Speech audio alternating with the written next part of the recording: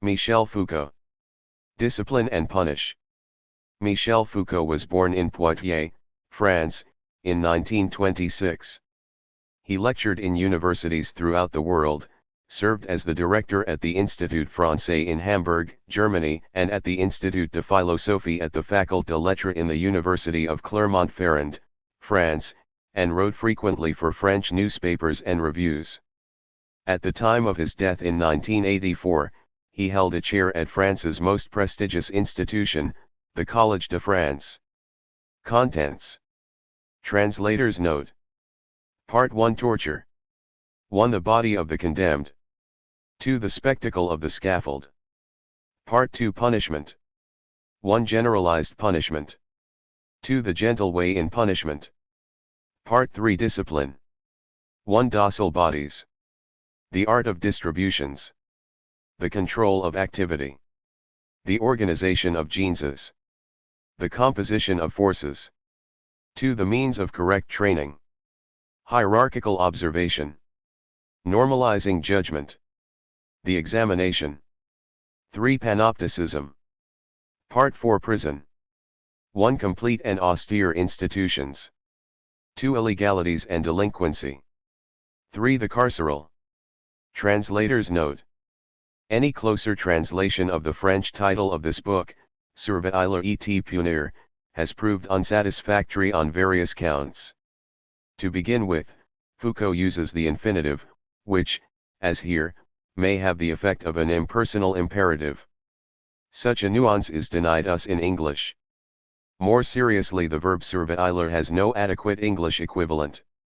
Our noun surveillance has an altogether too restricted and technical use. Jeremy Bentham used the term inspect, which Foucault translates as surveiller, but the range of connotations does not correspond. Supervise is perhaps closest of all, but again the word has different associations. Observe is rather too neutral, though Foucault is aware of the aggression involved in any one-sided observation.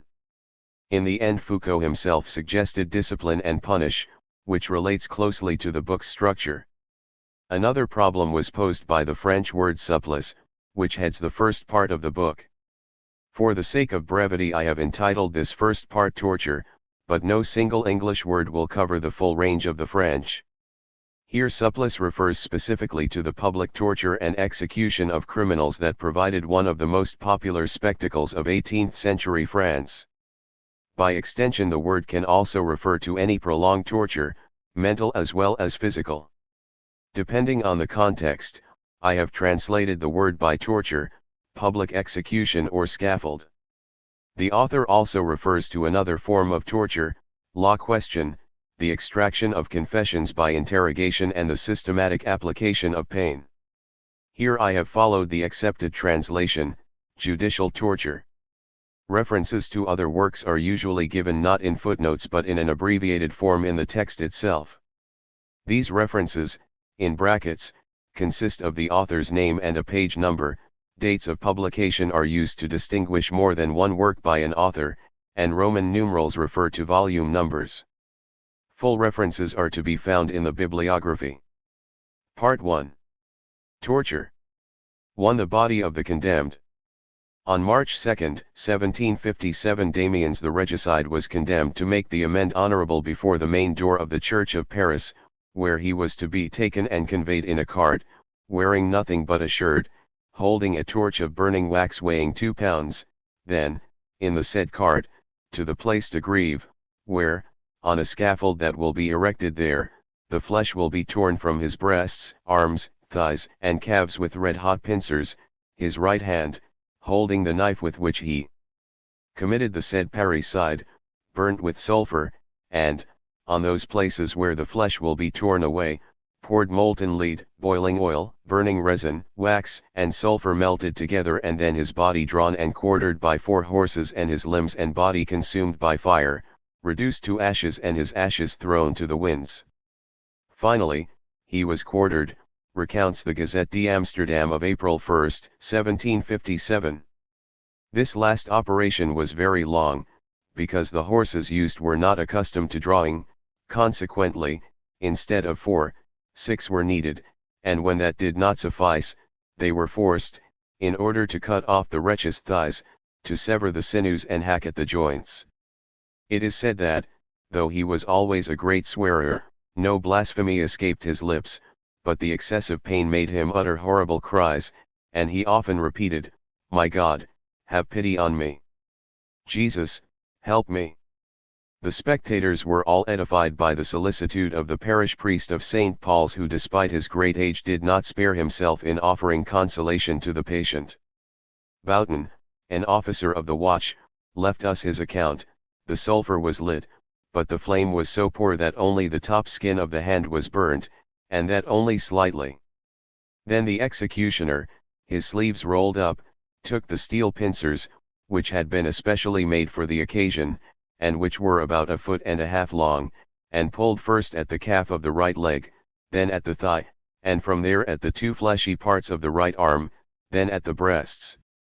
Though a strong, sturdy fellow, this executioner found it so difficult to tear away the pieces of flesh that he set about the same spot 2 or 3 times, twisting the pincers as he did so, and what he took away formed at each part a wound about the size of a 6-pound crown piece.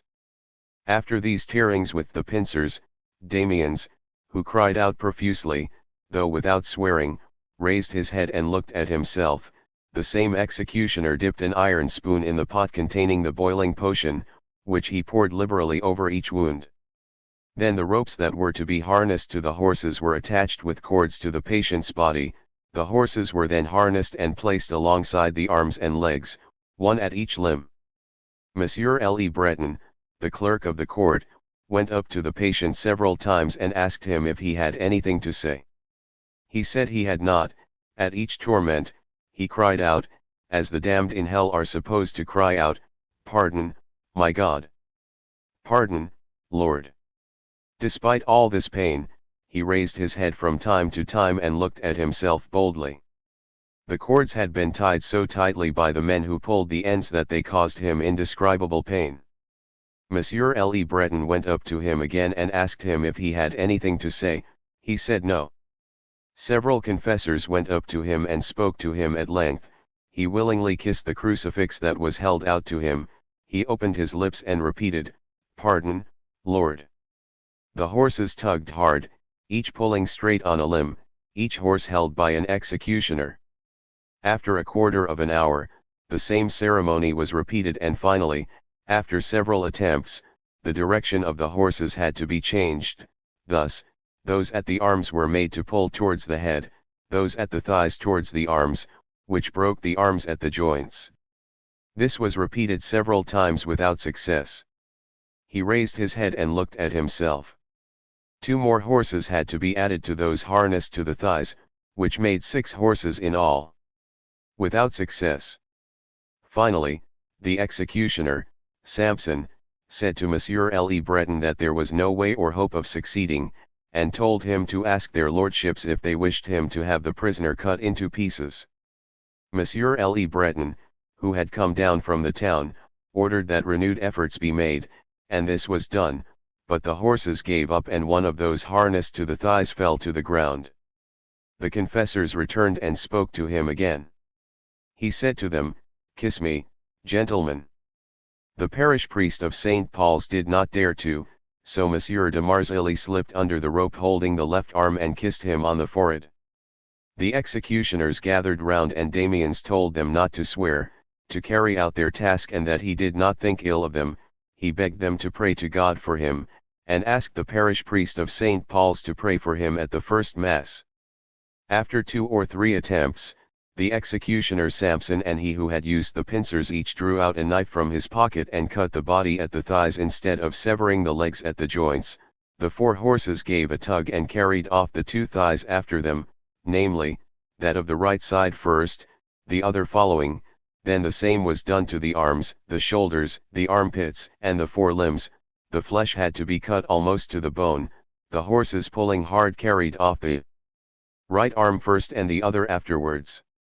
When the 4 limbs had been pulled away, the confessors came to speak to him, but his executioner told them that he was dead, though the truth was that I saw the man move, his lower jaw moving from side to side as if he were talking. One of the executioners even said shortly afterwards that when they had lifted the trunk to throw it on the stake, he was still alive. The four limbs were untied from the ropes and thrown on the stake set up in the enclosure in line with the scaffold, then the trunk and the rest were covered with logs and faggots, and fire was put to the straw mixed with this wood. In accordance with the decree, the whole was reduced to ashes. The last piece to be found in the embers was still burning at 10:30 in the evening. The pieces of flesh and the trunk had taken about 4 hours to burn. The officers, of whom I was one, as also was my son, and a detachment of archers, remained in the square until nearly 11 o'clock. There were those who made something of the fact that a dog had lain the day before on the grass where the fire had been chased away several times, and had always returned. But it is not difficult to understand that an animal found this place warmer than elsewhere. 80 years later, Leon Faucher drew up his rules for the house of young prisoners in Paris. Art. 17. The prisoners' day will begin at 6 in the morning in winter and at 5 in summer. They will work for 9 hours a day throughout the year. 2 hours a day will be devoted to instruction. Work and the day will end at 9 o'clock in winter and at 8 in summer. Art. 18. Rising. At the first drum roll, the prisoners must rise and dress in silence, as the supervisor opens the cell doors. At the second drum roll, they must be dressed and make their beds. At the third, they must line up and proceed to the chapel for morning prayer. There is a 5-minute interval between each drum roll. Art. 19. The prayers are conducted by the chaplain and followed by a moral or religious reading. This exercise must not last more than half an hour. Art. 20. Work. At 5:45 in the summer, 6:45 in winter, the prisoners go down into the courtyard where they must wash their hands and faces, and receive their first ration of bread. Immediately afterwards, they form into work teams and go off to work, which must begin at 6 in summer and 7 in winter. Art. 21. Meal. At 10 o'clock the prisoners leave their work and go to the refectory. They wash their hands in their courtyards and assemble in divisions. After the dinner, there is recreation until 20 minutes to 11. Art. 22. School. At 20 minutes to 11, at the drum roll, the prisoners form into ranks, and proceed in divisions to the school. The class lasts 2 hours and consists alternately of reading, writing, drawing and arithmetic. Art. 23. At 20 minutes to 1, the prisoners leave the school in divisions and return to their courtyards for recreation. At 5 minutes to 1, at the drum roll, they form into work teams. Art. 24. At 1 o'clock they must be back in the workshops. They work until 4 o'clock. Art. 25. At 4 o'clock the prisoners leave their workshops and go into the courtyards where they wash their hands and form into divisions for the refectory. Art. 26. Supper and the recreation that follows it last until 5 o'clock, the prisoners then return to the workshops. Art. 27. At 7 o'clock in the summer, at 8 in winter, work stops, bread is distributed for the last time in the workshops. For a quarter of an hour one of the prisoners or supervisors reads a passage from some instructive or uplifting work. This is followed by evening prayer. Art. 28. At 7:30 in summer, 8:30 in winter, the prisoners must be back in their cells after the washing of hands and the inspection of clothes in the courtyard. At the first drum roll, they must undress, and at the second get into bed. The cell doors are closed and the supervisors go the rounds in the corridors, to ensure order and silence. We have, then, a public execution and a timetable.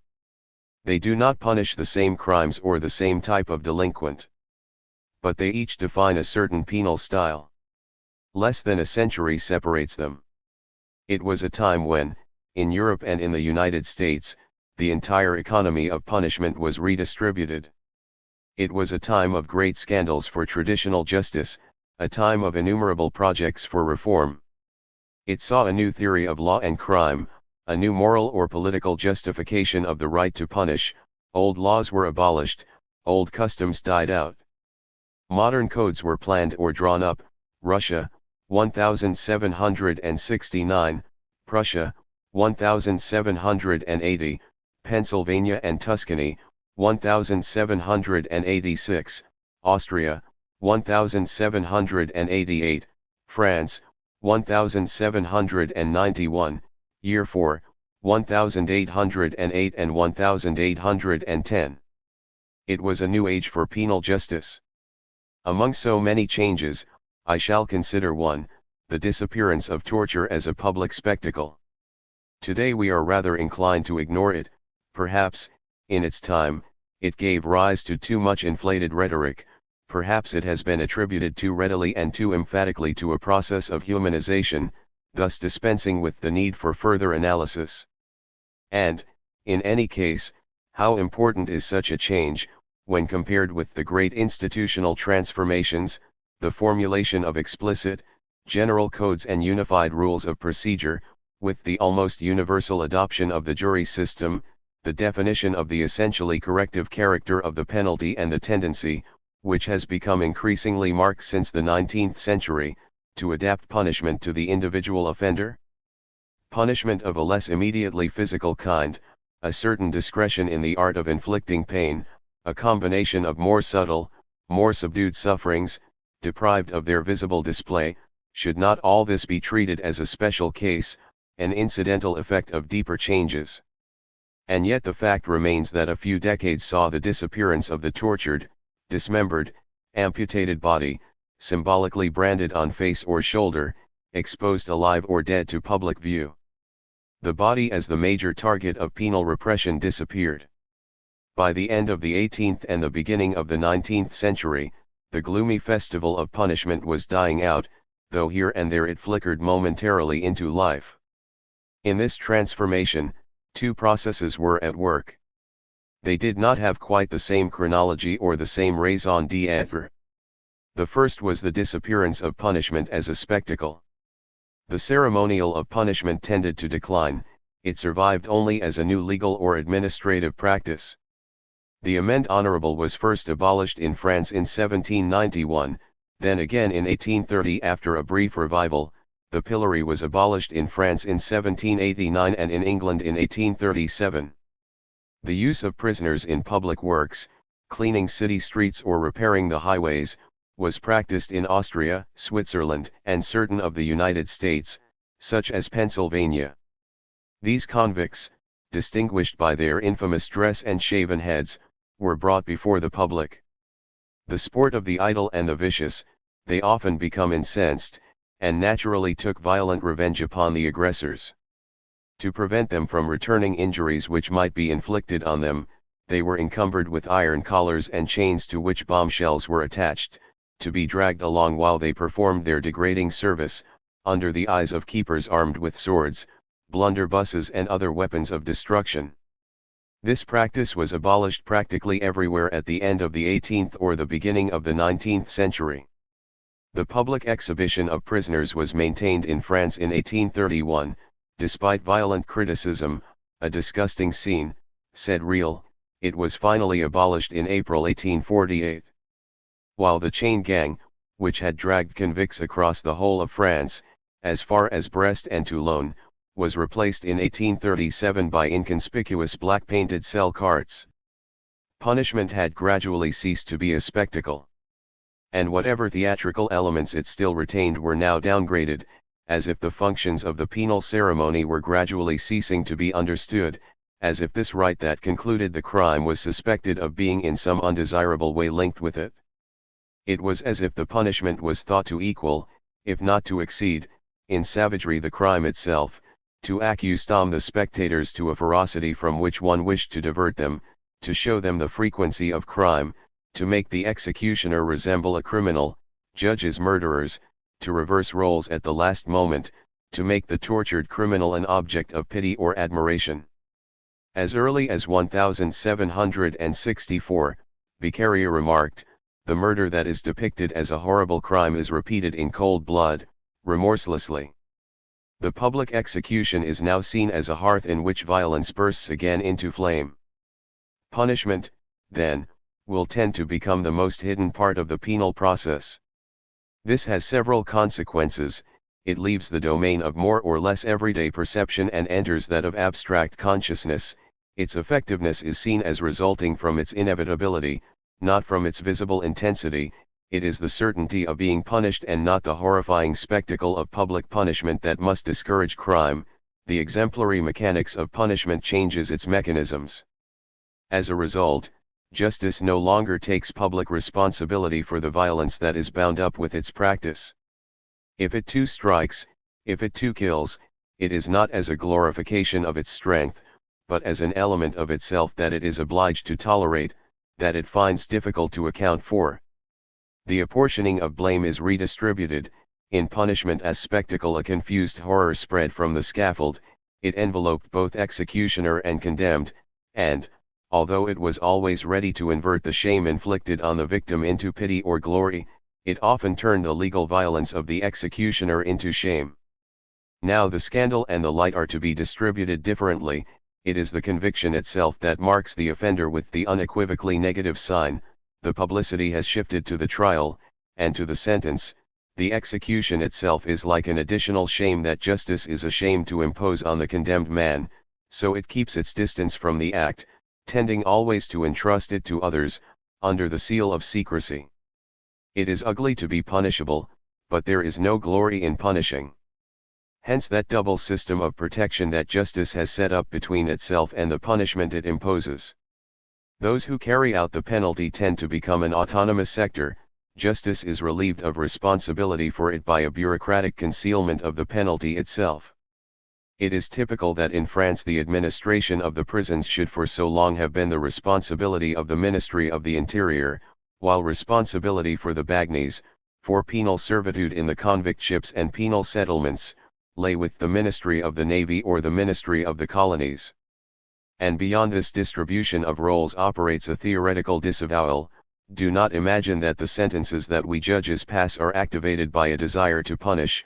They are intended to correct, reclaim, cure. A technique of improvement represses, in the penalty, the strict expiation of evildoing, and relieves the magistrates of the demeaning task of punishing. In modern justice and on the part of those who dispense it there is a shame in punishing, which does not always preclude zeal. This sense of shame is constantly growing. The psychologists and the minor civil servants of moral orthopedics proliferate on the wounded leaves. The disappearance of public executions marks therefore the decline of the spectacle, but it also marks a slackening of the hold on the body. In 1787, in an address to the Society for Promoting Political Inquiries, Benjamin Rush remarked, "I can only hope that the time is not far away when gallows, pillory, scaffold, flogging and will, in the history of punishment, be regarded as the marks of the barbarity of centuries and of countries and as proofs of the feeble influence of reason and religion over the human mind." Indeed, 60 years later, Van Menen, opening the Second Penitentiary Congress, in Brussels, recalled the time of his childhood as of a past age. "I have seen the ground strewn with wheels, gibbets, gallows, pillories. I have seen hideously stretched skeletons on wheels." Branding had been abolished in England and in France. In 1820, England no longer dared to apply the full punishment reserved for traitors. Only flogging still remained in a number of penal systems. But, generally speaking, punitive practices had become more reticent.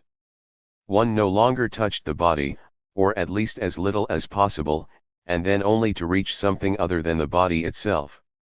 It might be objected that imprisonment, confinement, forced labor, penal servitude, prohibition from entering certain areas, deportation, which have occupied so important a place in modern penal systems, are physical penalties. Unlike fines, for example, they directly affect the body. But the punishment-body relation is not the same as it was in the torture during public executions. The body now serves as an instrument or intermediary. If one intervenes upon it to imprison it, or to make it work, it is in order to deprive the individual of a liberty that is regarded both as a right and as property. The body, according to this penally, is caught up in a system of constraints and privations, obligations and prohibitions. Physical pain, the pain of the body itself, is no longer the constituent element of the penalty. From being an art of unbearable sensations, punishment has become an economy of suspended rights. If it is still necessary for the law to reach and manipulate the body of the convict, it will be at a distance, in the proper way, according to strict rules, and with a much higher aim. As a result of this new restraint, a whole army of technicians took over from the executioner, the immediate anatomist of pain, warders, doctors, chaplains, psychiatrists, psychologists, educationalists. By their very presence near the prisoner, they sing the praises that the law needs, they reassure it that the body and pain are not the ultimate objects of its punitive action.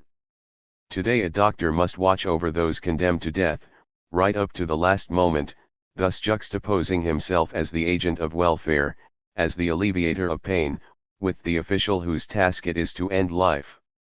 This is worth thinking about. When the moment of execution approaches, the patients are injected with tranquilizers. A utopia of judicial reticence: take away life, but prevent the patient from feeling it, deprive the prisoner of all rights, but do not inflict pain, impose penalties free of all pain. Recourse to psychopharmacology and to various physiological disconnectors, even if it is temporary, is a logical consequence of this non-corporal penalty. The modern rituals of execution attest to this double process, the disappearance of the spectacle and the elimination of pain. The same movement has affected the various European legal systems, each at its own rate, the same death for all. The execution no longer bears the specific mark of the crime or the social status of the criminal, a death that lasts only a moment, no torture must be added to it in advance, no further actions performed upon the corpse, an execution that affects life rather than the body. There are no longer any of those long processes in which death was both retarded by calculated interruptions and multiplied by a series of successive attacks. There are no longer any of those combinations of tortures that were organized for the killing of regicides, or of the kind advocated, at the beginning of the 18th century, by the anonymous author of Hanging Not Punishment Enough, by which the condemned man would be broken on the wheel, then flogged until he fainted, then hung up with chains, then finally left to die slowly of hunger. There are no longer any of those executions in which the condemned man was dragged along on a hurdle, in which his belly was opened up, his entrails quickly ripped out, so that he had time to see them, with his own eyes, being thrown on the fire, in which he was finally decapitated and his body quartered. 1. The reduction of these 1,000 deaths to strict capital punishment defines a whole new morality concerning the act of punishing. As early as 1760, a hanging machine had been tried out in England. It made use of a support, which opened under the feet of the condemned man, thus avoiding slow deaths and the altercations that occurred between victim and executioner. It was improved and finally adopted in 1783, the same year in which the traditional procession from Newgate to Tyburn was abolished, and in which the opportunity offered by the rebuilding of the prison, after the Gordon riots, was used to set up the scaffolds in Newgate itself. The celebrated Article 3 of the French Code of 1791, every man condemned to death will have his head cut off, bears this triple signification: an equal death for all, one death per condemned man, obtained by a single blow, without recourse to those long and consequently cruel methods of execution, such as the gallows, denounced by L. E. Pelletier. Lastly, punishment for the condemned man alone, since decapitation, the capital punishment of the nobility, was the least shaming for the criminal's family. The guillotine, first used in March 1792, was the perfect vehicle for these principles. Death was reduced to a visible, but instantaneous event. Contact between the law, or those who carry it out, and the body of the criminal, is reduced to a split second. There is no physical confrontation, the executioner need be no more than a meticulous watchmaker. Experience and reason demonstrate that the method used in the past to cut off the head of a criminal exposed him to a torture more frightful than the loss of life alone, which is the express intention of the law. The execution should therefore be carried out in a single moment and with a single blow. Examples show how difficult it is to achieve this. For the method to work perfectly, it must necessarily depend on invariable mechanical means whose force and effect may also be determined. It is an easy enough matter to have such an unfailing machine built. Decapitation will be performed in a moment according to the intention of the new law. If this apparatus seems necessary, it will cause no sensation and will be scarcely noticed. The guillotine takes life almost without touching the body, just as prison deprives of liberty or a fine reduces wealth. It is intended to apply the law not so much to a real body capable of feeling pain as to a juridical subject, the possessor, among other rights, of the right to exist. It had to have the abstraction of the law itself. No doubt something of the old public execution was, for a time, superimposed in France on the sobriety of the new method. Parricides, and the regicides who were regarded as such, were led to the scaffold wearing a black veil. There, until 1832, one of their hands was cut off. Thereafter, nothing remained but the ornamental crape. Thus it was in the case of Fiesque, the would-be assassin of Louis Philippe. In November 1836, he will be taken to the place of execution wearing a shirt, barefoot, his head covered with a black veil. He will be exhibited upon a scaffold while an usher reads the sentence to the people, and he will be immediately executed. We should remember Damiens, and note that the last addition to penal death was a mourning veil. The condemned man was no longer to be seen. Only the reading of the sentence on the scaffold announced the crime, and that crime must be faceless. The last vestige of the great public execution was its annulment, a drapery to hide a body. Benoit, triply infamous, was the first of the parricides not to have a hand cut off. As the sentence was being read, he stood on the scaffold supported by the executioners. It was a horrible sight. Wrapped in a large white shroud, his face covered with black crape, the parricide escaped the gaze of the silent crowd, and beneath these mysterious and gloomy clothes, life was manifested only by frightful cries, which soon expired under the knife. At the beginning of the 19th century, then, the great spectacle of physical punishment disappeared, the tortured body was avoided, the theatrical representation of pain was excluded from punishment. The age of sobriety in punishment had begun. By 1830 to 48, public executions, preceded by torture, had almost entirely disappeared.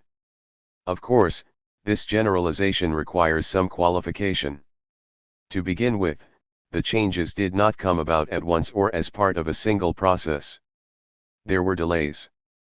Paradoxically, England was one of the countries most loath to see the disappearance of the public execution, perhaps because of the role of model that the institution of the jury, public hearings, and respect of habeas corpus had given to her criminal law, above all, no doubt, because she did not wish to diminish the rigor of her penal laws during the great social disturbances of the years 1780 to 1820. For a long time Romilly, Mackintosh, and Fowell Buxton failed in their attempts to attenuate the multiplicity and severity of the penalties laid down by English law, that horrible butchery, as Rossi described it. Its severity had even increased. In 1760, Blackstone had listed 160 capital crimes in English legislation, while by 1819 there were 223. One should also take into account the advances and retreats that the process as a whole underwent between 1760 and 1840, the rapidity of reform in certain countries such as Austria, Russia, the United States, France under the Constituent Assembly, then the retreat at the time of the counter-revolutions in Europe and the great social fear of the years 1820 to 48, more or less temporary changes introduced by emergency courts or laws, the gap between the laws and the real practice of the courts. All these factors account for the irregularity of the transformation that occurred at the turn of the century. It should be added that, although most of the changes had been achieved by 1840, although the mechanisms of punishment had by then assumed their new way of functioning, the process was far from complete. The reduction in the use of torture was a tendency that was rooted in the great transformation of the years 1760 to 1840, but it did not end there. It can be said that the practice of the public execution haunted our penal system for a long time and still haunts it today.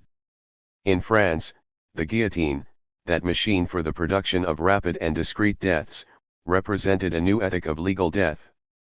But the revolution had immediately endowed it with a great theatrical ritual. For years it provided a spectacle. It had to be removed to the Barrière Saint-Jacques, the open cart was replaced by a closed carriage, the condemned man was hustled from the vehicle straight to the scaffold, hasty executions were organized at unexpected times.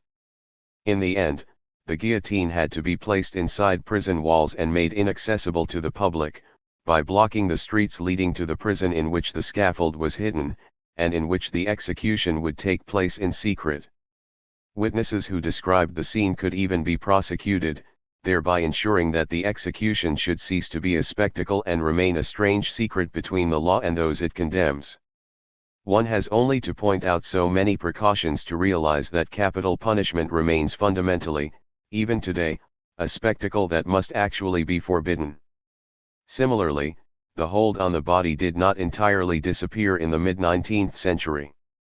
Punishment had no doubt ceased to be centered on torture as a technique of pain, it assumed as its principal object loss of wealth or rights. But a punishment like forced labor or even imprisonment, mere loss of liberty, has never functioned without a certain additional element of punishment that certainly concerns the body itself: rationing of food, sexual deprivation, corporal punishment, solitary confinement. Are these the unintentional, but inevitable, consequence of imprisonment? In fact, in its most explicit practices, imprisonment has always involved a certain degree of physical pain. The criticism that was often leveled at the penitentiary system in the early 19th century suggests a postulate that was never explicitly denied: it is just that a condemned man should suffer physically more than other men. It is difficult to dissociate punishment from additional physical pain. What would a non-corporal punishment be? There remains, therefore, a trace of torture in the modern mechanisms of criminal justice, a trace that has not been entirely overcome, but which is enveloped, increasingly, by the non-corporal nature of the penal system. The reduction in penal severity in the last 200 years is a phenomenon with which legal historians are well acquainted. But, for a long time, it has been regarded in an overall way as a quantitative phenomenon: less cruelty, less pain, more kindness, more respect, more humanity. In fact, these changes are accompanied by a displacement in the very object of the punitive operation. Is there a diminution of intensity? Perhaps. There is certainly a change of objective. If the penalty in its most severe forms no longer addresses itself to the body, on what does it lay hold? The answer of the theoreticians, those who, about 1760, opened up a new period that is not yet at an end, is simple, almost obvious. It seems to be contained in the question itself: since it is no longer the body, it must be the soul. The expiation that once rained down upon the body must be replaced by a punishment that acts in depth on the heart, the thoughts, the will, the inclinations. Mably formulated the principle once and for all: punishment, if I may so put it, should strike the soul rather than the body. It was an important moment. The old partners of the spectacle of punishment, the body and the blood, gave way. A new character came on the scene, masked. It was the end of a certain kind of tragedy. Comedy began, with shadow play, faceless voices, impalpable entities. The apparatus of punitive justice must now bite into this bodiless reality. Is this any more than a mere theoretical assertion, contradicted by penal practice? Such a conclusion would be over-hasty. It is true that, today, to punish is not simply a matter of converting a soul, but Mably's principle has not remained a pious wish. Its effects can be felt throughout modern penalty. To begin with, there is a substitution of objects. By this I do not mean that one has suddenly set about punishing other crimes. No doubt the definition of offenses, the hierarchy of their seriousness, the margins of indulgence, what was tolerated in fact and what was legally permitted, all this has considerably changed over the last 200 years. Many crimes have ceased to be so because they were bound up with a certain exercise of religious authority or a particular type of economic activity. Blasphemy has lost its status as a crime, smuggling and domestic larceny some of their seriousness. But these displacements are perhaps not the most important fact. The division between the permitted and the forbidden has preserved a certain constancy from one century to another. On the other hand, crime, the object with which penal practice is concerned, has profoundly altered, the quality, the nature, in a sense the substance of which the punishable element is made, rather than its formal definition. Under cover of the relative stability of the law, a mass of subtle and rapid changes has occurred. Certainly the crimes and offenses on which judgment is passed are juridical objects defined by the code, but judgment is also passed on the passions, instincts, anomalies, infirmities, maladjustments, effects of environment or heredity. Acts of aggression are punished, so also, through them, is aggressivity, rape, but at the same time perversions, murders, but also drives and desires. But, it will be objected, judgment is not actually being passed on them. If they are referred to at all, it is to explain the actions in question, and to determine to what extent the subject's will was involved in the crime. This is no answer.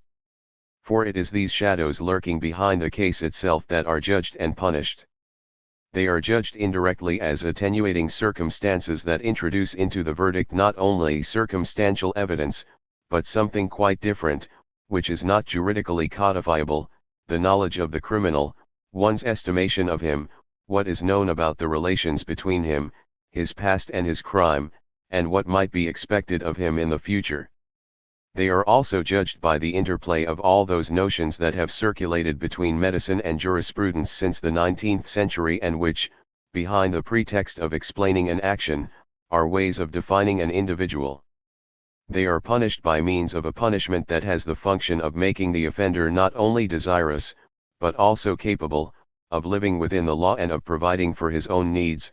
They are punished by the internal economy of a penalty which, while intended to punish the crime, may be altered according to changes in the prisoner's behavior, and they are punished by the security measures that accompany the penalty, and which are intended not to punish the offense, but to supervise the individual, to neutralize his dangerous state of mind, to alter his criminal tendencies, and to continue even when this change has been achieved. The criminal's soul is not referred to in the trial merely to explain his crime and as a factor in the juridical apportioning of responsibility. If it is brought before the court, with such pomp and circumstance, such concern to understand and such scientific application, it is because it too, as well as the crime itself, is to be judged and to share in the punishment. Throughout the penal ritual, from the preliminary investigation to the sentence and the final effects of the penalty, a domain has been penetrated by objects that not only duplicate, but also dissociate the juridically defined and coded objects.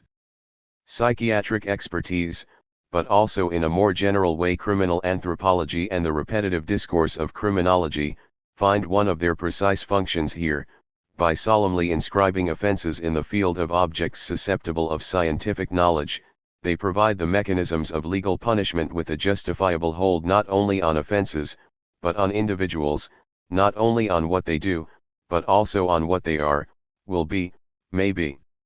The additional factor of the offender's soul, which the legal system has laid hold of, is only apparently explanatory and limitative, and is in fact expansionist.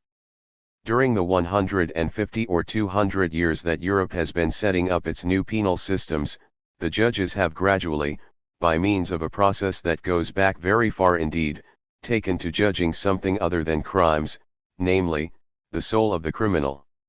And, by that very fact, they have begun to do something other than pass judgment. Or, to be more precise, within the very judicial modality of judgment, other types of assessment have slipped in, profoundly altering its rules of elaboration. Ever since the Middle Ages slowly and painfully built up the great procedure of investigation, To judge was to establish the truth of a crime, it was to determine its author and to apply a legal punishment. Knowledge of the offense, knowledge of the offender, knowledge of the law, these three conditions made it possible to ground a judgment in truth. But now a quite different question of truth is inscribed in the course of the penal judgment. The question is no longer simply, has the act been established and is it punishable? But also, what is this act, what is this act of violence or this murder? To what level or to what field of reality does it belong? Is it a fantasy, a psychotic reaction, a delusional episode, a perverse action? It is no longer simply, who committed it? But, how can we assign the causal process that produced it? Where did it originate in the author himself? Instinct, unconscious, environment, heredity. It is no longer simply, what law punishes this offense? But, what would be the most appropriate measures to take? How do we see the future development of the offender? What would be the best way of rehabilitating him? A whole set of assessing, diagnostic, prognostic, normative judgments concerning the criminal have become lodged in the framework of penal judgment. Another truth has penetrated the truth that was required by the legal machinery, a truth which, entangled with the first, has turned the assertion of guilt into a strange scientifico-juridical complex. A significant fact is the way in which the question of madness has evolved in penal practice. According to the 1810 Code, madness was dealt with only in terms of Article 64. Now this article states that there is neither crime nor offense if the offender was of unsound mind at the time of the act. The possibility of ascertaining madness was, therefore, a quite separate matter from the definition of an act as a crime. The gravity of the act was not altered by the fact that its author was insane, nor the punishment reduced as a consequence. The crime itself disappeared. It was impossible, therefore, to declare that someone was both guilty and mad. Once the diagnosis of madness had been accepted, it could not be included in the judgment. It interrupted the procedure and loosened the hold of the law on the author of the act. Not only the examination of the criminal suspected of insanity, but the very effects of this examination had to be external and anterior to the sentence. But, very soon, the courts of the 19th century began to misunderstand the meaning of Article 64. Despite several decisions of the Supreme Court of Appeal confirming that insanity could not result either in a light penalty, or even in an acquittal, but required that the case be dismissed, the ordinary courts continued to bring the question of insanity to bear on their verdicts. They accepted that one could be both guilty and mad. Less guilty the madder one was, guilty certainly, but someone to be put away and treated rather than punished, not only a guilty man, but also dangerous, since quite obviously sick, etc. From the point of view of the penal code, the result was a mass of juridical absurdities. But this was the starting point of an evolution that jurisprudence and legislation itself was to precipitate in the course of the next 150 years. Already the reform of 1832, introducing attenuating circumstances, made it possible to modify the sentence according to the supposed degrees of an illness or the forms of a semi-insanity. And the practice of calling on psychiatric expertise, which is widespread in the assize courts and sometimes extended to courts of summary jurisdiction, means that the sentence, even if it is always formulated in terms of legal punishment, implies, more or less obscurely, judgments of normality, attributions of causality, assessments of possible changes, anticipations as to the offender's future. It would be wrong to say that all these operations give substance to a judgment from the outside.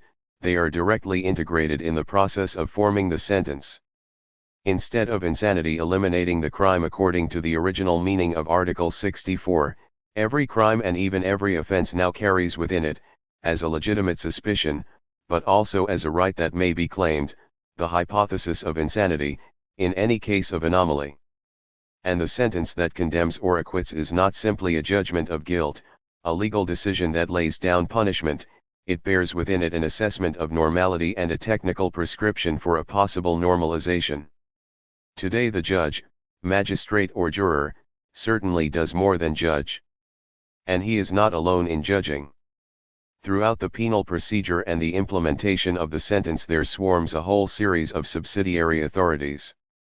Small-scale legal systems and parallel judges have multiplied around the principal judgment, psychiatric or psychological experts, magistrates concerned with the implementation of sentences, educationalists, members of the prison service, all fragment the legal power to punish. It might be objected that none of them really shares the right to judge, that some, after sentence is passed, have no other right than to implement the punishment laid down by the court and, above all, that others, the experts, intervene before the sentence not to pass judgment, but to assist the judges in their decision. But as soon as the penalties and the security measures defined by the court are not absolutely determined, from the moment they may be modified along the way, from the moment one leaves to others than the judges of the offense the task of deciding whether the condemned man deserves to be placed in semi-liberty or conditional liberty, whether they may bring his penal tutelage to an end, one is handing over to them mechanisms of legal punishment to be used at their discretion, subsidiary judges. They may be, but they are judges all the same. The whole machinery that has been developing for years around the implementation of sentences, and their adjustment to individuals, creates a proliferation of the authorities of judicial decision-making and extends its powers of decision well beyond the sentence. The psychiatric experts, for their part, may well refrain from judging. Let us examine the three questions to which, since the 1958 ruling, they have to address themselves. Does the convicted person represent a danger to society? Is he susceptible to penal punishment? Is he curable or readjustable? These questions have nothing to do with Article 64, nor with the possible insanity of the convicted person at the moment of the act. They do not concern responsibility. They concern nothing but the administration of the penalty, its necessity, its usefulness, its possible effectiveness. They make it possible to show, in an almost transparent vocabulary, whether the mental hospital would be a more suitable place of confinement than the prison, whether this confinement should be short or long, whether medical treatment or security measures are called for. What, then, is the role of the psychiatrist in penal matters? He is not an expert in responsibility, but an advisor on punishment. It is up to him to say whether the subject is dangerous, in what way one should be protected from him, how one should intervene to alter him, whether it would be better to try to force him into submission or to treat him. At the very beginning of its history, psychiatric expertise was called upon to formulate true propositions as to the part that the liberty of the offender had played in the act he had committed. It is now called upon to suggest a prescription for what might be called his medico-judicial treatment. To sum up, ever since the new penal system, that defined by the great codes of the 18th and 19th centuries, has been in operation, a general process has led judges to judge something other than crimes. They have been led in their sentences to do something other than judge, and the power of judging has been transferred, in part, to other authorities than the judges of the offense. The whole penal operation has taken on extrajuridical elements and personnel. It will be said that there is nothing extraordinary in this, that it is part of the destiny of the law to absorb little by little elements that are alien to it. But what is odd about modern criminal justice is that, although it has taken on so many extrajuridical elements, it has done so not in order to be able to define them juridically and gradually to integrate them into the actual power to punish. On the contrary, it has done so in order to make them function within the penal operation as non-juridical elements, in order to stop this operation being simply a legal punishment, in order to exculpate the judge from being purely and simply he who punishes. Of course, we pass sentence, but this sentence is not in direct relation to the crime. It is quite clear that for us it functions as a way of treating a criminal. We punish, but this is a way of saying that we wish to obtain a cure. Today, criminal justice functions and justifies itself only by this perpetual reference to something other than itself, by this unceasing reinscription in non-juridical systems. Its fate is to be redefined by knowledge. Beneath the increasing leniency of punishment, then, one may map a displacement of its point of application, and through this displacement, a whole field of recent objects, a whole new system of truth and a mass of roles hitherto unknown in the exercise of criminal justice. A corpus of knowledge, techniques, scientific discourses is formed and becomes entangled with the practice of the power to punish. This book is intended as a correlative history of the modern soul and of a new power to judge, a genealogy of the present scientifico-legal complex from which the power to punish derives its bases, justifications, and rules, from which it extends its effects and by which it masks its exorbitant singularity. But from what point can such a history of the modern soul on trial be written?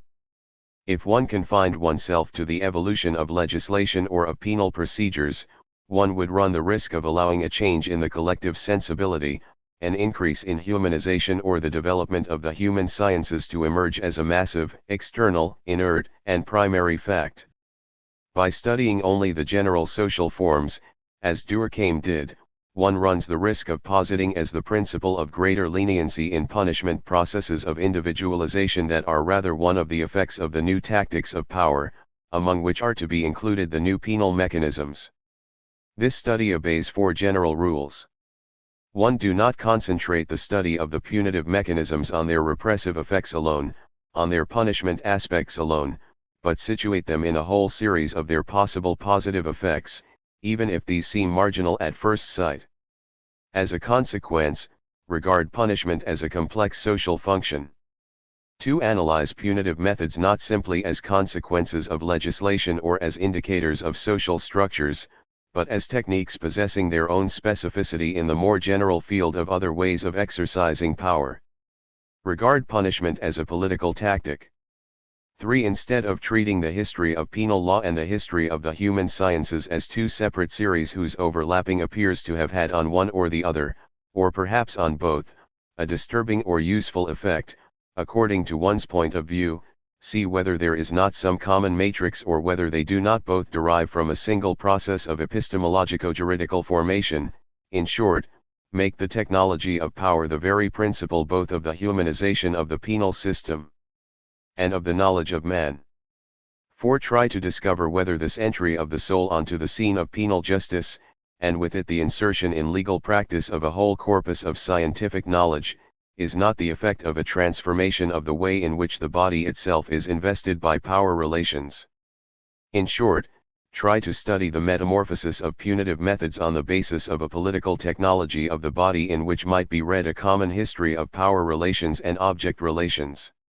Thus, by an analysis of penal leniency as a technique of power, one might understand both how man, the soul, the normal or abnormal individual have come to duplicate crime as objects of penal intervention, and in what way a specific mode of subjection was able to give birth to man as an object of knowledge for a discourse with a scientific status. But I am not claiming to be the first to have worked in this direction. Point 2. Rush and Kirchheimer's great work, Punishment and Social Structures, provides a number of essential reference points. We must first rid ourselves of the illusion that penalty is above all a means of reducing crime and that, in this role, according to the social forms, the political systems or beliefs, it may be severe or lenient, tend towards expiation of obtaining redress, towards the pursuit of individuals or the attribution of collective responsibility.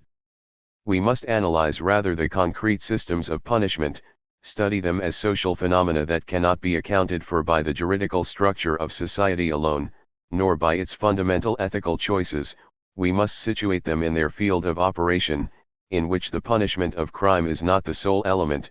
We must show that punitive measures are not simply negative mechanisms that make it possible to repress, to prevent, to exclude, to eliminate, but that they are linked to a whole series of positive and useful effects which it is their task to support. From this point of view, Rush and Kirchheimer relate the different systems of punishment with the systems of production within which they operate. Thus, in a slave economy, punitive mechanisms serve to provide an additional labor force, and to constitute a body of civil slaves in addition to those provided by war or trading. With feudalism, at a time when money and production were still at an early stage of development, we find a sudden increase in corporal punishments, the body being in most cases the only property accessible, The penitentiary, forced labor, and the prison factory appear with the development of the mercantile economy. But the industrial system requires a free market in labor and, in the 19th century, the role of forced labor in the mechanisms of punishment diminishes accordingly and corrective detention takes its place. There are no doubt a number of observations to be made about such a strict correlation. But we can surely accept the general proposition that, in our societies, the systems of punishment are to be situated in a certain political economy of the body, even if they do not make use of violent or bloody punishment, even when they use lenient methods involving confinement or correction. It is always the body that is at issue, the body and its forces, their utility and their docility, their distribution and their submission. It is certainly legitimate to write a history of punishment against the background of moral ideas or legal structures. But can one write such a history against the background of a history of bodies, when such systems of punishment claim to have only the secret souls of criminals as their objective? Historians long ago began to write the history of the body. They have studied the body in the field of historical demography or pathology. They have considered it as the seat of needs and appetites, as the locus of physiological processes and metabolisms, as a target for the attacks of germs or viruses. They have shown to what extent historical processes were involved in what might seem to be the purely biological base of existence, and what place should be given in the history of society to biological events such as the circulation of bacilli, or the extension of the lifespan. But the body is also directly involved in a political field. Power relations have an immediate hold upon it. They invest it, mark it, train it, torture it, force it to carry out tasks, to perform ceremonies, to emit signs. This political investment of the body is bound up, in accordance with complex reciprocal relations, with its economic use. It is largely as a force of production that the body is invested with relations of power and domination, but, on the other hand, its constitution as labor power is possible only if it is caught up in a system of subjection. The body becomes a useful force only if it is both a productive body and a subjected body. This subjection is not only obtained by the instruments of violence or ideology, it can also be direct, physical, pitting force against force, bearing on material elements, and yet without involving violence. It may be calculated, organized, technically thought out. It may be subtle, make use neither of weapons nor of terror and yet remain of a physical order. That is to say, there may be a knowledge of the body that is not exactly the science of its functioning, and a mastery of its forces that is more than the ability to conquer them. This knowledge and this mastery constitute what might be called the political technology of the body. Of course, this technology is diffuse, rarely formulated in continuous, systematic discourse. It is often made up of bits and pieces. It implements a disparate set of tools or methods. In spite of the coherence of its results, it is generally no more than a multiform instrumentation. Moreover, it cannot be localized in a particular type of institution or state apparatus. For they have recourse to it, they use, select, or impose certain of its methods. But, in its mechanisms and its effects, it is situated at a quite different level. What the apparatuses and institutions operate is, in a sense, a microphysics of power, whose field of validity is situated in a sense between these great functionings and the bodies themselves with their materiality and their forces. Now, the study of this microphysics presupposes that the power exercised on the body is conceived not as a property, but as a strategy, that its effects of domination are attributed not to appropriation, but to dispositions, maneuvers, tactics, techniques, functionings, that one should decipher in it a network of relations, constantly in tension, in activity, rather than a privilege that one might possess, that one should take as its model a perpetual battle rather than a contract, regulating a transaction or the conquest of a territory. In short, this power is exercised rather than possessed. It is not the privilege, acquired or preserved, of the dominant class, but the overall effect of its strategic positions, an effect that is manifested and sometimes extended by the position of those who are dominated. Furthermore, This power is not exercised simply as an obligation or a prohibition on those who do not have it, it invests them, is transmitted by them and through them, it exerts pressure upon them, just as they themselves, in their struggle against it, resist the grip it has on them.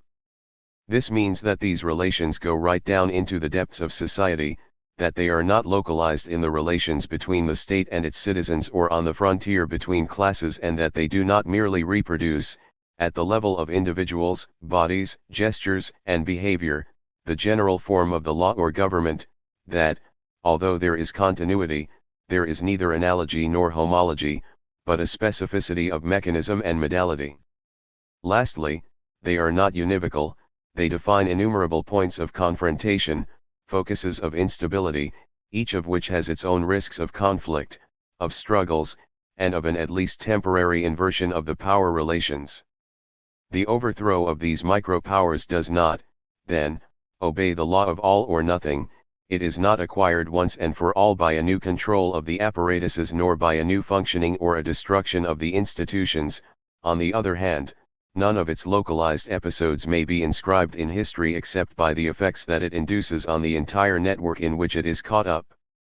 Perhaps, too, we should abandon a whole tradition that allows us to imagine that knowledge can exist only where the power relations are suspended, and that knowledge can develop only outside its injunctions, its demands, and its interests. Perhaps we should abandon the belief that power makes mad, and that, by the same token, the renunciation of power is one of the conditions of knowledge. We should admit rather that power produces knowledge, that power and knowledge directly imply one another, that there is no power relation without the correlative constitution of a field of knowledge, nor any knowledge that does not presuppose and constitute at the same time power relations. These power-knowledge relations are to be analyzed, therefore, not on the basis of a subject of knowledge who is or is not free in relation to the power system, but, on the contrary, the subject who knows, the objects to be known and the modalities of knowledge must be regarded as so many effects of these fundamental implications of power knowledge and their historical transformations. In short, it is not the activity of the subject of knowledge that produces a corpus of knowledge, useful or resistant to power, but power knowledge, the processes and struggles that traverse it and of which it is made up, that determines the forms and possible domains of knowledge. To analyze the political investment of the body and the microphysics of power presupposes, therefore, that one abandons, where power is concerned, the violence ideology opposition, the metaphor of property, the model of the contract or of conquest, that, where knowledge is concerned, one abandons the opposition between what is interested and what is disinterested, the model of knowledge and the primacy of the subject. Borrowing a word from Petty and his contemporaries, but giving it a different meaning from the one current in the 17th century, one might imagine a political anatomy. This would not be the study of a state in terms of a body, nor would it be the study of the body and its surroundings in terms of a small state. One would be concerned with the body politic, as a set of material elements and techniques that serve as weapons, relays, communication routes and supports for the power and knowledge relations that invest human bodies and subjugate them by turning them into objects of knowledge. It is a question of situating the techniques of punishment, whether they seize the body in the ritual of public torture and execution or whether they are addressed to the soul, in the history of this body politic, of considering penal practices less as a consequence of legal theories than as a chapter of political anatomy. Kantorowicz gives a remarkable analysis of the king's body, a double body according to the juridical theology of the Middle Ages, since it involves not only the transitory element that is born and dies, but another that remains unchanged by time and is maintained as the physical yet intangible support of the kingdom.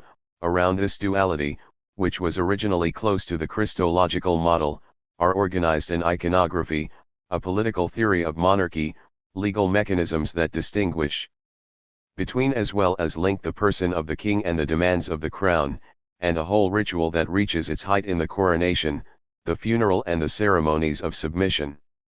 At the opposite pole one might imagine placing the body of the condemned man.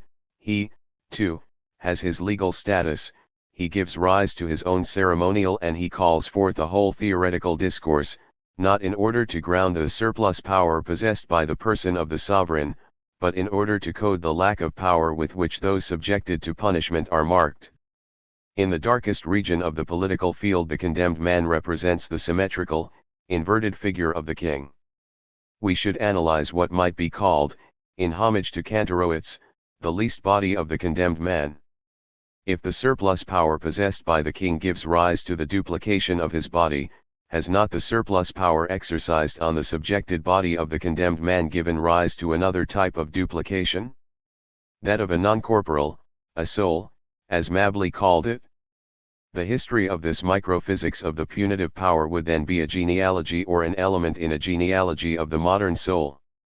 Rather than seeing the soul as the reactivated remnants of an ideology, one would see it as the present correlative of a certain technology of power over the body. It would be wrong to say that the soul is an illusion, or an ideological effect. On the contrary, it exists, it has a reality, it is produced permanently around, on, within the body by the functioning of a power that is exercised on those punished, and, in a more general way, on those one supervises, trains and corrects, over madmen, children at home and at school, the colonized, over those who are stuck at a machine and supervised for the rest of their lives. This is the historical reality of this soul, which, unlike the soul represented by Christian theology, is not born in sin and subject to punishment, but is born rather out of methods of punishment, supervision, and constraint. This real, non-corporal soul is not a substance, it is the element in which are articulated the effects of a certain type of power and the reference of a certain type of knowledge, the machinery by which the power relations give rise to a possible corpus of knowledge, and knowledge extends and reinforces the effects of this power. On this reality reference, various concepts have been constructed and domains of analysis carved out: psyche, subjectivity, personality, consciousness, etc. On it have been built scientific techniques and discourses, and the moral claims of humanism. But let there be no misunderstanding, it is not that a real man, the object of knowledge, philosophical reflection, or technical intervention, has been substituted for the soul, the illusion of the theologians. The man described for us, whom we are invited to free, is already in himself the effect of a subjection much more profound than himself. A soul inhabits him and brings him to existence, which is itself a factor in the mastery that power exercises over the body. The soul is the effect and instrument of a political anatomy, the soul is the prison of the body. That punishment in general and the prison in particular belong to a political technology of the body is a lesson that I have learnt not so much from history as from the present. In recent years, prison revolts have occurred throughout the world. There was certainly something paradoxical about their aims, their slogans, and the way they took place. They were revolts against an entire state of physical misery that is over a century old, against cold, suffocation, and overcrowding, against decrepit walls, hunger, physical maltreatment. But they were also revolts against model prisons, tranquilizers, isolation, the medical or educational services. Were they revolts whose aims were merely material? Or contradictory revolts, against the obsolete, but also against comfort, against the warders, but also against the psychiatrists? In fact, all these movements, and the innumerable discourses that the prison has given rise to since the early 19th century, have been about the body and material things. What has sustained these discourses, these memories and invectives are indeed those minute material details. One may, if one is so disposed, see them as no more than blind demands or suspect the existence behind them of alien strategies. In fact, they were revolts, at the level of the body, against the very body of the prison. What was at issue was not whether the prison environment was too harsh or too aseptic, too primitive or too efficient, but its very materiality as an instrument and vector of power. It is this whole technology of power over the body that the technology of the soul, that of the educationalists, psychologists, and psychiatrists, fails either to conceal or to compensate, for the simple reason that it is one of its tools. I would like to write the history of this prison, with all the political investments of the body that it gathers together in its closed architecture. Why? Simply because I am interested in the past? No, if one means by that writing a history of the past in terms of the present. Yes, if one means writing the history of the present. Point 3. 2. The spectacle of the scaffold. The Ordinance of 1670 regulated the general forms of penal practice up to the Revolution. It laid down the following hierarchy of penalties: death, judicial torture pending proof, penal servitude, flogging, amende honorable, banishment. A high proportion of physical punishment. Customs, the nature of the crimes, the status of the condemned accounted for still more variations. Capital punishment comprises many kinds of death. Some prisoners may be condemned to be hanged, others to having their hands cut off or their tongues cut out or pierced and then to be hanged, others, for more serious crimes, to be broken alive and to die on the wheel, after having their limbs broken, others to be broken until they die a natural death, others to be strangled and then broken, others to be burnt alive, others to be burnt after first being strangled, others to be drawn by 4 horses, others to have their heads cut off, and others to have their heads broken. And so Latkus adds, almost in passing, that there are also lighter penalties not mentioned by the ordinance: satisfaction to the injured party, warning, reprimand, a short period of imprisonment, prohibition from entering a certain area, and, lastly, pecuniary punishments, fines or confiscation. But we must not be misled. There was a considerable gap between this arsenal of horrors and everyday penal practice. Public torture and execution was by no means the most frequent form of punishment. To us today the proportion of death sentences in the penal practice of the classical age may seem high. At the Châtelet one during the period 1755 to 85, under 10% of the sentences passed involved capital punishment, the wheel, the gallows, or the stake. The Parliament of Flanders passed 39 death sentences, out of a total of 260 sentences, between 1721 and 1730.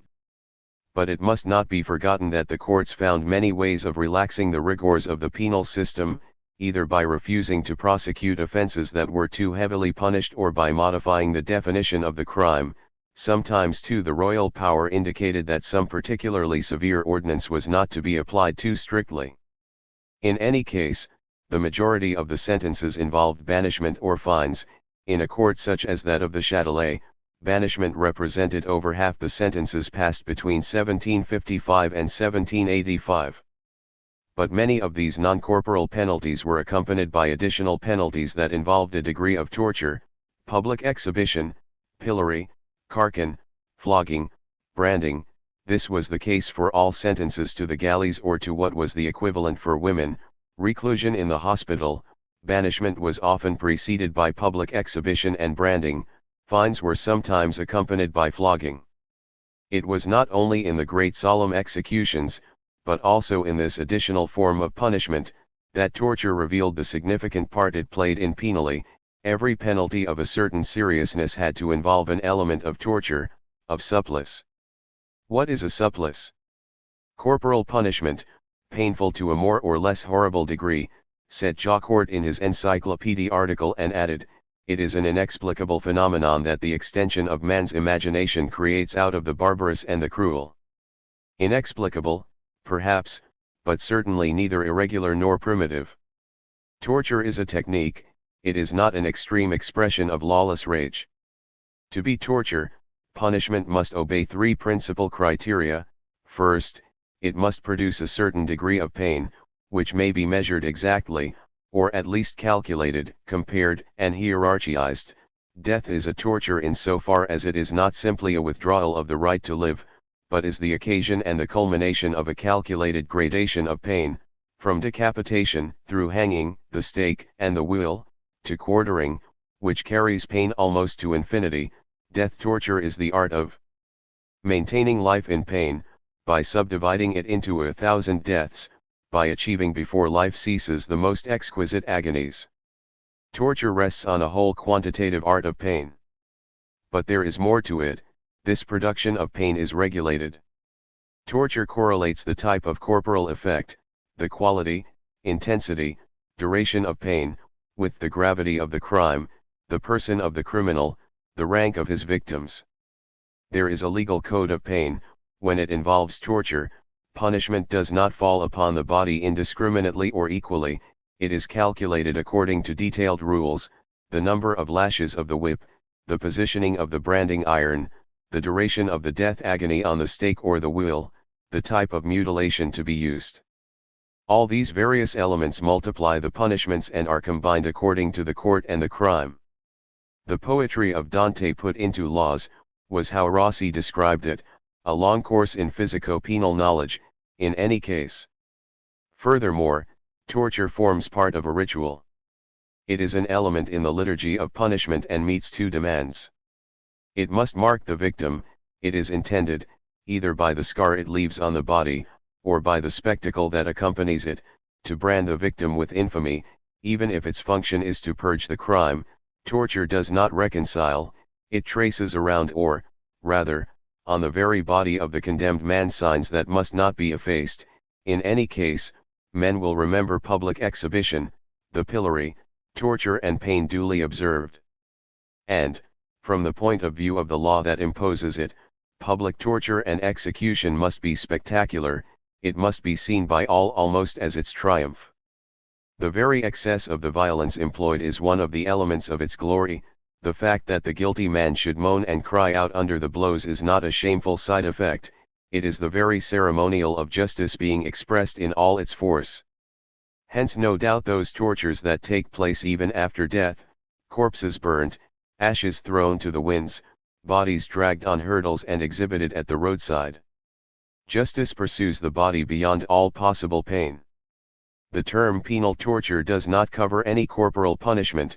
It is a differentiated production of pain, an organized ritual for the marking of victims and the expression of the power that punishes, not the expression of a legal system driven to exasperation and, forgetting its principles, losing all restraint. In the excesses of torture, a whole economy of power is invested. The tortured body is first inscribed in the legal ceremonial that must produce, open for all to see, the truth of the crime. In France, as in most European countries, with the notable exception of England, the entire criminal procedure, right up to the sentence, remains secret, that is to say, opaque, not only to the public but also to the accused himself. It took place without him, or at least without his having any knowledge either of the charges or of the evidence. In the order of criminal justice, knowledge was the absolute privilege of the prosecution.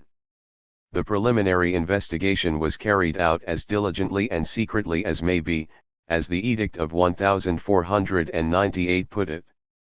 According to the Ordinance of 1670, which confirmed and, on certain points, reinforced the severity of the preceding period, it was impossible for the accused to have access to the documents of the case, impossible to know the identity of his accusers, impossible to know the nature of the evidence before objecting to witnesses, impossible to make use, until the last moments of the trial, of the documents in proof, impossible to have a lawyer, either to ensure the proper conduct of the case, or to take part, on the main issue, in the defense. The magistrate, for his part, had the right to accept anonymous denunciations, to conceal from the accused the nature of the action, to question him with a view to catching him out, to use insinuations. The magistrate constituted, in solitary omnipotence, a truth by which he invested the accused, and the judges received this truth ready-made, in the form of documents and written statements. For them, these factors alone were proof. They met the accused only once in order to question him before passing sentence. The secret and written form of the procedure reflects the principle that in criminal matters the establishment of truth was the absolute right and the exclusive power of the sovereign and his judges. Hérault supposed that this procedure originated in the fear of the uproar, shouting, and cheering that the people usually indulge in, the fear that there would be disorder, violence, and outbursts against the parties, or even against the judges, the king wished to show in this that the sovereign power from which the right to punish derived could in no case belong to the multitude. Before the justice of the sovereign, all voices must be still. Yet, despite the use of secrecy, certain rules had to be obeyed in establishing the truth. Secrecy itself required that a rigorous model of penal truth be defined. A whole tradition dating from the Middle Ages and considerably developed by the great lawyers of the Renaissance laid down what the nature and the use of evidence might be. Even in the 18th century, it was still common to meet distinctions like the following: true, direct or legitimate proof and indirect, conjectural, artificial proof, or, again, manifest proof, considerable proof, imperfect or slight, or, again, urgent or necessary proof that did not allow one to doubt the truth of the deed, approximate or semi-full proof, which may be regarded as true as long as the accused does not destroy it with evidence to the contrary, lastly, distant or admonicual clues, which consisted only of opinion. Now, these distinctions are not simply theoretical subtleties. They have an operational function. First, because each of these kinds of evidence, taken in isolation, may have a particular type of judicial effect, full proof may lead to any sentence, semi-full proof may lead to any of the pains afflictives, or heavy penalties, except death. Imperfect and slight clues are enough for the suspect to have a writ issued against him, to have the case deferred for further inquiry or to have a fine imposed on him. Secondly, because they are combined according to precise arithmetical rules, two semi-full proofs may make a complete proof. Admonicules, providing there are several of them and they concur, may be combined to form a semi-proof, but, however many there may be of them, they can never, of themselves, constitute a complete proof. We have, then, a penal arithmetic that is meticulous on many points, but which still leaves a margin for a good deal of argument. In order for a capital sentence to be passed, is a single full proof enough or must it be accompanied by other slighter clues? Are two approximate proofs always equivalent to a full proof? Should not three be required or two plus distant clues? Are there elements that may be regarded as clues only for certain crimes, in certain circumstances and in relation to certain persons? It is an arithmetic modulated by casuistry, whose function is to define how a legal proof is to be constructed. On the one hand, this system of legal proofs makes truth in the penal domain the result of a complex art, it obeys rules known only to specialists, and, consequently, it reinforces the principle of secrecy. It is not enough that the judge should have the conviction that any reasonable man may have. Nothing is more incorrect than this way of judging, which, in truth, is no other than a more or less well-founded opinion. But, on the other hand, it is a severe constraint for the magistrate. In the absence of this regularity, every sentence would be reckless, and in a sense it may be said that it is unjust even when, in truth, the accused is guilty. The day will come when the singularity of this judicial truth will appear scandalous, as if the law did not have to obey the rules of common truth. What would be said of a semi-proof in the sciences capable of demonstration? What would a geometrical or algebraic semi-proof amount to? But it should not be forgotten that these formal constraints on legal proof were a mode of regulation internal to absolute power and exclusive of knowledge. Written, secret, subjected, in order to construct its proofs, to rigorous rules, the penal investigation was a machine that might produce the truth in the absence of the accused. And by this very fact, though the law strictly speaking did not require it, this procedure was to tend necessarily to the confession. And for two reasons: first, because the confession constituted so strong a proof that there was scarcely any need to add others, or to enter the difficult and dubious comminatory of clues. The confession, provided it was obtained in the correct manner, almost discharged the prosecution of the obligation to provide further evidence. Secondly, the only way that this procedure might use all its unequivocal authority, and become a real victory over the accused, the only way in which the truth might exert all its power, was for the criminal to accept responsibility for his own crime and himself sign what had been skillfully and obscurely constructed by the preliminary investigation. It is not enough, as Hérault, who did not care for these secret procedures, remarked, that wrongdoers be justly punished. They must if possible judge and condemn themselves. Within the crime reconstituted by writing, the criminal who confessed came to play the role of living truth. The confession, an act of the criminal, responsible and speaking subject, was the complement to the written, secret preliminary investigation. Hence the importance that all this procedure of an inquisitorial type accorded to the confession. Hence, too, the ambiguities of its role. On the one hand, an attempt was made to introduce it into the general arithmetic of evidence. It was stressed that it was no more than one proof among many. It was not the evidentia rei, nor was it the strongest of the proofs. It was not in itself enough to bring conviction. It had to be accompanied by additional, circumstantial evidence, for it is a well-known fact that the accused sometimes declare themselves to be guilty of crimes that they have not committed. The examining magistrate had therefore to carry out additional investigations if he possessed no more than the confession of the accused. But, on the other hand, the confession had priority over any other kind of evidence. To a certain extent, it transcended all other evidence, an element in the calculation of the truth. It was also the act by which the accused accepted the charge and recognized its truth. It transformed an investigation carried out without him into a voluntary affirmation. Through the confession, the accused himself took part in the ritual of producing penal truth. As medieval law put it, the confession renders the thing notorious and manifest. To this first ambiguity was added a second, as a particularly strong proof, requiring for a conviction only a few additional clues, thus reducing to the minimum the work of investigation and the mechanics of demonstration. The confession was therefore highly valued. Every possible coercion would be used to obtain it. But, although it had to be, in the procedure, the living and oral counterpart of the written preliminary investigation, although it had to be its reply, its authentication, as it were, on the part of the accused, it had to be surrounded by guarantees and formalities. It preserved something of a transaction.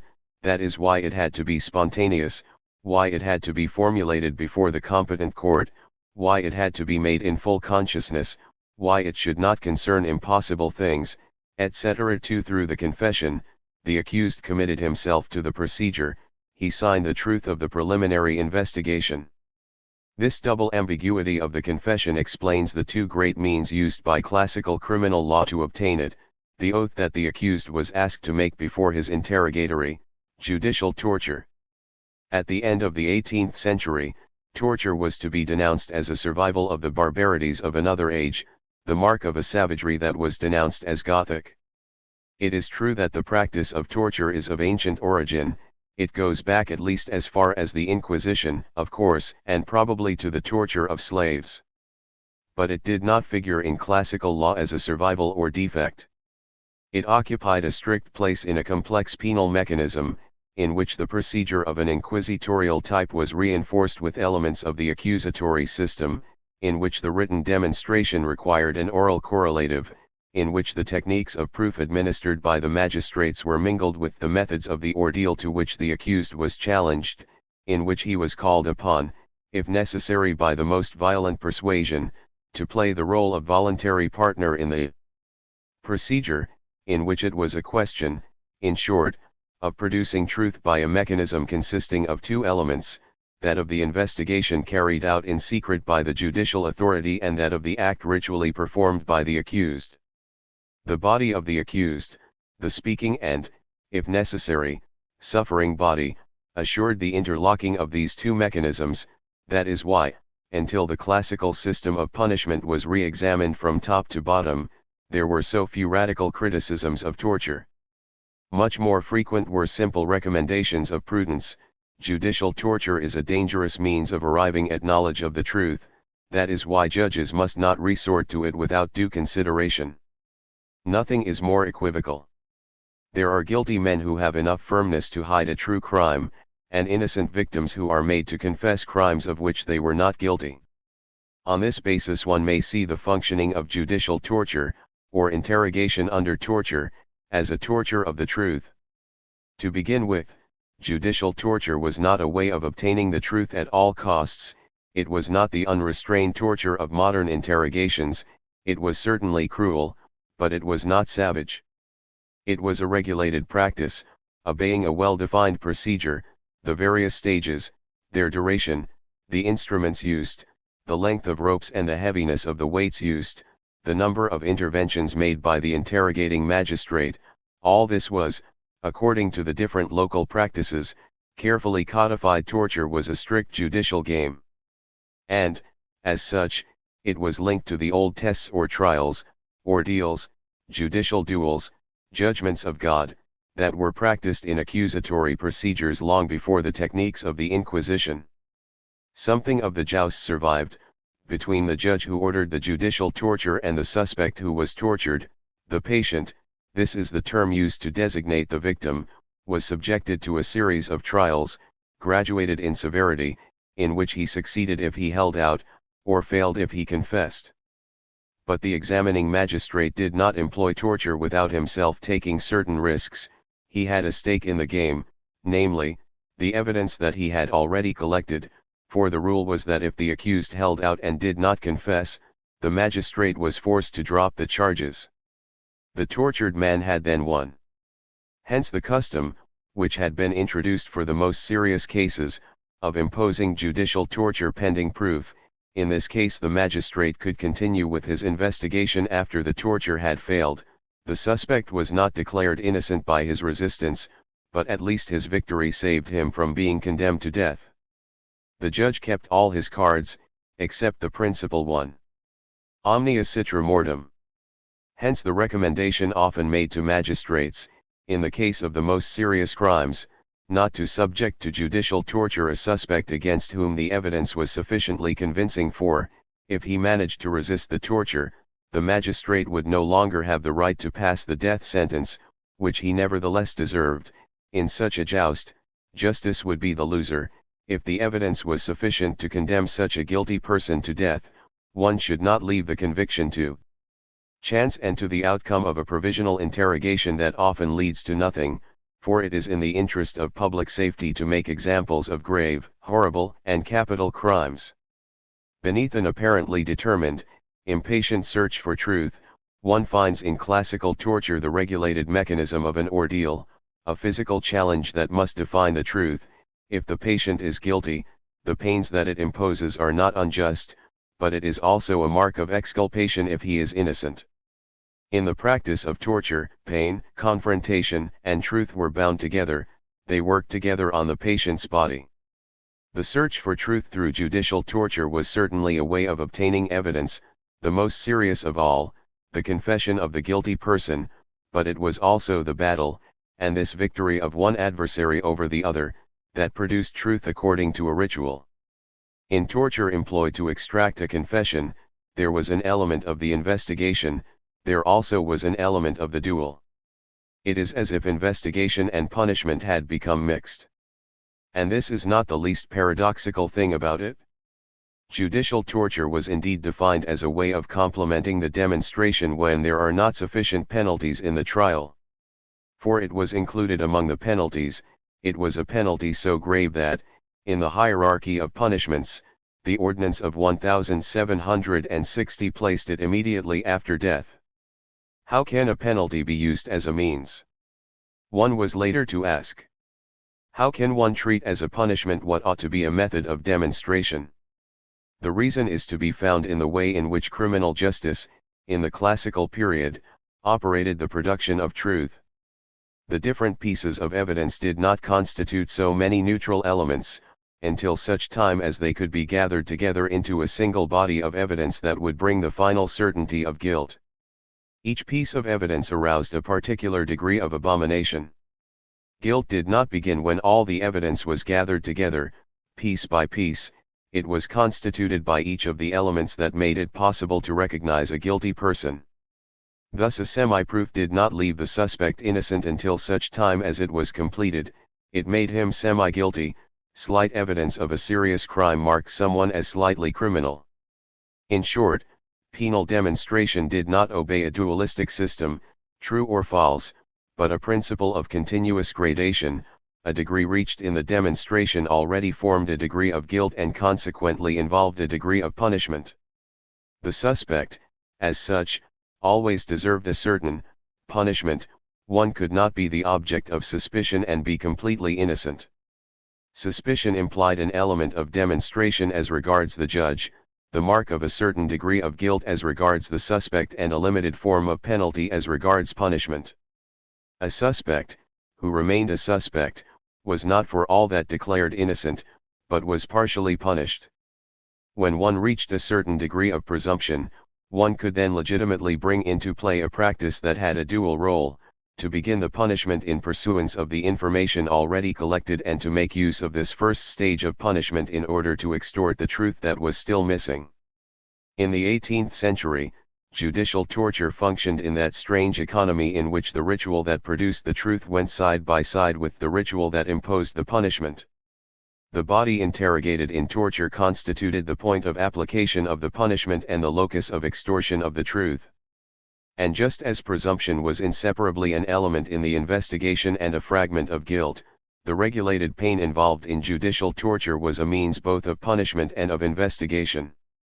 Now, curiously enough, this interlocking of the two rituals through the body continued, evidence having been confirmed and sentence passed, in the actual carrying out of the penalty, and the body of the condemned man was once again an essential element in the ceremonial of public punishment. It was the task of the guilty man to bear openly his condemnation and the truth of the crime that he had committed. His body, displayed, exhibited in procession, tortured, served as the public support of a procedure that had hitherto remained in the shade. In him, on him, the sentence had to be legible for all. This immediate, striking manifestation of the truth in the public implementation of penalties assumed, in the 18th century, several aspects. 1. It made the guilty man the herald of his own condemnation. He was given the task, in a sense, of proclaiming it and thus attesting to the truth of what he had been charged with.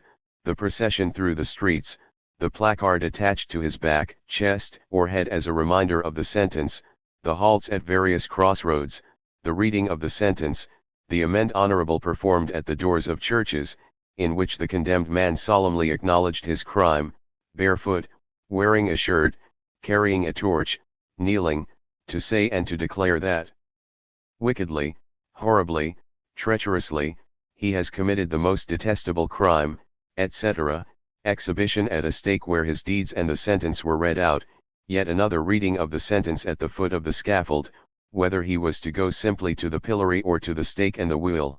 The condemned man published his crime and the justice that had been meted out to him by bearing them physically on his body. 2. It took up once again the scene of the confession. It duplicated the forced proclamation of the amende honorable with a spontaneous, public acknowledgement. It established the public execution as the moment of truth. These last moments, when the guilty man no longer has anything to lose, are won for the full light of truth. After the passing of the sentence, the court could decide on some new torture to obtain the names of possible accomplices. It was also recognized that at the very moment he mounted the scaffold the condemned man could ask for a respite in order to make new revelations. The public expected this new turn in the course of truth. Many made use of it in order to gain time, as did Michel Barbie, found guilty of armed assault. He stared impudently at the scaffold and said that it had certainly not been set up for him. Since he was innocent, he first asked to return to the chamber, where he beat about the bush for half an hour, still trying to justify himself. Then, when he was sent back to execution, he ascended the scaffold with a purposeful air, but, when he saw himself undressed and tied to the cross before being stretched, he asked to go back to the chamber a second time and there made a full confession of his crimes and even declared that he was guilty of another murder.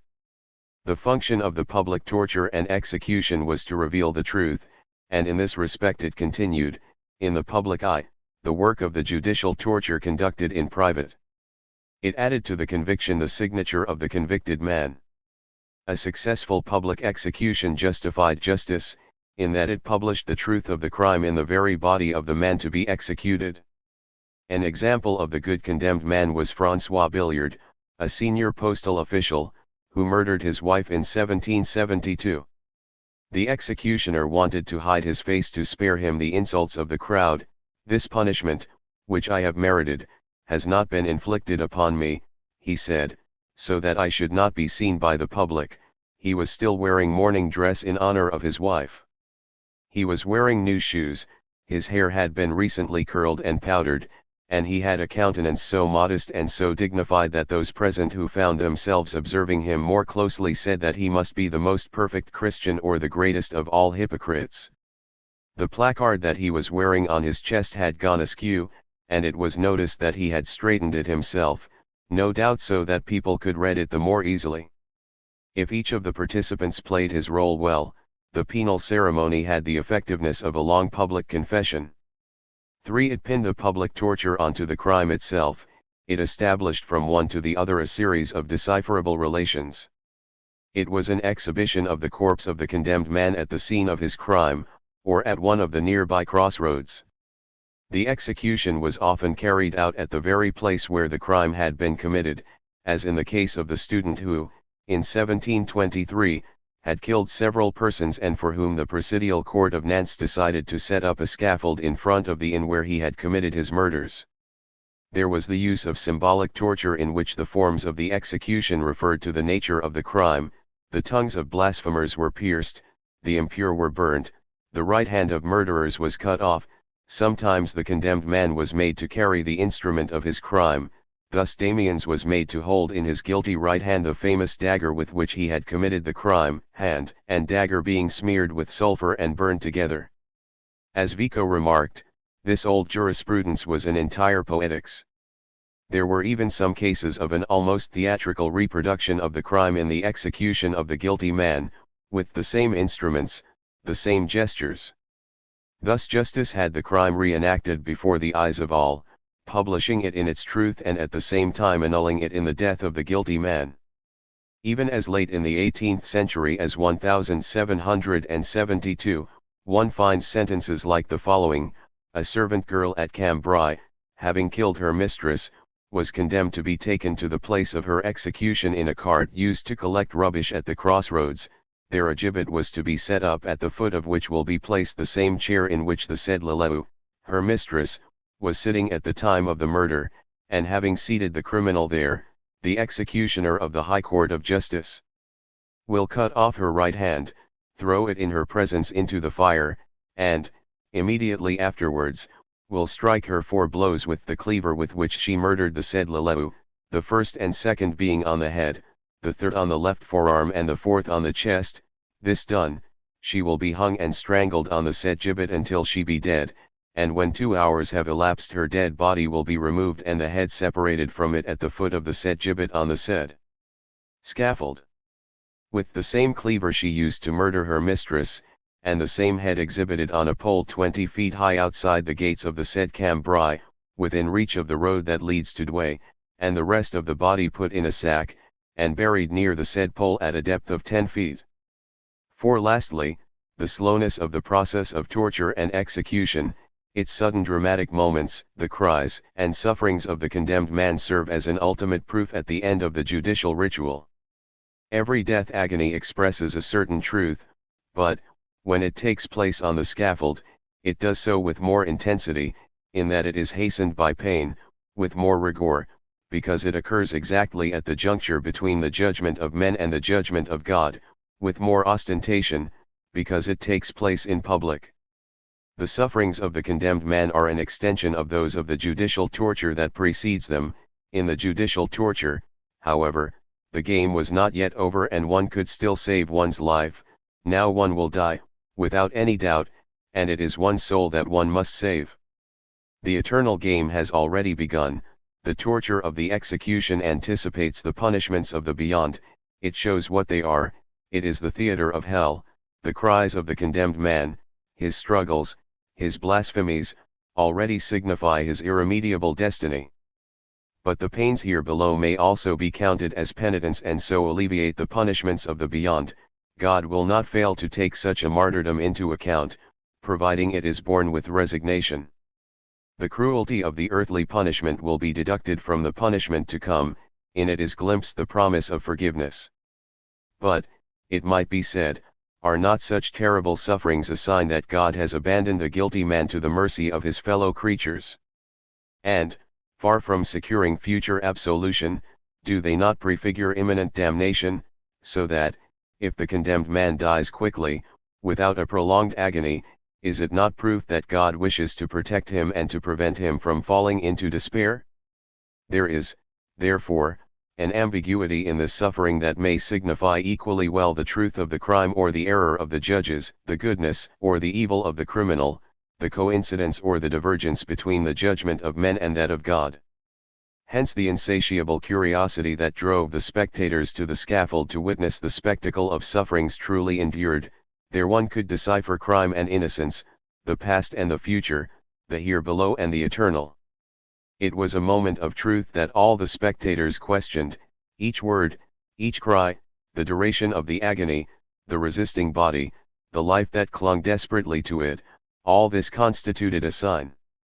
There was the man who survived 6 hours on the wheel, and did not want the executioner, who consoled and heartened him no doubt as best he could, to leave him for a moment.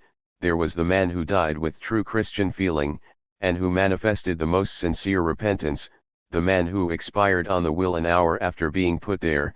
It is said that the spectators of his torture were moved by the outward signs of religion and repentance that he gave, the man who had shown the most marked signs of contrition throughout the journey to the scaffold, but who, when placed alive on the wheel, did not cease to let forth the most horrible cries, or again the woman who had preserved her calm up to the moment when the sentence was read, but whose wits then began to turn. She was quite mad by the time she was hanged. We have come full circle, from the judicial torture to the execution. The body has produced and reproduced the truth of the crime, or rather it constitutes the element which, through a whole set of rituals and trials, confesses that the crime took place, admits that the accused did indeed commit it, shows that he bore it inscribed in himself and on himself, supports the operation of punishment and manifests its effects in the most striking way. The body, several times tortured, provides the synthesis of the reality of the deeds and the truth of the investigation, of the documents of the case and the statements of the criminal, of the crime and the punishment. It is an essential element, therefore, in a penal liturgy, in which it must serve as the partner of a procedure ordered around the formidable rights of the sovereign, the prosecution and secrecy. The public execution is to be understood not only as a judicial, but also as a political ritual. It belongs, even in minor cases, to the ceremonies by which power is manifested. An offense, according to the law of the classical age, quite apart from the damage it may produce, apart even from the rule that it breaks, offends the rectitude of those who abide by the law. If one commits something that the law forbids, even if there is neither harm nor injury to the individual, it is an offense that demands reparation, because the right of the superior man is violated and because it offends the dignity of his character. Besides its immediate victim, the crime attacks the sovereign. It attacks him personally, since the law represents the will of the sovereign. It attacks him physically, since the force of the law is the force of the prince. For a law to be in force in this kingdom, it must necessarily have emanated directly from the sovereign, or at least been confirmed by the seal of his authority. The intervention of the sovereign is not, therefore, an arbitration between two adversaries. It is much more, even, than an action to enforce respect for the rights of the individual.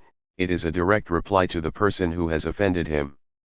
There can be no doubt that the exercise of the sovereign power in the punishment of crime is one of the essential parts of the administration of justice.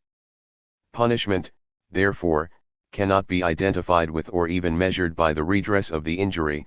In punishment, there must always be a portion that belongs to the prince, and, even when it is combined with the redress laid down, it constitutes the most important element in the penal liquidation of the crime. Now, this portion belonging to the prince is not in itself simple. On the one hand, it requires redress for the injury that has been done to his kingdom, but it also requires that the king take revenge for an affront to his very person. The right to punish, therefore, is an aspect of the sovereign's right to make war on his enemies. To punish belongs to that absolute power of life and death which Roman law calls merum imperium, a right by virtue of which the prince sees that his law is respected by ordering the punishment of crime.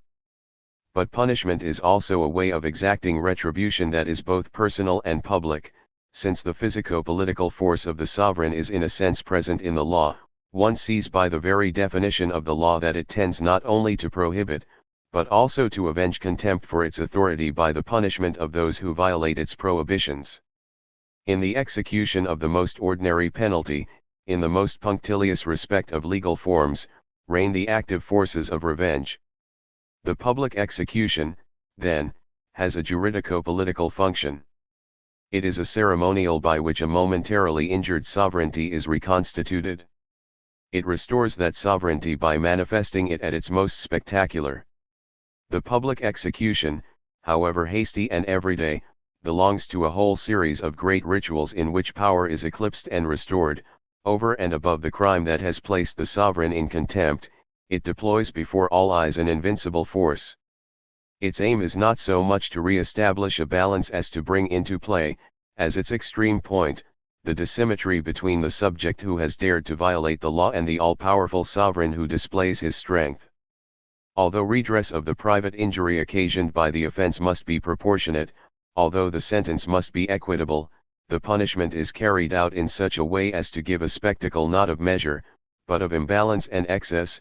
In this liturgy of punishment, there must be an emphatic affirmation of power and of its intrinsic superiority. And this superiority is not simply that of right, but that of the physical strength of the sovereign beating down upon the body of his adversary and mastering it. By breaking the law, the offender has touched the very person of the prince, and it is the prince, or at least those to whom he has delegated his force, who seizes upon the body of the condemned man and displays it marked, beaten, broken. The ceremony of punishment, then, is an exercise of terror. When the jurists of the 18th century began their polemic with the reformers, they offered a restrictive, modernist interpretation of the physical cruelty of the penalties imposed by the law. If severe penalties are required, it is because their example must be deeply inscribed in the hearts of men. Yet, in fact, what had hitherto maintained this practice of torture was not an economy of example, in the sense in which it was to be understood at the time of the ideologues, but a policy of terror, to make everyone aware, through the body of the criminal, of the unrestrained presence of the sovereign. The public execution did not re-establish justice, it reactivated power. In the 17th century, and even in the early 18th century, it was not, therefore, with all its theater of terror, a lingering hangover from an earlier age. Its ruthlessness, its spectacle, its physical violence, its unbalanced play of forces, its meticulous ceremonial, its entire apparatus were inscribed in the political functioning of the penal system. This enables us to understand some of the characteristics of the liturgy of torture and execution, above all, the importance of a ritual that was to deploy its pomp in public. Nothing was to be hidden of this triumph of the law. Its episodes were traditionally the same, and yet the sentences never failed to list them, so important were they in the penal mechanism: processions, halts at crossroads and church doors, the public reading of the sentence, kneeling, declarations of repentance for the offense to God and to the king. Sometimes questions of precedence and ceremonial were settled by the court itself. The officers will ride according to the following order, namely, at the head 2 police sergeants, then the patient, after the patient, Bonfort and Le Corps on his left will walk together, followed by the clerk of the court, and in this manner shall go to the market square, at which place the judgment shall be carried out. Now, this meticulous ceremonial was not only legal, but quite explicitly military. The justice of the king was shown to be an armed justice. The sword that punished the guilty was also the sword that destroyed enemies. A whole military machine surrounded the scaffold: cavalry of the watch, archers, guardsmen, soldiers. This was intended, of course, to prevent any escape or show of force. It was also to prevent any outburst of sympathy or anger on the part of the people, any attempt to save the condemned or to have them immediately put to death. But it was also a reminder that every crime constituted as it were a rebellion against the law, and that the criminal was an enemy of the prince. All these reasons, whether a matter of precaution in particular circumstances or a functional element in the performance of the ritual, made the public execution more than an act of justice. It was a manifestation of force, or rather, it was justice as the physical, material, and awesome force of the sovereign deployed there. The ceremony of the public torture and execution displayed for all to see the power relation that gave his force to the law. As a ritual of armed law, in which the prince showed himself, indissociably, both as head of justice and head of war, the public execution had two aspects, one of victory, the other of struggle. It brought to a solemn end a war, the outcome of which was decided in advance, between the criminal and the sovereign. It had to manifest the disproportion of power of the sovereign over those whom he had reduced to impotence. The dissymmetry, the irreversible imbalance of forces were an essential element in the public execution. A body effaced, reduced to dust and thrown to the winds, a body destroyed piece by the infinite power of the sovereign constituted not only the ideal, but the real limit of punishment. Take the celebrated torture and execution of Massila, which took place at Avignon and which was one of the first to arouse the indignation of contemporaries. This was an apparently paradoxical ceremony, since it took place almost entirely after death, and since justice did little more than deploy its magnificent theatre, the ritual praise of its force, on a corpse. The condemned man was blindfolded and tied to a stake. All around, on the scaffold, were stakes with iron hooks. The confessor whispered in the patient's ear and, after he had given him the blessing, the executioner, who had an iron bludgeon of the kind used in slaughter-houses, delivered a blow with all his might on the temple of the wretch, who fell dead. The mortis exactor, who had a large knife, then cut his throat, which spattered him with blood. It was a horrible sight to see. He severed the sinews near the two heels, and then opened up the belly from which he drew the heart, liver, spleen and lungs, which he stuck on an iron hook, and cut and dissected into pieces, which he then stuck on the other hooks as he cut them, as one does with an animal. Look who can at such a sight. In the explicit reference to the butcher's trade, the infinitesimal destruction of the body is linked here with spectacle. Each piece is placed on display. The execution was accompanied by a whole ceremonial of triumph, but it also included, as a dramatic nucleus in its monotonous progress, a scene of confrontation. This was the immediate, direct action of the executioner on the body of the patient. It was a coded action, of course, since custom and, often quite explicitly, the sentence prescribed its principal episodes. Nevertheless, it did preserve something of the battle. The executioner not only implemented the law, he also deployed the force. He was the agent of a violence applied, in order to master it, to the violence of the crime. Materially, physically, he was the adversary of this crime, an adversary who could show pity or ruthlessness. Damhoudere complained, with many of his contemporaries, that the executioners exercised every cruelty with regard to the evil-doing patients, treating them, buffeting and killing them as if they had a beast in their hands. And for a long time the habit did not die out. 3 There was still an element of challenge and of justing in the ceremony of public execution. If the executioner triumphed, if he managed to cut off the head with a single blow, he showed it to the people, put it down on the ground and then waved to the public, who greatly applauded his skill by clapping. Conversely, if he failed, if he did not succeed in killing the patient as required, he was liable to punishment. This was the case of Damiens's executioner, who, being unable to quarter his patient according to the rules, had to cut him up with a knife. As a result, Damiens's hair, which had been promised to him, was confiscated and the money obtained from the sale given to the poor. Some years later, an executioner at Avignon caused excessive pain to 3 bandits, who were nevertheless formidable characters, whom he had to hang. The spectators became angry. They denounced him. In order to punish him and also to protect him from mob violence, he was put into prison. And, behind this punishment of the unskillful executioner, stands a tradition, which is still close to us, according to which the condemned man should be pardoned if the execution happened to fail. It was a custom clearly established in certain countries, in Burgundy, for instance. The people often expected it to be applied, and would sometimes protect a condemned man who had escaped death in this way. In order to abolish both custom and expectation, they had to revive the adage, "The gibbet does not lose its prey," to introduce explicit instructions in capital sentences, such as hanged by the neck until he be dead. And jurists like Serpillion or Blackstone were insisting in the middle of the 18th century that a failure on the part of the executioner did not mean that the condemned man's life was spared. In his commentaries on the laws of England, Blackstone remarks, "It is clear, that if, upon judgment to be hanged by the neck till he is dead, the criminal be not thoroughly killed, but revives, the sheriff must hang him again. For the former hanging was no execution of the sentence, and, if a false tenderness were to be indulged in such cases, a multitude of collusions might ensue." There was something of the ordeal and something of God's judgment that was still indecipherable in the ceremony of execution. In his confrontation with the condemned man, the executioner was a little like the king's champion. Yet he was an unacknowledgeable and unacknowledged champion.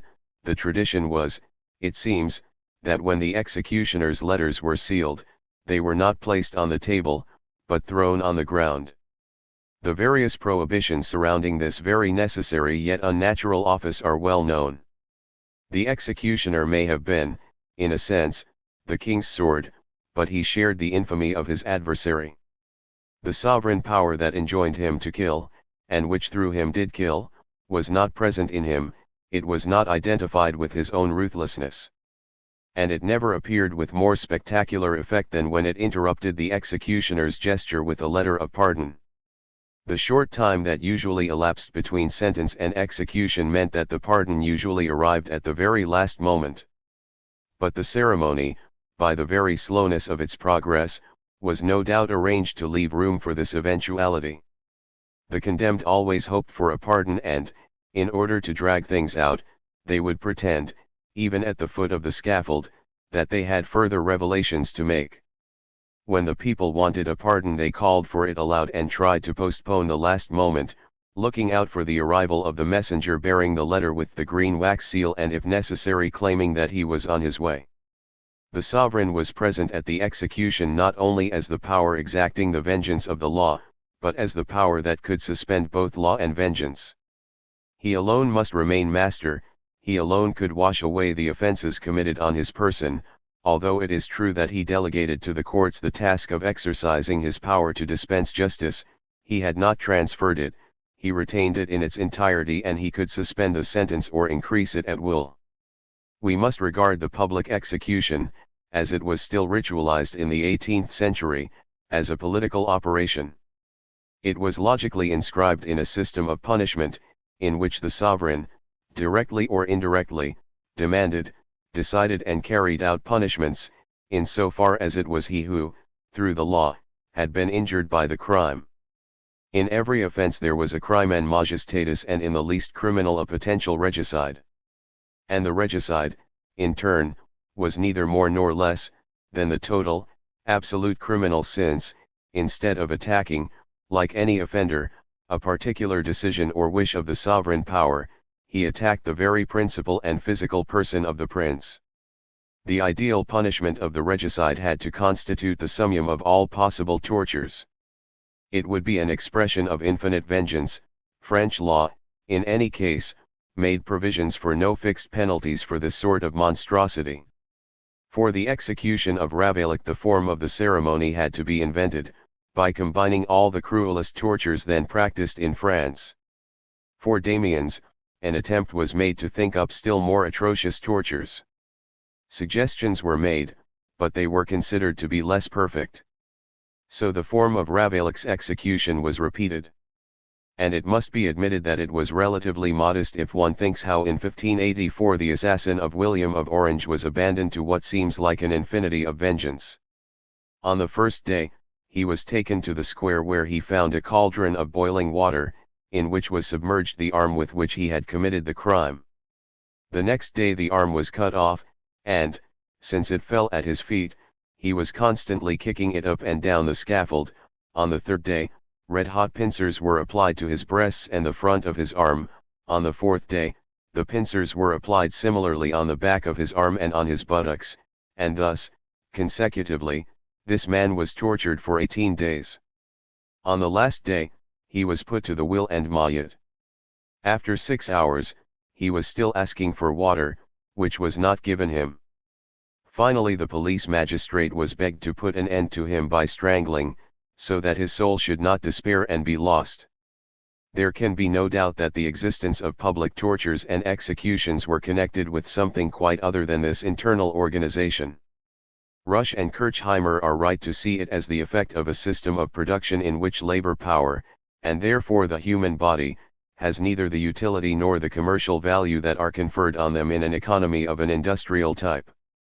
Moreover, this contempt for the body is certainly related to a general attitude to death, and, in such an attitude, one can detect not only the values proper to Christianity, but a demographical, in a sense biological, situation, the ravages of disease and hunger, the periodic massacres of the epidemics, the formidable child mortality rate, the precariousness of the bioeconomic balances. All this made death familiar and gave rise to rituals intended to integrate it, to make it acceptable, and to give a meaning to its permanent aggression. But in analyzing why the public executions survived for so long, one must also refer to the historical conjuncture. It must not be forgotten that the Ordinance of 1670 that regulated criminal justice almost up to the Revolution had even increased in certain respects the rigor of the old edicts. Poussert, who, among the commissioners entrusted with the task of drawing up the documents, represented the intentions of the king, was responsible for this, despite the views of such magistrates as Lamoignon. The number of uprisings at the very height of the classical age, the rumbling close at hand of civil war, the king's desire to assert his power at the expense of the parliaments go a long way to explain the survival of so severe a penal system. In accounting for a penal system involving so much torture, these are general and in a sense external reasons. They explain not only the possibility and the long survival of physical punishments, but also the weakness and the rather sporadic nature of the opposition to them. Against this general background we must bring out their precise function. If torture was so strongly embedded in legal practice, it was because it revealed truth and showed the operation of power. It assured the articulation of the written on the oral, the secret on the public, the procedure of investigation on the operation of the confession. It made it possible to reproduce the crime on the visible body of the criminal. In the same horror, the crime had to be manifested and annulled. It also made the body of the condemned man the place where the vengeance of the sovereign was applied, the anchoring point for a manifestation of power, an opportunity of affirming the dissymmetry of forces. We shall see later that the truth-power relation remains at the heart of all mechanisms of punishment and that it is still to be found in contemporary penal practice, but in a quite different form and with very different effects. The Enlightenment was soon to condemn public torture and execution as an atrocity, a term that was often used to describe it, but without any critical intention, by jurists themselves. Perhaps the notion of atrocity is one of those that best designates the economy of the public execution in the old penal practice. To begin with, atrocity is a characteristic of some of the great crimes. It refers to the number of natural or positive, divine, or human laws that they attack, to the scandalous openness or, on the contrary, to the secret cunning with which they have been committed, to the rank and status of those who are their authors and victims, to the disorder that they presuppose or bring with them, to the horror they arouse. In so far as it must bring the crime before everyone's eyes, in all its severity, the punishment must take responsibility for this atrocity. It must bring it to light by confessions, statements, inscriptions that make it public. It must reproduce it in ceremonies that apply it to the body of the guilty person in the form of humiliation and pain. Atrocity is that part of the crime that the punishment turns back as torture in order to display it in the full light of day. It is a figure inherent in the mechanism that produces the visible truth of the crime at the very heart of the punishment itself. The public execution formed part of the procedure that established the reality of what one punished. Furthermore, The atrocity of a crime was also the violence of the challenge flung at the sovereign. It was that which would move him to make a reply whose function was to go further than this atrocity, to master it, to overcome it by an excess that annulled it. The atrocity that haunted the public execution played, therefore, a double role. It was the principle of the communication between the crime and the punishment. It was also the exacerbation of the punishment in relation to the crime. It provided the spectacle with both truth and power. It was the culmination of the ritual of the investigation and the ceremony in which the sovereign triumphed. And it joined both together in the tortured body. The punitive practice of the 19th century was to strive to put as much distance as possible between the serene search for truth and the violence that cannot be entirely effaced from punishment. It set out to mark the heterogeneity that separates the crime that is to be punished and the punishment imposed by the public power. Between truth and punishment, there should no longer be any other relation than one of legitimate consequence. The punishing power should not soil its hands with a crime greater than the one it wished to punish. It should remain innocent of the penalty that it inflicts. Let us hasten to proscribe such tortures. They were worthy only of the crowned monsters who governed the Romans. But, according to the penal practice of the preceding period, the proximity in the public execution of the sovereign and the crime, the mixture that was produced in it of demonstration and punishment, were not the result of a barbarous confusion. What joined them together was the mechanism of atrocity and its necessary concatenations. The atrocity of the expiation organized the ritual destruction of infamy by omnipotence. The fact that the crime and the punishment were related and bound up in the form of atrocity was not the result of some obscurely accepted law of retaliation. It was the effect, in the rites of punishment, of a certain mechanism of power, of a power that not only did not hesitate to exert itself directly on bodies, but was exalted and strengthened by its visible manifestations, of a power that asserted itself as an armed power whose functions of maintaining order were not entirely unconnected with the functions of war, of a power that presented rules and obligations as personal bonds, a breach of which constituted an offense and called for vengeance. Of a power for which disobedience was an act of hostility, the first sign of rebellion, which is not in principle different from civil war, of a power that had to demonstrate not why it enforced its laws, but who were its enemies, and what unleashing of force threatened them, of a power which, in the absence of continual supervision, sought a renewal of its effect in the spectacle of its individual manifestations, of a power that was recharged in the ritual display of its reality as super power. Of all the reasons why punishment that was not in the least ashamed of being atrocious was replaced by punishment that was to claim the honor of being humane, there is one that must be analyzed at once, for it is internal to the public execution itself, at once an element of its functioning and the principle of its perpetual disorder. In the ceremonies of the public execution, the main character was the people, whose real and immediate presence was required for the performance. An execution that was known to be taking place, but which did so in secret, would scarcely have had any meaning. The aim was to make an example, not only by making people aware that the slightest offense was likely to be punished, but by arousing feelings of terror by the spectacle of power letting its anger fall upon the guilty person. In criminal matters, the most difficult point is the imposition of the penalty. It is the aim and the end of the procedure, and its only fruit, by example and terror, when it is well applied to the guilty person. But, in this scene of terror, the role of the people was an ambiguous one. People were summoned as spectators, they were assembled to observe public exhibitions and amends honorables. Pillories, gallows, and scaffolds were erected in public squares or by the roadside. Sometimes the corpses of the executed persons were displayed for several days near the scenes of their crimes. Not only must people know, they must see with their own eyes. Because they must be made to be afraid, but also because they must be the witnesses, the guarantors, of the punishment, and because they must to a certain extent take part in it. The right to be witnesses was one that they possessed and claimed. A hidden execution was a privileged execution, and in such cases it was often suspected that it had not taken place with all its customary severity. There were protests when at the last moment the victim was taken away out of sight. The senior postal official who had been put on public exhibition for killing his wife was later taken away from the crowd. He was put into a hired coach. It was thought that if he had not been well escorted, it would have been difficult to protect him from being ill-treated by the populace, who yelled and jeered at him. When the woman Lescombat was hanged, care was taken to hide her face. She had a kerchief over her neck and head, which made the public murmur and say that it was not Lescombat. The people claimed the right to observe the execution and to see who was being executed. The first time the guillotine was used, the Chronique de Paris reported that people complained that they could not see anything and chanted, "Give us back our gallows." The people also had a right to take part.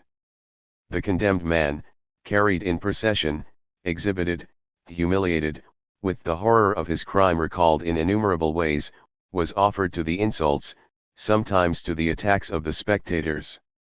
The vengeance of the people was called upon to become an unobtrusive part of the vengeance of the sovereign. Not that it was in any way fundamental, or that the king had to express in his own way the people's revenge, it was rather that the people had to bring its assistance to the king when the king undertook to be avenged on his enemies, especially when those enemies were to be found among the people. It was rather like a scaffold service that the people owed the king's vengeance. This service had been specified in the old ordinances. The Edict of 1347 concerning blasphemers stipulated that they would be exhibited at the pillory from the hour of prime, to that of their deaths. And mud and other refuse, though no stone or anything injurious, could be thrown at their faces. The second time, in case of relapse, it is our will that he be put in the pillory on a solemn market day, and that his upper lip be split so that the teeth appear. No doubt, at the classical period, this form of participation in the torture was no more than tolerated, and attempts were made to limit it, because of the barbarities that it gave rise to and the usurpation it involved of the power to punish. But it belonged too closely to the general economy of the public execution for it to be eliminated altogether. Even in the 18th century, there were scenes like the one that accompanied the execution of Montigny in 1737.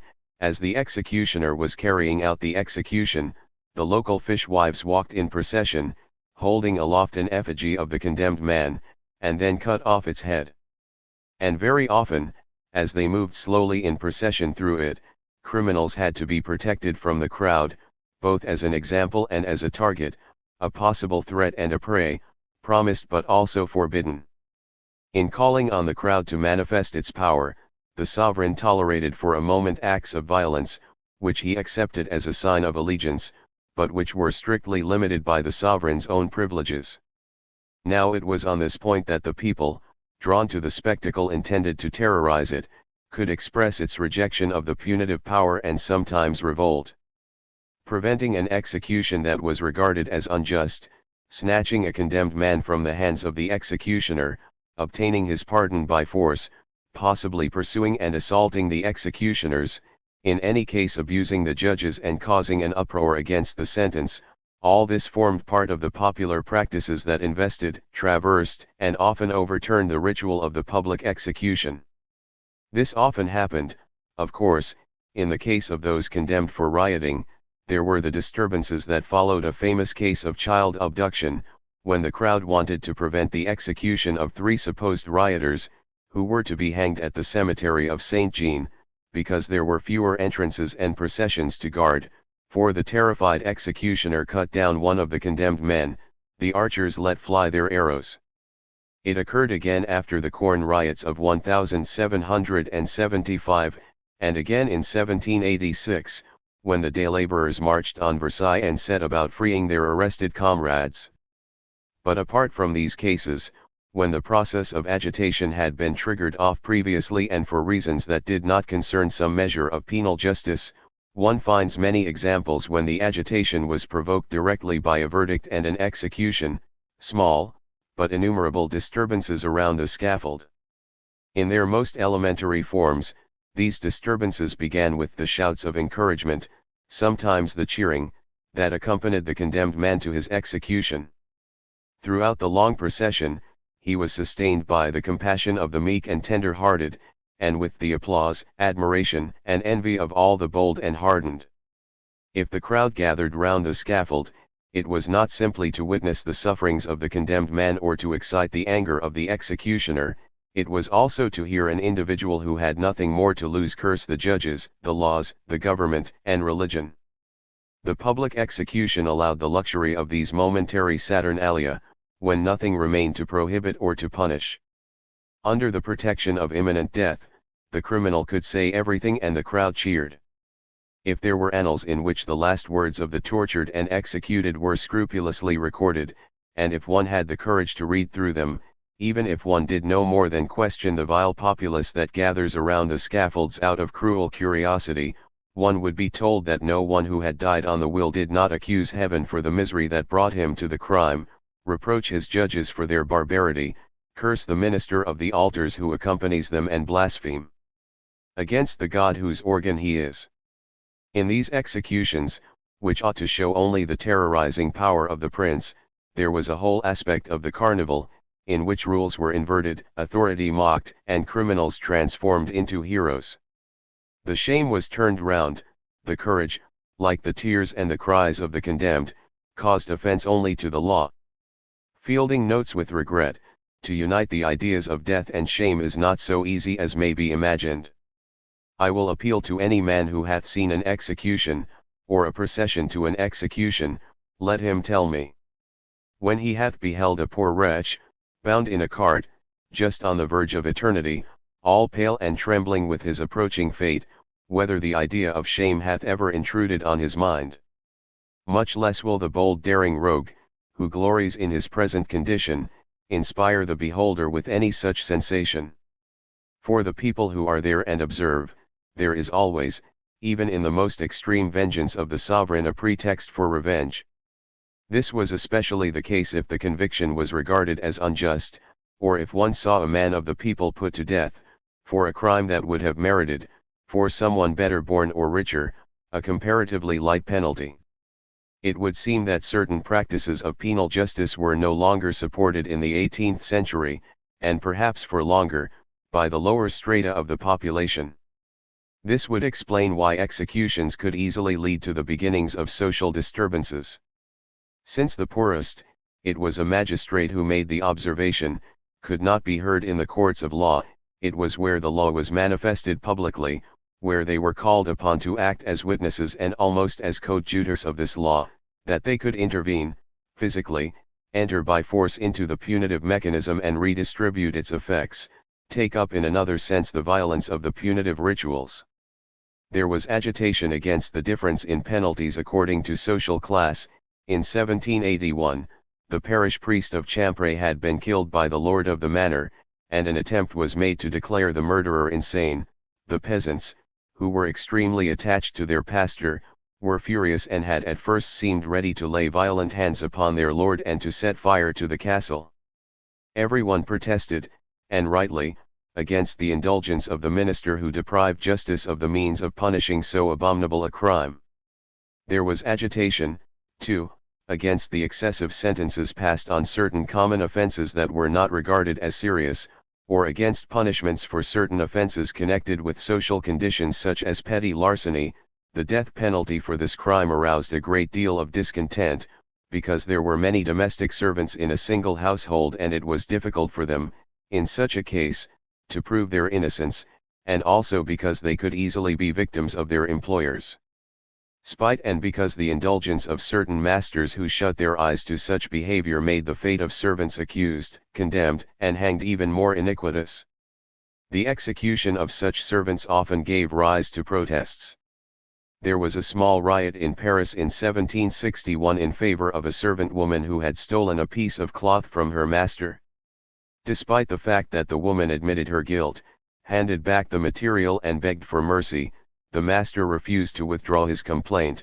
On the day of the execution, the local people prevented the hanging, invaded the merchant's shop and looted it.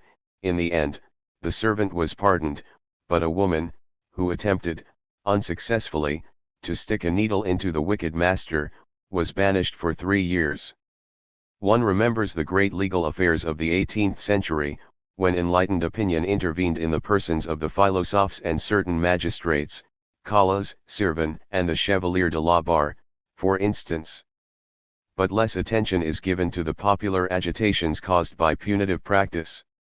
Indeed, they seldom spread beyond a town, or even a district. Yet they did have a real importance. Sometimes these movements, which originated from below, spread and attracted the attention of more highly placed persons who, taking them up, gave them a new dimension. More usually, those disturbances had maintained around penal justice and its manifestations, which ought to have been exemplary, a state of permanent unrest. How often had it proved necessary, in order to ensure order around the scaffolds, to take steps that were distressing to the people and humiliating for the authorities. It was evident that the great spectacle of punishment ran the risk of being rejected by the very people to whom it was addressed. In fact, the terror of the public execution created centers of illegality. On execution days, work stopped, the taverns were full, the authorities were abused, insults or stones were thrown at the executioner, the guards, and the soldiers. Attempts were made to seize the condemned man, either to save him or to kill him more surely. Fights broke out, and there was no better prey for thieves than the curious throng around the scaffold. But above all, and this was why these disadvantages became a political danger, the people never felt closer to those who paid the penalty than in those rituals intended to show the horror of the crime and the invincibility of power. Never did the people feel more threatened, like them, by illegal violence exercised without moderation or restraint. The solidarity of a whole section of the population with those we would call petty offenders, vagrants, false beggars, the indigent poor, pickpockets, receivers and dealers in stolen goods, was constantly expressed. Resistance to police searches, the pursuit of informers, attacks on the watch or inspectors provide abundant evidence of this. And it was the breaking up of this solidarity that was becoming the aim of penal and police repression. Yet out of the ceremony of the public execution, out of that uncertain festival in which violence was instantaneously reversible, it was this solidarity much more than the sovereign power that was likely to emerge with redoubled strength. The reformers of the 18th and 19th centuries were not to forget that, in the last resort, the executions did not, in fact, frighten the people. One of their first cries was to demand their abolition. To clarify the political problem posed by the intervention of the people in the spectacle of the executions, one need only cite two events. The first took place at Avignon at the end of the 17th century. It contained all the principal elements of the theatre of horror: the physical confrontation between the executioner and the condemned man, the reversal of the duel, the executioner pursued by the people, the condemned man saved by the ensuing riot, and the violent inversion of the penal machinery. A murderer by the name of Pierre Dufort was to be hanged. Several times he had caught his feet in the steps and had not been able to swing freely. Seeing this, the executioner had pulled his jerkin up over his face and struck him below the knees, on the stomach and on the belly. When the people saw that the executioner was causing him too much pain, and even believing that he was killing him down there with a bayonet, moved by compassion for the patient and fury at the executioner, they threw stones at the scaffold just as the executioner knocked away the two ladders and threw the patient down and leaped onto his shoulders and kicked him, while the wife of the said executioner pulled at his feet from under the gallows. In doing so, they made blood come from his mouth. But the hail of stones came thicker. One stone even struck the hanged man on the head, which forced the executioner to dash to the ladder, which he descended so rapidly that halfway down he fell from it, and struck his head on the ground. Then a crowd of people fell upon him. He got to his feet, bayonet in hand, threatening to kill anyone who came near him. After falling several times, he finally got to his feet, only to be beaten by the crowd, rolled in the mud and nearly drowned in the stream, then dragged by the excited and enraged crowd to the university and to the Cordelier cemetery. His servant was also beaten and, with bruises on his head and body, was taken to the hospital where he died some days later. However, some strangers and unknown people mounted the ladder and cut the rope while others caught the hanged man from below after he had been hanging there longer than it took to say a full Miserere. The crowd then smashed the gallows and broke the executioner's ladder into pieces. Children carried off the gallows and threw it into the Rhone. The condemned man was then taken to a cemetery so that he should not be recaptured by the law, and from there to the church of Saint Antoine. The archbishop gave him his pardon, had him taken to the hospital and asked that particular care be taken of him. Lastly, adds the writer of the account, we had a new suit, 2 pairs of stockings and shoes made for him. We dressed him in new clothes from head to toe. Our colleagues gave him shirts, breeches, and a wig. The other event took place in Paris, a century later. It was in 1775, shortly after the Corn Riot. Because of the state of extreme tension among the people, the authorities wanted the execution to take place without interruption. Between the scaffold and the public, kept at a safe distance, 2 ranks of soldiers stood on guard, one facing the execution that was about to take place, the other facing the people in case of riot. Contact was broken. It was a public execution, but one in which the element of spectacle was neutralized, or rather reduced to abstract intimidation. Protected by force of arms, on an empty square, justice quietly did its work. If it showed the death that it had dealt, it was from high and far. The 2 gallows, which were 18 feet high, no doubt by way of an example, were not set up until 3 o'clock in the afternoon. From 2 o'clock, the Place de Grève and all the surrounding streets had been filled with detachments of different troops, some on foot, some on horse. The Swiss and the French guards continued to patrol the adjacent streets. No one was allowed onto the Grève during the execution, and all around one could see a double row of soldiers, bayonets at the ready, standing back to back, so that some looked outwards and some into the square.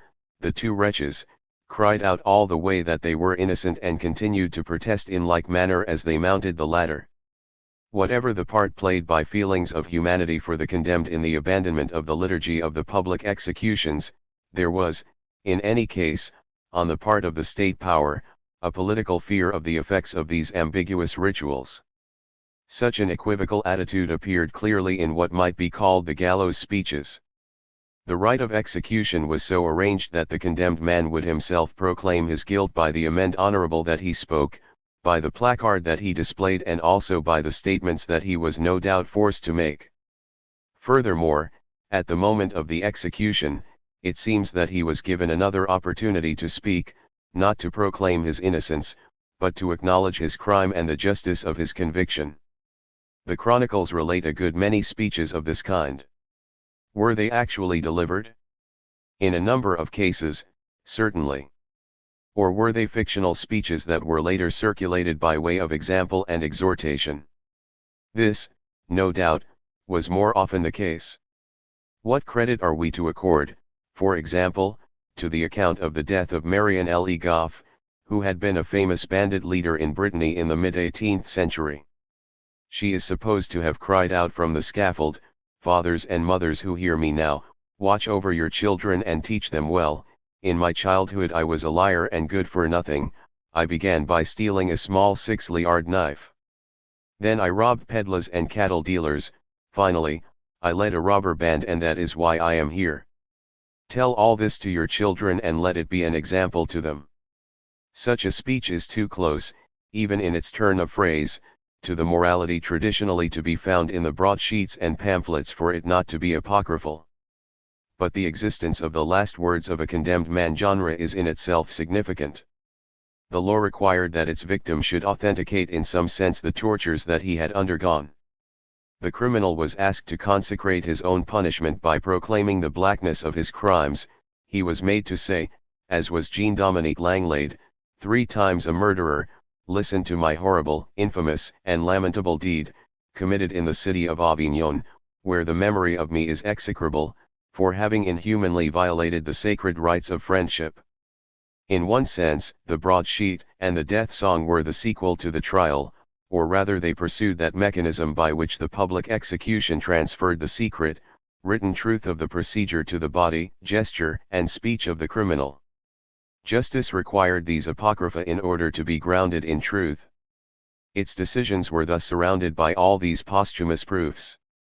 Sometimes, too, accounts of crimes and infamous lives were published, simply as propaganda, before any trial had taken place, in order to force the hand of a court that was suspected of being too tolerant.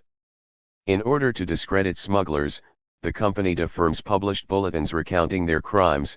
In 1768, it distributed broadsheets against a certain Montaigne, the leader of a gang, of whom the writer himself says, "Some thefts have been ascribed to him, the truth of which is somewhat uncertain. Montaigne has been depicted as a wild beast, a second hyena to be hunted down. Given the hotheads of the Auvergne, this idea has caught on." But the effect, like the use, of this literature was equivocal. The condemned man found himself transformed into a hero by the sheer extent of his widely advertised crimes, and sometimes the affirmation of his belated repentance. Against the law, against the rich, the powerful, the magistrates, the constabulary or the watch, against taxes and their collectors, he appeared to have waged a struggle with which one all too easily identified. The proclamation of these crimes blew up to epic proportions the tiny struggle that passed unperceived in everyday life. If the condemned man was shown to be repentant, accepting the verdict, asking both God and man for forgiveness for his crimes, it was as if he had come through some process of purification.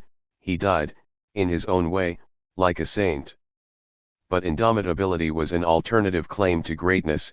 By not giving in under torture, he gave proof of a strength that no power had succeeded in bending.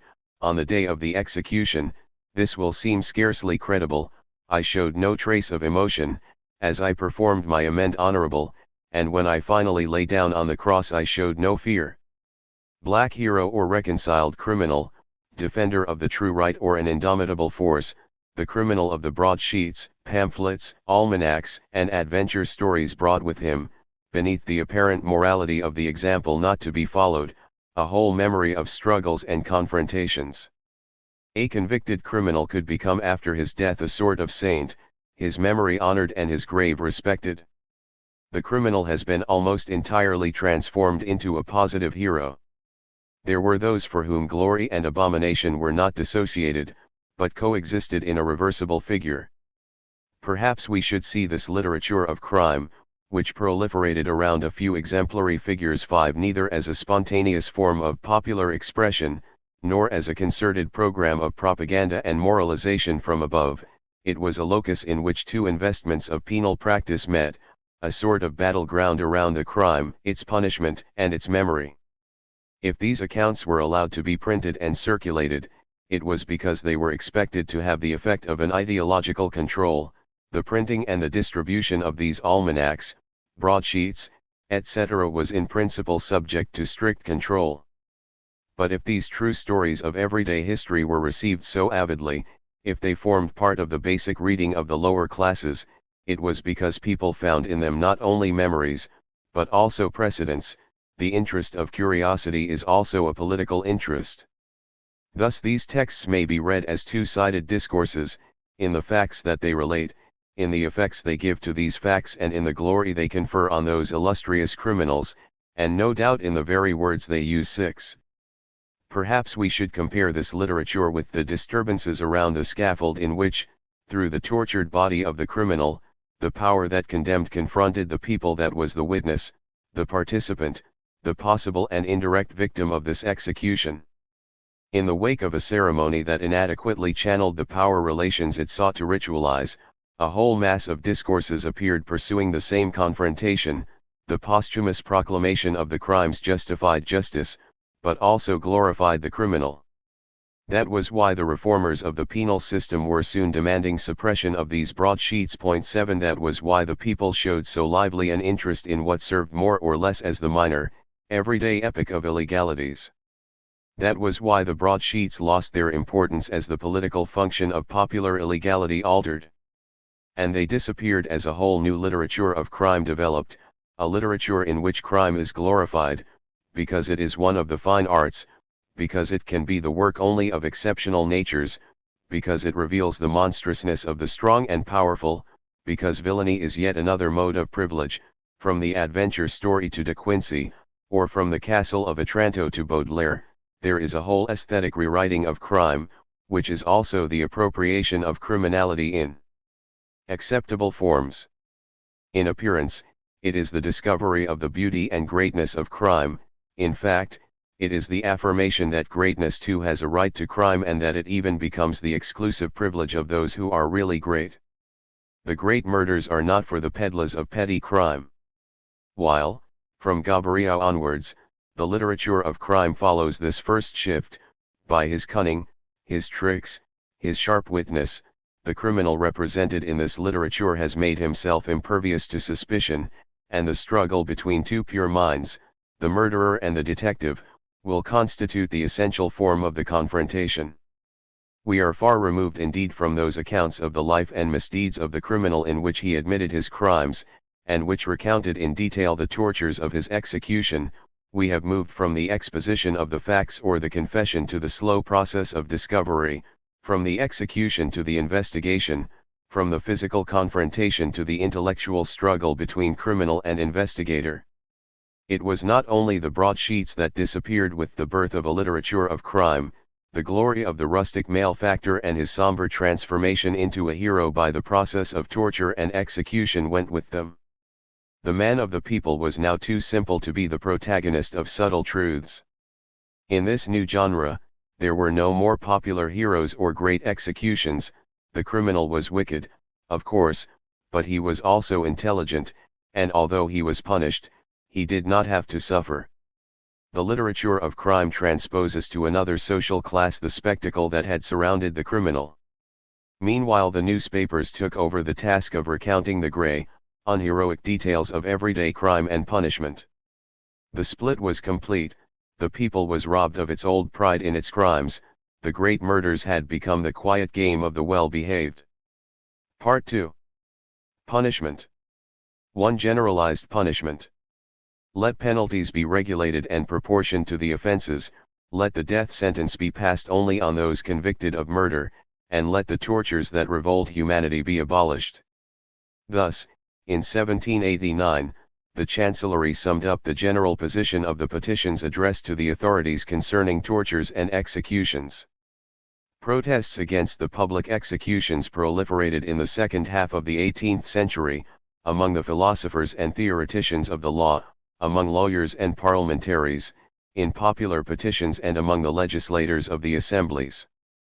Another form of punishment was needed. The physical confrontation between the sovereign and the condemned man must end. This hand-to-hand fight between the vengeance of the prince and the contained anger of the people, through the mediation of the victim and the executioner, must be concluded. Very soon the public execution became intolerable.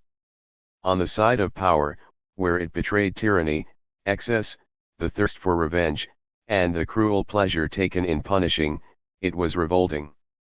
On the side of the victim who, though reduced to despair, was still expected to bless heaven and its judges who appeared to have abandoned him, it was shameful. It was, in any case, dangerous, in that it provided a support for a confrontation between the violence of the king and the violence of the people. It was as if the sovereign power did not see, in this emulation of atrocity, a challenge that it itself threw down and which might one day be taken up. Accustomed as it was to seeing blood flow, the people soon learnt that it could be revenged only with blood.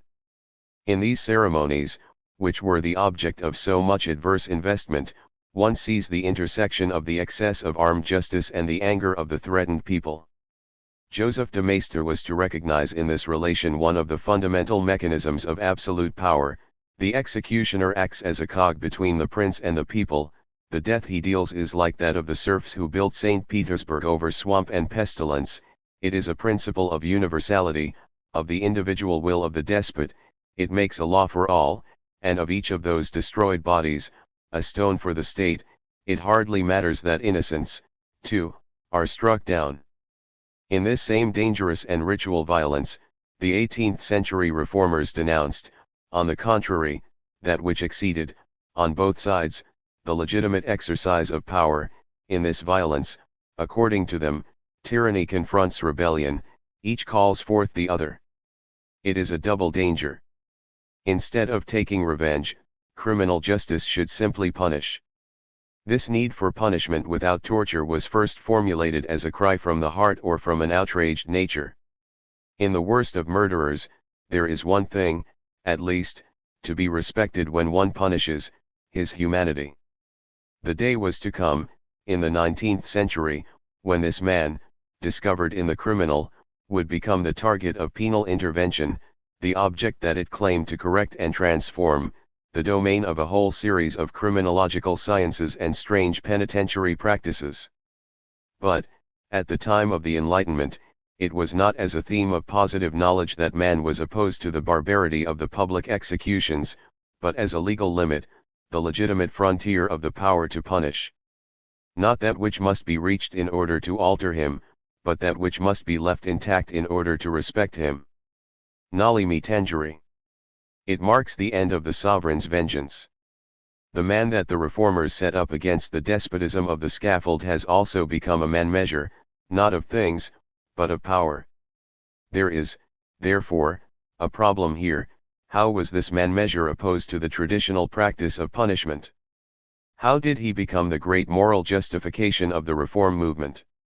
Why this universal horror of torture and such lyrical insistence that punishment be humane? Or, which amounts to the same thing, how are the two elements, which are everywhere present in demands for a more lenient penal system, measure and humanity, to be articulated upon one another, in a single strategy? These elements are so necessary and yet so uncertain that it is they, as disturbing as ever and still associated in the same dubious relation, that one finds today whenever the problem of an economy of punishment is posed. It is as if the 18th century had opened up the crisis of this economy and, in order to resolve it, proposed the fundamental law that punishment must have humanity as its measure, without any definitive meaning being given to this principle, which nevertheless is regarded as insuperable. We must, therefore, recount the birth and early days of this enigmatic leniency. Homage is paid to the great reformers, Beccaria, Servan, Duputy, Lackertel, Duport, Pastoret, Target, Burgess, the compilers of the Kayas, or petitions, and the Constituent Assembly, for having imposed this leniency on a legal machinery and on classical theoreticians who, at the end of the 18th century, were still rejecting it with well-formulated arguments. Yet this reform must be situated in a process that historians have recently uncovered through the study of legal archives, the relaxation of penalty in the 18th century, or, to be more precise, the double movement by which, during this period, crimes seemed to lose their violence, while punishments, reciprocally, lost some of their intensity, but at the cost of greater intervention. From the end of the 17th century, in fact, one observes a considerable diminution in murders and, generally speaking, in physical acts of aggression. Offenses against property seem to take over from crimes of violence, theft and swindling, from murder and assault, the diffuse, occasional, but frequent delinquency of the poorest classes was superseded by a limited, but skilled delinquency. The criminals of the 17th century were harassed men, ill-fed, quick to act, quick to anger. Seasonal criminals, those of the 18th, crafty, cunning, sly, calculating criminals on the fringes of society. Lastly, the internal organizations of delinquency altered, the great gangs of malefactors tended to break up, tracked down more efficiently and forced to work in smaller groups, often no more than half a dozen men.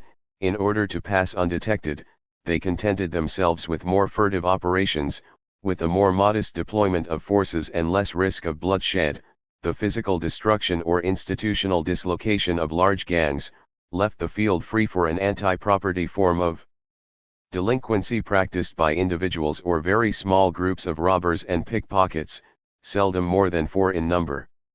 A general movement shifted criminality from the attack of bodies to the more or less direct seizure of goods, and from a mass criminality to a marginal criminality, partly the preserve of professionals.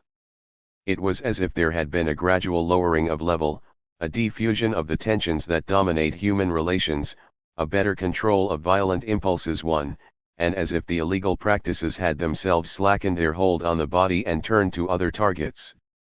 Crime became less violent long before punishment became less severe. But this transformation cannot be separated from several underlying processes. The first of these, as P. Chaunu observes, was a change in the operation of economic pressures, a general rise in the standard of living, a large demographic expansion, an increase in wealth and property and a consequent need for security. Furthermore, throughout the 18th century, one can observe a certain increased severity in the law. In England, out of the 223 capital crimes in force at the beginning of the 19th century, 156 had been introduced during the preceding 100 years. In France, the legislation on vagabondage had been revised in the direction of greater severity on several occasions since the 17th century. A tighter, more meticulous implementation of the law tended to take account of a mass of minor offenses that it once allowed to escape more easily. In the 18th century, the law became slower, heavier, harder on theft, whose relative frequency had increased, and towards which it now assumed the bourgeois appearances of a class justice, to the growth in France above all, and especially in Paris, of a police apparatus that prevented the development of organized, open criminality, shifted it towards more discreet forms. To this set of precautions, one should add the very widespread belief in a constant and dangerous rise in crime. Whereas the historians of today observe a diminution in the great gangs of malefactors, Trozen saw them roaming the French countryside like swarms of locusts. It is these voracious insects who daily lay waste the subsistence of the cultivators. They are, quite literally, enemy troops spreading over the surface of the territory, living as they wish, as in a conquered country, exacting levies under the name of alms. They cost the poorest peasants more than taxes. The richer peasants had to pay anything up to a third of their incomes. Most observers maintained that crime was increasing. They included, of course, those who advocated sterner measures. They also included those who thought that a law that was more restrained in its use of violence would be more effective, less liable to retreat before its own consequences, and they included the magistrates who claimed to be swamped by the number of trials. The misery of the people and the corruption of morals have increased the number of crimes and convicted criminals. In any case, that crime was on the increase was shown by the real practice of the courts. The revolutionary and imperial era could already be sensed in the last years of the Ancien regime. One is struck, in the trials of 1782-9, by the increase in tension. There is a new severity towards the poor, a concerted rejection of evidence, a rise in mutual mistrust, hatred, and fear. In fact, the shift from a criminality of blood to a criminality of fraud forms part of a whole complex mechanism, embracing the development of production, the increase of wealth, a higher juridical and moral value placed on property relations, stricter methods of surveillance, a tighter partitioning of the population, more efficient techniques of locating and obtaining information. The shift in illegal practices is correlative with an extension and a refinement of punitive practices. Was this a general change of attitude, a change that belongs to the domain of the spirit and the subconscious?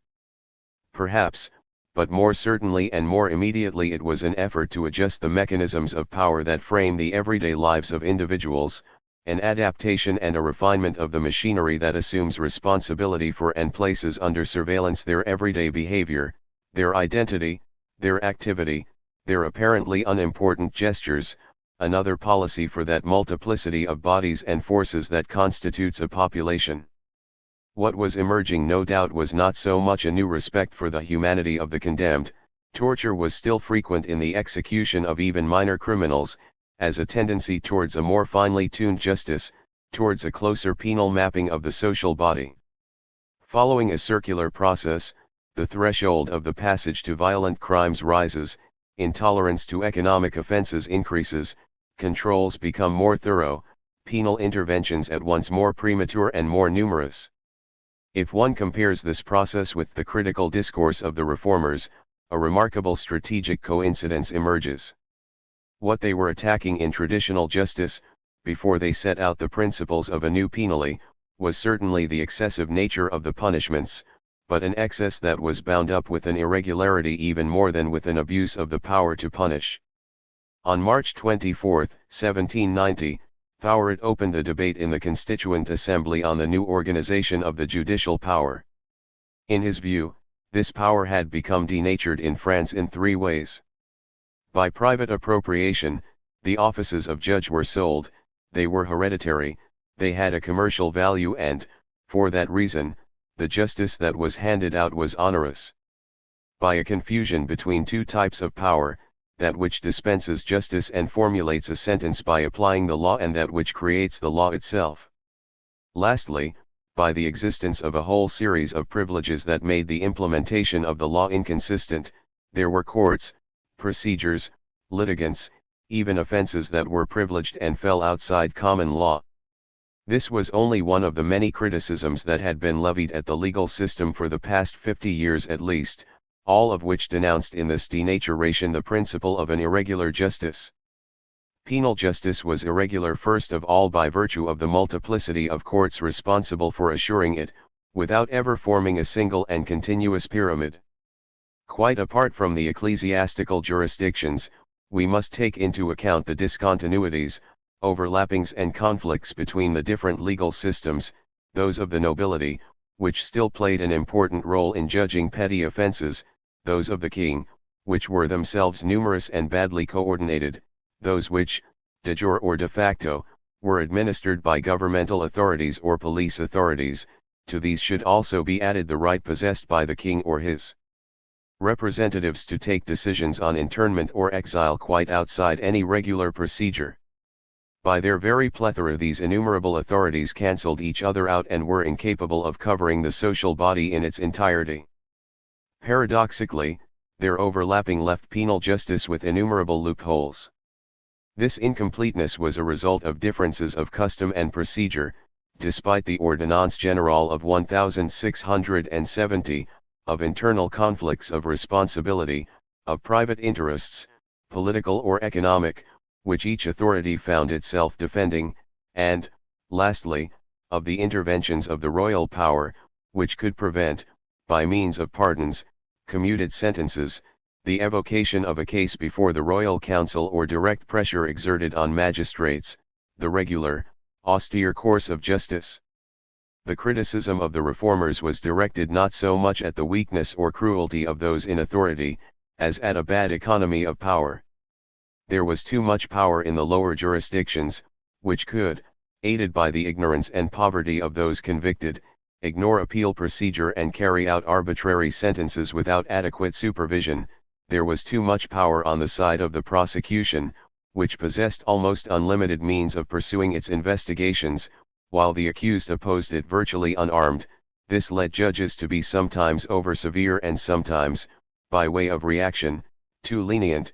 There was too much power in the hands of the judges who were able to content themselves with futile evidence, providing it was legal evidence, and who were allowed too great a freedom in the choice of penalty. There was too much power in the hands of the gens du roi, or royal magistrates, in relation to the accused, but also in relation to other magistrates. Lastly, there was too much power exercised by the king, who could suspend courts of justice, alter their decisions, remove magistrates from office, or exile them, and replace them by judges acting under royal commission. The paralysis of justice was due not so much to a weakening as to a badly regulated distribution of power, to its concentration at a certain number of points and to the conflicts and discontinuities that resulted. This dysfunction of power was related to a central excess, what might be called the monarchical superpower, which identified the right to punish with the personal power of the sovereign. This theoretical identification made the king the fons justitiae, but the practical consequences of this were to be found even in that which appeared to oppose him and to limit his absolutism. It was because the king, in order to raise money, had appropriated the right to sell legal offices, which belonged to him, that he was confronted by magistrates who owned their offices and who were not only intractable, but ignorant, self-interested, and frequently compromised. It was because he was constantly creating new offices that he multiplied the conflicts of power and authority. It was because he exercised too close a power over his gens and conferred on them almost discretionary powers that he intensified the conflicts within the magistrature. It was because he had brought the law into conflict with too many summary acts of justice or with administrative measures, that he paralysed normal justice, rendered it sometimes lenient and inconsistent, but sometimes over hasty and severe. Point 3. It was not so much, or not only, the privileges of justice, its arbitrariness, its archaic arrogance, its uncontrolled rights that were criticized, but rather the mixture of its weaknesses and excesses, its exaggerations and its loopholes, and above all the very principle of this mixture, the superpower of the monarch. The true objective of the reform movement, even in its most general formulations, was not so much to establish a new right to punish based on more equitable principles, as to set up a new economy of the power to punish, to assure its better distribution, so that it should be neither too concentrated at certain privileged points, nor too divided between opposing authorities, so that it should be distributed in homogeneous circuits capable of operating everywhere, in a continuous way, down to the finest grain of the social body. Point 4. The reform of criminal law must be read as a strategy for the rearrangement of the power to punish, according to modalities that render it more regular, more effective, more constant, and more detailed in its effects, in short, which increase its effects while diminishing its economic cost and its political cost. The new juridical theory of penalty corresponds in fact to a new political economy of the power to punish. This explains why the reform did not have a single origin. It was not the more enlightened members of the public, nor the philosophes, who regarded themselves as enemies of despotism and friends of mankind. It was not even the social groups opposed to the parliamentaries who instigated the reform. Or rather, it was not they alone. In this same overall project of a new distribution of the power to punish, and of a new distribution of its effects, many different interests came together. The reform was not prepared outside the legal machinery and against all its representatives. It was prepared, for the most part, from within, by a large number of magistrates and on the basis of shared objectives and the power conflicts that divided them. Certainly the reformers did not form a majority of the magistrates, but it was a body of lawyers who outlined its general principles, a power to judge that would not be affected by the immediate exercise of the prince's sovereignty, that would be relieved of any claim to legislate, that would be detached from property relations, and which, having no other functions but to judge, would exercise that power to the full. In short, the power to judge should no longer depend on the innumerable, discontinuous, sometimes contradictory privileges of sovereignty, but on the continuously distributed effects of public power. This general principle defined an overall strategy that covered many different struggles. Those of philosophers like Voltaire and of publicists like Broussat or Marat, but also those of magistrates whose interests were nevertheless very diverse, Le Trozen, a judge at the Presidial Court of Orleans, and Lackertel, the Advocate General at the Parliament, Target, who with the Parliaments was opposed to Maupeou's reform, but also J. N. Moreau, who supported the royal power against the parliamentaries, Servan and Duputy, both magistrates, but in conflict with their colleagues, etc. Throughout the 18th century, inside and outside the legal apparatus, in both everyday penal practice and the criticism of institutions, one sees the emergence of a new strategy for the exercise of the power to punish. And reform, in the strict sense, as it was formulated in the theories of law or as it was outlined in the various projects, was the political or philosophical resumption of this strategy, with its primary objectives, to make of the punishment and repression of illegalities a regular function, coextensive with society, not to punish less, but to punish better, to punish with an attenuated severity perhaps, but in order to punish with more universality and necessity, to insert the power to punish more deeply into the social body. The conjuncture that saw the birth of reform is not, therefore, that of a new sensibility, but that of another policy with regard to illegalities. Roughly speaking, one might say that, under the Ancien regime, each of the different social strata had its margin of tolerated illegality, the non-application of the rule, the non-observance of the innumerable edicts or ordinances were a condition of the political and economic functioning of society. This feature may not have been peculiar to the Ancien regime. But illegality was so deeply rooted and so necessary to the life of each social stratum, that it had in a sense its own coherence and economy. Sometimes it took on an absolutely statutory form, as with the privileges accorded certain individuals and groups, which made it not so much an illegality as a regular exemption. Sometimes it took the form of a massive general non-observance, which meant that for decades, sometimes for centuries, ordinances could be published and constantly renewed without ever being implemented. Sometimes it was a matter of laws gradually falling into abeyance, then suddenly being reactivated, sometimes of silent consent on the part of the authorities, neglect, or quite simply the actual impossibility of imposing the law and apprehending offenders. The least favored strata of the population did not have, in principle, any privileges, but they benefited, within the margins of what was imposed on them by law and custom, from a space of tolerance, gained by force or obstinacy, and this space was for them so indispensable a condition of existence that they were often ready to rise up to defend it. The attempts that were made periodically to reduce it, by reviving old laws or by improving the methods of apprehending, provoked popular disturbances, just as attempts to reduce certain privileges disturbed the nobility, the clergy, and the bourgeoisie. This necessary illegality, of which every social stratum bore within itself specific forms, was caught up in a series of paradoxes. In its lower regions, it was identified with criminality, from which it was difficult to distinguish it juridically, if not morally, from fiscal illegality to customs illegality, to smuggling, to looting, to the armed struggle against the government's taxation agents, then against the soldiers themselves and, finally, to rebellion. There was a continuity, in which it was difficult to mark the frontiers, or, again, vagabondage with the pillage, aggravated theft, even murder that went with it. Provided a welcome environment to the unemployed, to workers who had left their employers in irregular circumstances, to domestic servants who had some reason to flee their masters, to ill-treated apprentices, to deserting soldiers, to all those who wished to escape the press gang.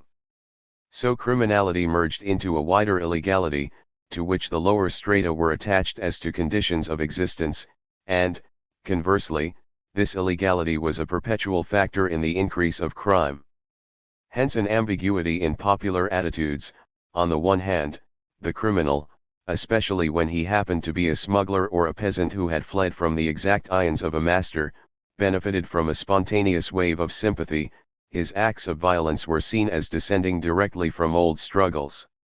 On the other hand, a man who, under cover of an illegality accepted by the population, committed crimes at the expense of this population, the vagrant beggar, for example, who robbed and murdered, easily became the object of a special hate. He had redirected upon the least favored illegality that was integral to their conditions of existence. Thus there grew up around crimes a network of glorification and blame, effective help and fear alternated with regard to this shifting population, which one knew was very near, but from which one felt that crime could emerge. Popular illegality enveloped a whole nucleus of criminality that was both its extreme form and its internal danger. Between this illegality of the depths and those of the other social castes, there was neither an exact convergence nor a profound opposition. Generally speaking, the different illegalities proper to each group maintained relations with one another that involved not only rivalry, competition, and conflicts of interest, but also mutual help and complicity. The peasant's refusal to pay certain state or ecclesiastical rents was not necessarily disapproved of by the landowners.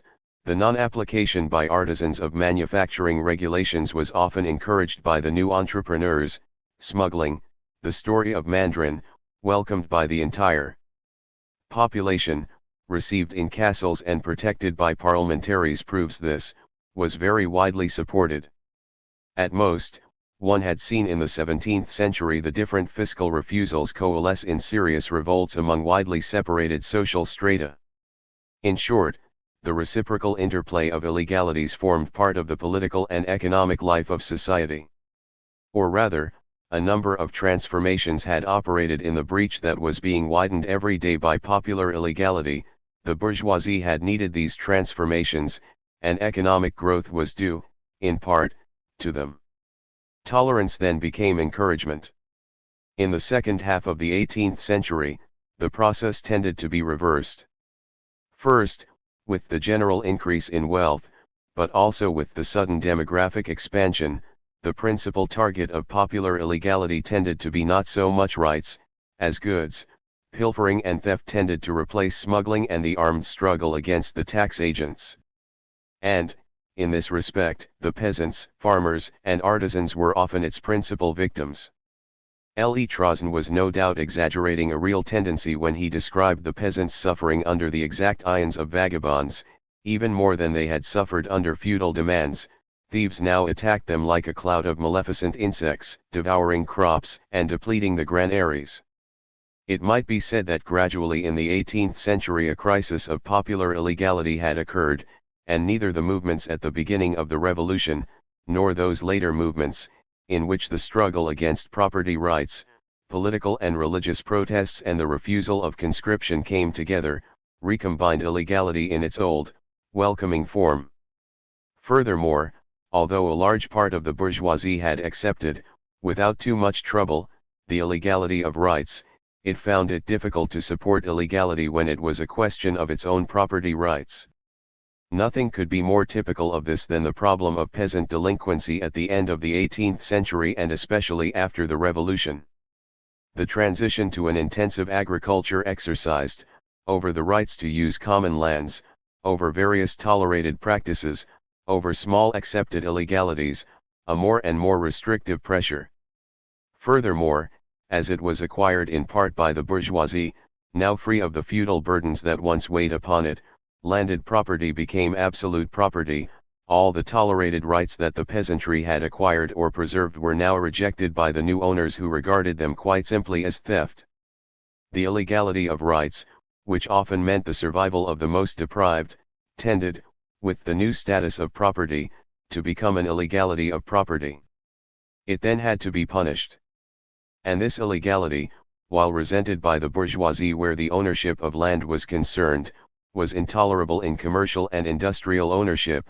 The development of the ports, the appearance of great warehouses in which merchandise was stored, the organization of huge workshops also necessitated a severe repression of illegality.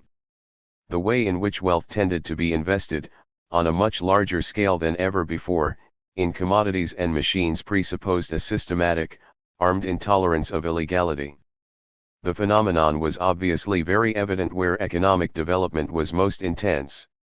Calhoun set out to give proof, supported by figures, of the urgent need to check the innumerable illegal practices that had grown up.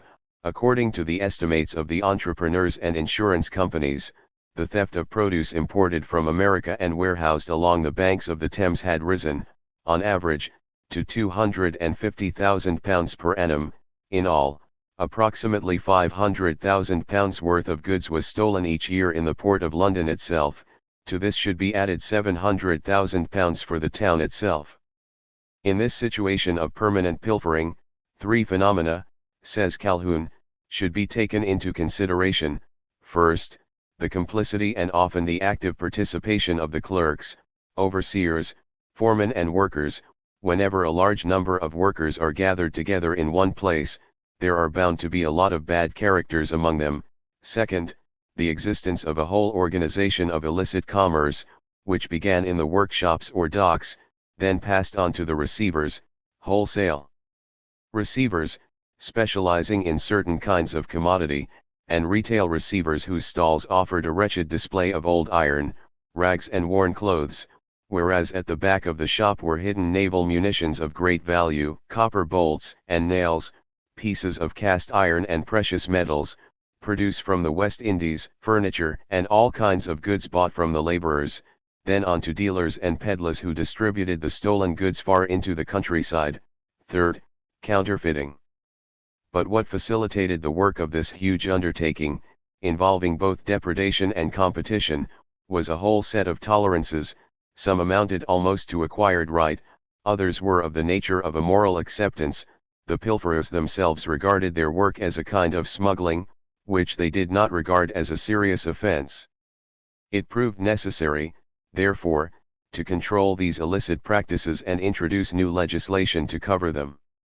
The offenses had to be properly defined and more surely punished.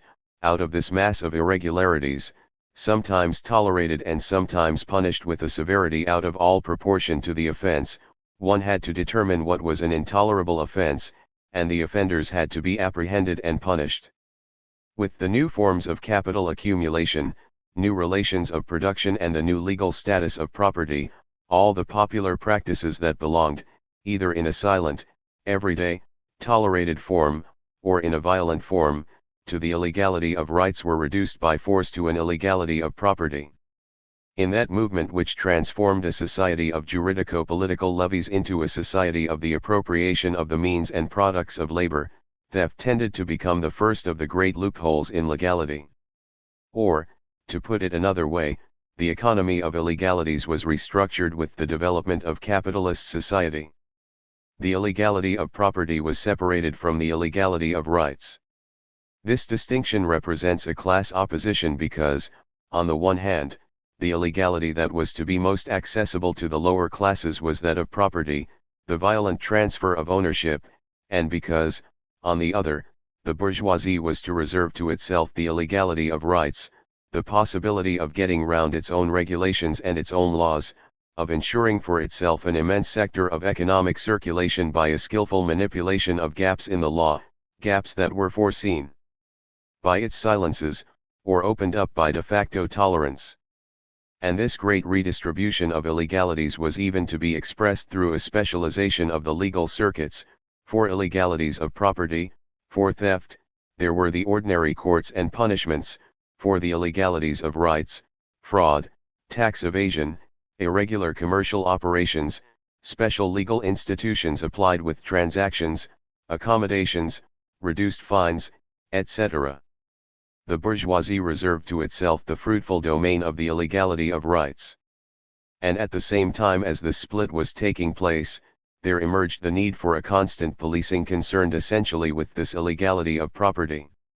It became necessary to get rid of the old economy of the power to punish, based on the principles of the confused and inadequate multiplicity of authorities, the distribution and concentration of the power correlative with actual inertia and inevitable tolerance, punishments that were spectacular in their manifestations and haphazard in their application. It became necessary to define a strategy and techniques of punishment in which an economy of continuity and permanence would replace that of expenditure and excess. In short, penal reform was born at the point of junction between the struggle against the superpower of the sovereign and that against the infrapower of acquired and tolerated illegalities. And if penal reform was anything more than the temporary result of a purely circumstantial encounter, it was because, between this superpower and this infrapower, a whole network of relations was being formed. By placing on the side of the sovereign the additional burden of a spectacular, unlimited, personal, irregular, and discontinuous power, the form of monarchical sovereignty left the subjects free to practice a constant illegality. This illegality was like the correlative of this type of power. So much so that in attacking the various prerogatives of the sovereign one was also attacking the functioning of the illegalities. The two objectives were in continuity. And, according to particular circumstances or tactics, the reformers laid more stress on one or the other. Le Trozen, the physiocrat who was a judge at the Presidial Court of Orleans, may serve as an example. In 1764, he published a memorandum on vagabondage, that hotbed of thieves and murderers who live in the midst of society without being members of it, who wage a veritable war on all citizens, and who are in the midst of us in that state that one supposes existed before the establishment of civil society. Against them, he demanded the most severe penalties. He wanted the police to be reinforced, the mounted constabulary to hunt them down with the help of the population that suffered from their depredations. He demanded that these useless and dangerous people should be acquired by the state and that they should belong to it as slaves to their masters, and if necessary one should organize collective round ups in the woods to drive them out, and anyone making a capture should be paid a reward of £10 is given for anyone who kills a wolf. A vagabond is infinitely more dangerous for society. In 1777 in Vues sur la justice criminelle, the same Le Trozen demanded that the prerogatives of the crown be reduced, that the accused be regarded as innocent until proved guilty, that the judge be a just arbiter between them and society, That laws be fixed, constant, determined in the most precise way, so that subjects know to what they are exposed, and that magistrates be nothing more than the organ of the law.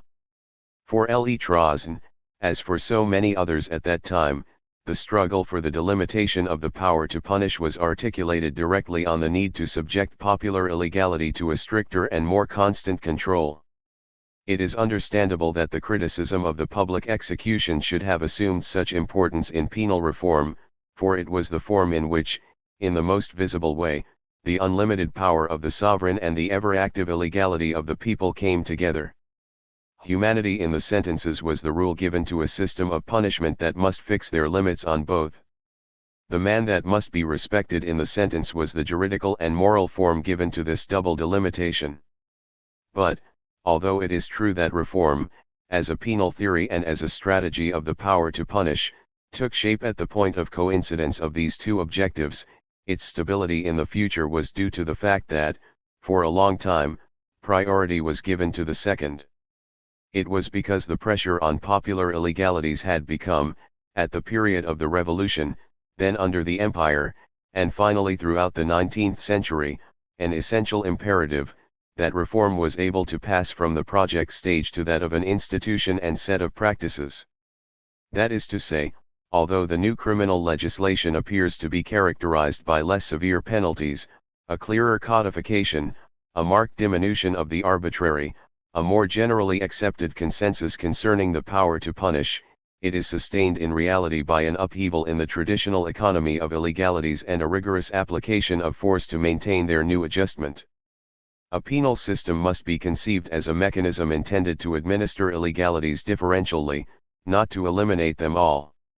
Shift the object and change the scale. Define new tactics in order to reach a target that is now more subtle but also more widely spread in the social body. Find new techniques for adjusting punishment to it and for adapting its effects. Lay down new principles for regularizing, refining, universalizing the art of punishing. Homogenize its application. Reduce its economic and political cost by increasing its effectiveness and by multiplying its circuits. In short, constitute a new economy and a new technology of the power to punish. These are no doubt the essential raisons d'etre of penal reform in the 18th century. At the level of principles, this new strategy falls easily into the general theory of the contract. The citizen is presumed to have accepted once and for all, with the laws of society, the very law by which he may be punished. Thus the criminal appears as a juridically paradoxical being. He has broken the pact, he is therefore the enemy of society as a whole, but he participates in the punishment that is practiced upon him. The least crime attacks the whole of society, and the whole of society, including the criminal, is present in the least punishment. Penal punishment is therefore a generalized function, coextensive with the function of the social body and with each of its elements. This gives rise to the problem of the degree of punishment, the economy of the power to punish. In effect, the offense opposes an individual to the entire social body. In order to punish him, society has the right to oppose him in its entirety. It is an unequal struggle. On one side are all the forces, all the power, all the rights. And this is how it should be, since the defense of each individual is involved. Thus a formidable right to punish is established, since the offender becomes the common enemy. Indeed, he is worse than an enemy, for it is from within society that he delivers his blows. He is nothing less than a traitor, a monster. How could society not have an absolute right over him? How could it not demand, quite simply, his elimination?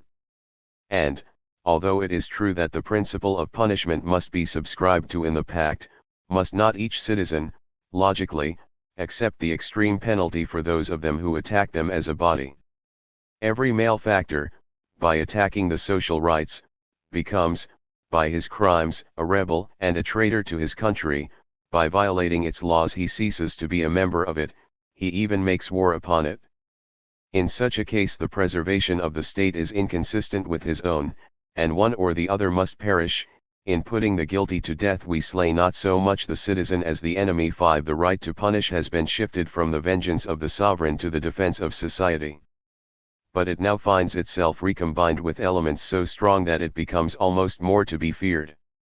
The malefactor has been saved from a threat that is by its very nature excessive, but he is exposed to a penalty that seems to be without bounds. It is a return to a terrible superpower. It brings with it the need to establish a principle of moderation for the power of punishment. Who does not shudder with horror when reading in history of so many terrible and useless torments, invented and coldly applied by monsters who took upon themselves the name of sage? Or again, the laws summon me to the greatest punishment of crimes. I go with all the fury that it has inspired in me. But what is this? They even go beyond it? God, who has imprinted in our hearts an aversion to pain for ourselves and for our fellow men, are they then those same beings, whom thou hast created so weak and so sensible, who have invented such barbarous, such refined tortures? The principle of moderation in punishment, even when it is a question of punishing the enemy of the social body, is articulated first as a discourse of the heart. Or rather, it leaps forth like a cry from the body, which is revolted at the sight or at the imagination of too much cruelty. The formulation of the principle that penally must remain humane is expressed by the reformers in the first person. It is as if the sensibility of the speaker were being expressed directly, as if the body of the philosopher or theoretician had come, between executioner and victim, to affirm his own law and to impose it finally on the entire economy of punishment. Does this lyricism express an inability to find a rational foundation for a penal arithmetic? Between the contractual principle that expels the criminal from society and the image of the monster vomited by nature, where is one to find a limit, if not in a human nature that is manifested, not in the rigor of the law, not in the ferocity of the delinquent, but in the sensibility of the reasonable man who makes the law and does not commit crime? But this recourse to sensibility does not exactly express a theoretical impossibility.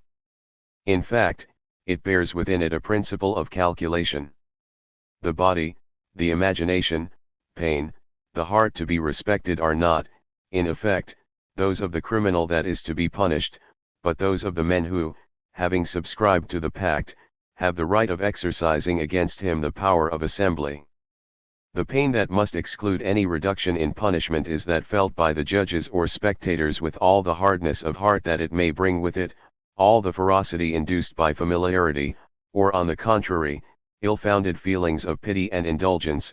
Thank God for those gentle, sensitive souls on whom those horrible executions exert a kind of torture. What has to be arranged and calculated are the return effects of punishment on the punishing authority and the power that it claims to exercise. Here the principle takes root that one should never apply inhumane punishments to a criminal, who, nevertheless, may well be a traitor and a monster.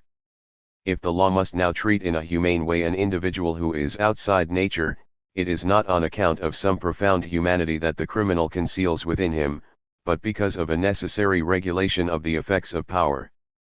It is this economic rationality that must calculate the penalty and prescribe the appropriate techniques.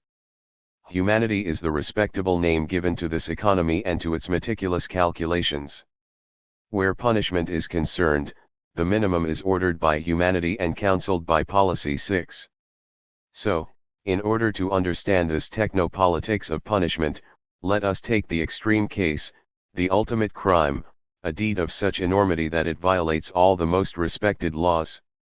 It is produced in circumstances so extraordinary, in such profound secrecy, with such lack of restraint, as if at the very limit of possibility, that it could not be other than unique, in any case the last of its kind. No one could ever imitate it, no one could take it as an example, or even feel scandalized that it should have been committed. It is doomed to disappear without trace. This fable 7 of the ultimate crime is, to the new penally, what original sin was to the old, the pure form in which the reason for punishment appears. Ought such a crime to be punished? According to what calculation? Of what use could its punishment be in the economy of the power to punish? It would be useful to the extent that it could make reparation for the harm done to society. Now, if one sets aside the strictly material damage, which even when it is irreparable as in the case of a murder is of little account in relation to society as a whole, The injury that a crime inflicts upon the social body is the disorder that it introduces into it, the scandal that it gives rise to, the example that it gives, the incitement to repeat it if it is not punished, the possibility of becoming widespread that it bears within it. In order to be useful, punishment must have as its objective the consequences of the crime, that is to say, the series of disorders that it is capable of initiating. The proportion between the penalty and the quality of the offense is determined by the influence that the violation of the pact has on the social order.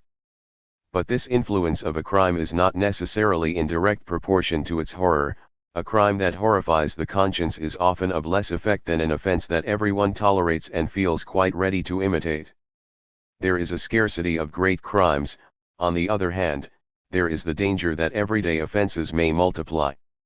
So one must not seek a qualitative relation between the crime and its punishment, an equivalence of horror. Can the cries of a wretch in torment bring back from the depths of a past that cannot return an action that has already been committed? One must calculate a penalty in terms not of the crime, but of its possible repetition. One must take into account not the past offense, but the future disorder. Things must be so arranged that the malefactor can have neither any desire to repeat his offense, nor any possibility of having imitators. 8 Punishment, then, will be an art of effects, rather than opposing the enormity of the penalty to the enormity of the crime. One must adjust to one another the two series that follow from the crime, its own effects and those of the penalty. A crime without a dynasty does not call for punishment, any more than, according to another version of the same fable, a society on the verge of dissolution and disappearance would have the right to erect scaffolds. The last crime cannot but remain unpunished. This was an old view. The function of punishment as example was to be found long before the 18th century reform. That punishment looks towards the future, and that at least one of its major functions is to prevent crime had, for centuries, been one of the current justifications of the right to punish. But the difference was that the prevention that was expected as an effect of the punishment and its spectacle, and therefore of its excess, tended now to become the principle of its economy and the measure of its just proportions. One must punish exactly enough to prevent repetition. There is, then, a shift in the mechanics of example. In a penally employing public torture and execution, example was the answer to the crime. It had, by a sort of twin manifestation, to show the crime and at the same time to show the sovereign power that mastered it. In a penally calculated according to its own effects, example must refer back to the crime, but in the most discreet way possible and with the greatest possible economy indicate the intervention of power. Ideally, too, it should prevent any subsequent reappearance of either.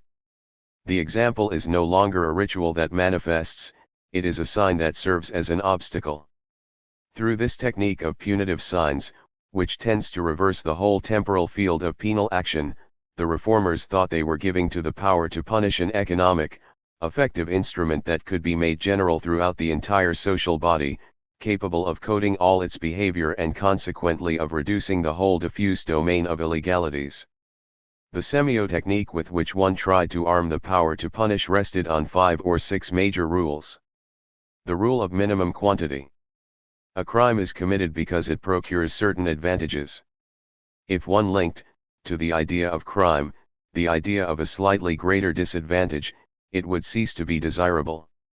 For punishment to produce the effect that must be expected of it, it is enough that the harm that it causes exceed the good that the criminal has derived from the crime. A proximity between penalty and crime can, indeed must, be accepted, but no longer in its old form, where the public execution had to be equivalent in intensity to the crime, with an additional factor that marked the surplus power of the sovereign carrying out his legitimate vengeance.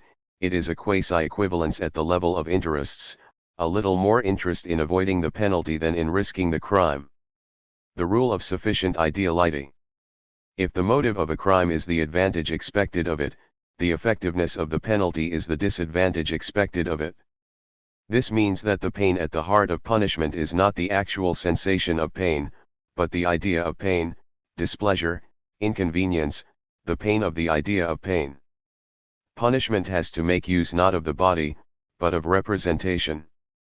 Or rather, if it does make use of the body, it is not so much as the subject of a pain as the object of a representation.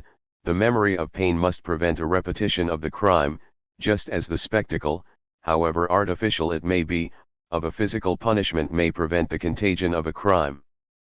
But it is not pain in itself that will be the instrument of the technique of punishment.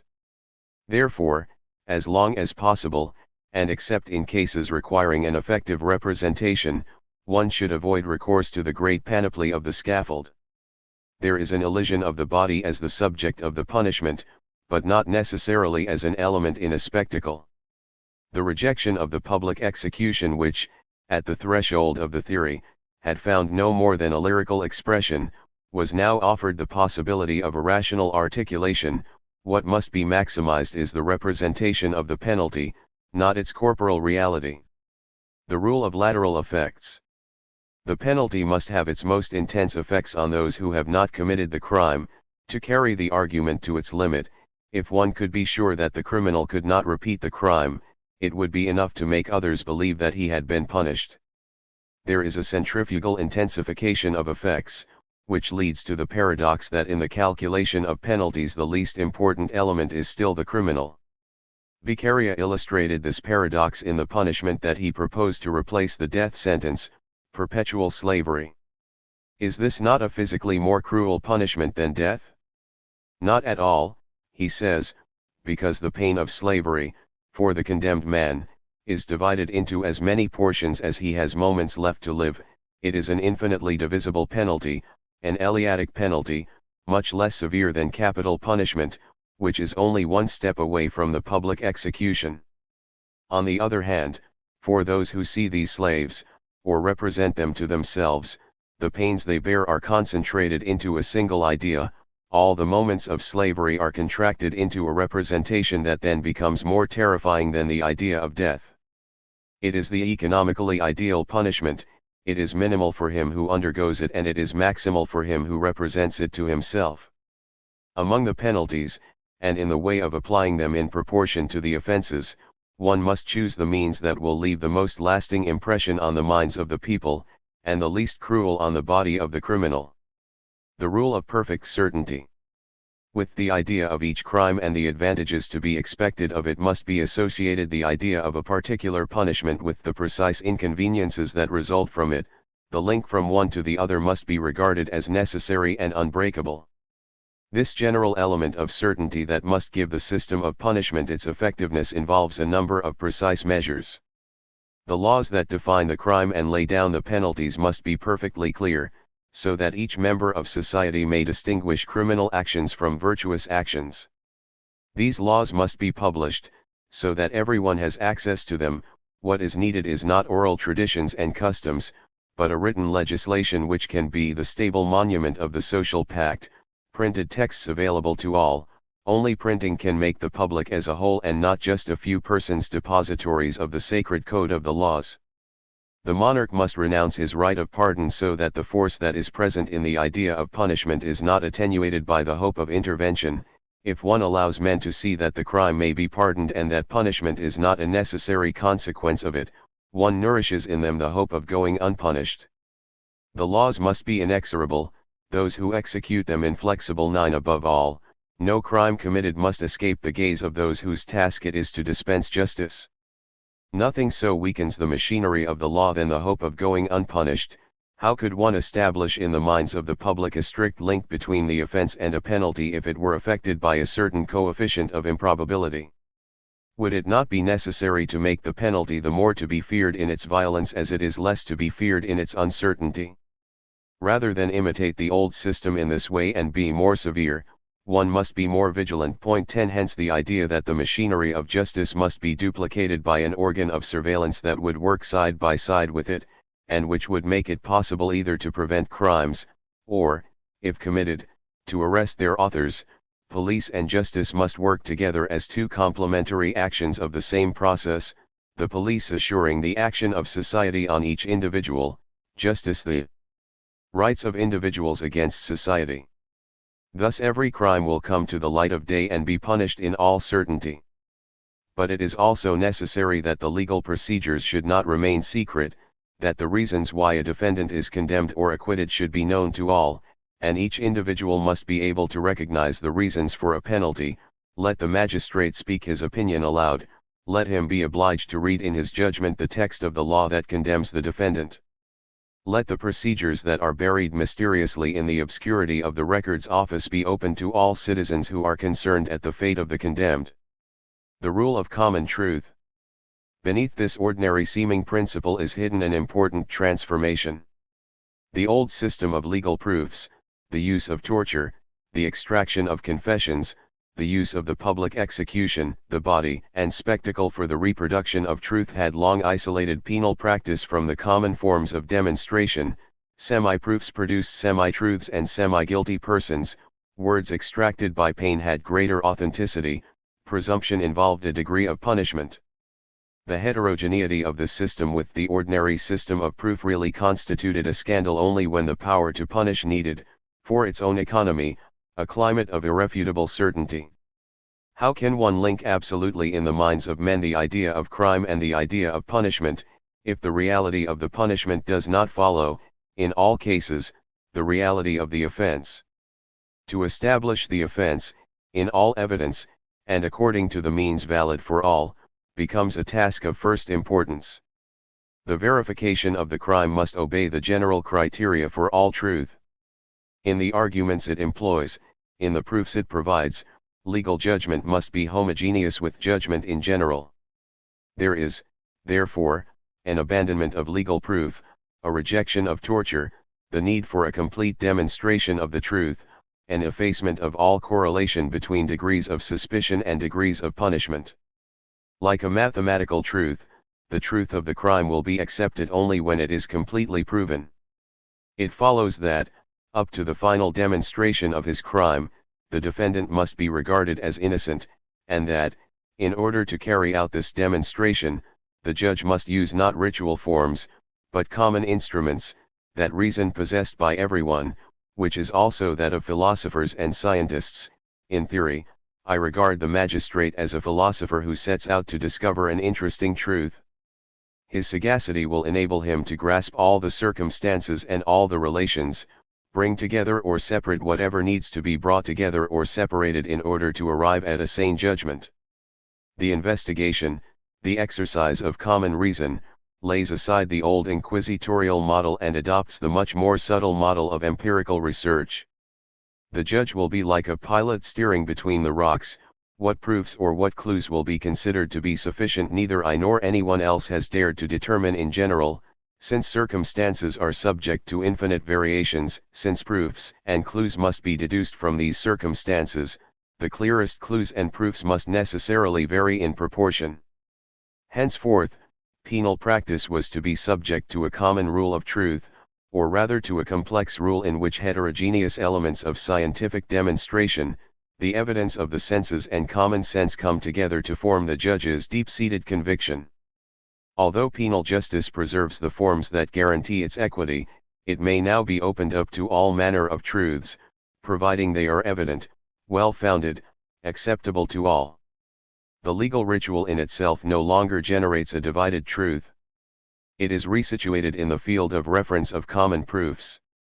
With the multiplicity of scientific discourses, a difficult, infinite relation was then forged that penal justice is still unable to control.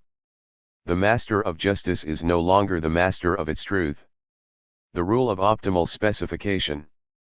For penal semiotics to cover the whole field of illegalities that one wishes to eliminate, all offenses must be defined, they must be classified and collected into species from which none of them can escape.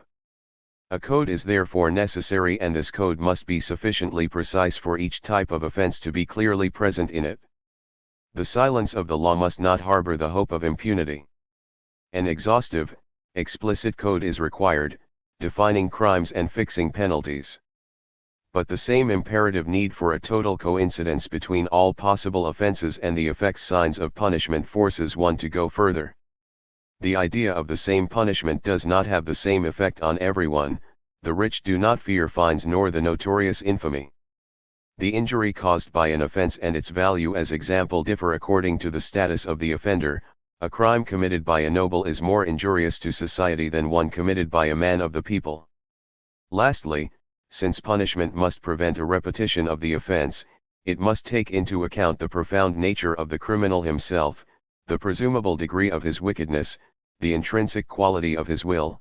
Of two men who have committed the same theft, how much less guilty is he who scarcely had the necessities of life than he who overflowed with excess? Of two perjurers, how much more criminal is he on whom one has striven from his childhood to impress feelings of honor than he who, abandoned to nature, never received the benefit of education? One sees the emergence at the same time of the need for a parallel classification of crimes and punishments, the need for an individualization of sentences, in accordance with the particular characteristics of each criminal. This individualization was to weigh very heavily throughout the history of modern penal law. It is rooted precisely here, in terms of the theory of law and according to the requirements of everyday practice. It is no doubt in radical opposition to the principle of codification, but from the standpoint of the economy of the power to punish, and of the techniques by which one wishes to circulate throughout the social body precisely calibrated signs of punishment, with neither excesses nor loopholes, with neither a useless expenditure of power nor with timidity, it becomes evident that the codification of the offense's punishment system and the modulation of the criminal punishment dyad go side by side, each requiring the other. Individualization appears as the ultimate aim of a precisely adapted code. But this individualization is very different in its nature from the modulations of punishment to be found in the old jurisprudence. The old system, and on this point it followed Christian penitentiary practice, used two series of variables to adjust the punishment, those of circumstances and those of intention, elements, that is to say, that made it possible to qualify the act itself. The modulation of the penalty belonged to casuistry in the broad sense. But what was now beginning to emerge was a modulation that referred to the defendant himself, to his nature, to his way of life and his attitude of mind, to his past, to the quality and not to the intention of his will. One perceives, but as a place as yet unfilled, the locus in which, in penal practice, psychological knowledge will take over the role of casuistic jurisprudence. Of course, at the end of the 18th century, that moment was still far off. The code individualization link was sought in the scientific models of the period. Natural history no doubt offered the most adequate schema, the taxonomy of species according to an uninterrupted gradation. One sought to constitute a Linnaeus of crimes and punishments, so that each particular offense and each punishable individual might come, without the slightest risk of any arbitrary action, within the provisions of a general law. A table must be drawn up of all the genera of crimes to be observed in different countries. According to the enumeration of crimes, a division into species must be carried out. The best rule of this division is, it seems to me, to separate the crimes according to their objects. This division must be such that each species is quite distinct from another, and that each particular crime, considered in all its relations, may be placed between that which must precede it and that which must follow it, in the strictest gradation. Lastly, this table must be such that it may be compared with another table that will be drawn up for penalties, in such a way that they may correspond exactly to one another. In theory, or rather in dream, the double taxonomy of punishments and crimes will solve the problem, but how is one to apply fixed laws to particular individuals? Far removed from this speculative model, forms of anthropological individualization were being constituted at the same period in what was still a very rough and ready way. Let us take first the notion of the repetition of crime. Not that this was unknown to the old criminal laws. Point 11. But it was tending to become a description of the defendant himself capable of altering the sentence passed. According to the legislation of 1791, recidivists were liable in almost all cases to a doubling of the penalty. According to the law of Floreal Year X, they had to be branded with the letter R, and the Penal Code of 1810 inflicted on them either the maximum possible of the normal penalty, or the penalty immediately above it. Now, through the repetition of the crime, what one was aiming at was not the author of an act defined by law, but the delinquent subject himself, a certain will that manifested his intrinsically criminal character. Gradually, as criminality, rather than crime, became the object of penal intervention, the opposition between first offender and recidivist tended to become more important. And on the basis of this opposition, reinforcing it on several points, one sees at the same period the formation of the notion of the crime passional, an involuntary, unpremeditated crime, bound up with extraordinary circumstances, which, while not offering the same excuse as madness, nevertheless prevented it from being regarded as an ordinary crime. As early as 1791, Le Pelletier remarked that the subtle gradation of penalties that he had presented to the Constituent Assembly might dissuade from crime the evildoer who plans a wicked action in cold blood, and who may be restrained by thoughts of the penalty, but, on the other hand, it was powerless against crimes due to violent passions that have no regard to consequences. This, however, was unimportant, since such crimes revealed in their authors no reasoned wickedness. 12. Beneath the humanization of the penalties, what one finds are all those rules that authorize, or rather demand, leniency, as a calculated economy of the power to punish. But they also provoke a shift in the point of application of this power. It is no longer the body, with the ritual play of excessive pains, spectacular brandings in the ritual of the public execution. It is the mind, or rather a play of representations and signs circulating discreetly but necessarily and evidently in the minds of all. It is no longer the body, but the soul, said Mabley. And we see very clearly what he meant by this term, the correlative of a technique of power. Old anatomies of punishment are abandoned. But have we really entered the age of non-corporal punishment?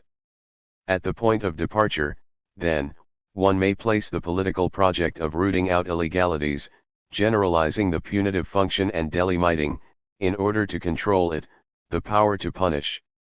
From this there emerge two lines of objectification of crime and of the criminal. On the one hand, the criminal designated as the enemy of all, whom it is in the interest of all to track down, falls outside the pact, disqualifies himself as a citizen and emerges, bearing within him as it were, a wild fragment of nature. He appears as a villain, a monster, a madman, perhaps, a sick and, before long, abnormal individual. It is as such that, one day, he will belong to a scientific objectification and to the treatment that is correlative to it.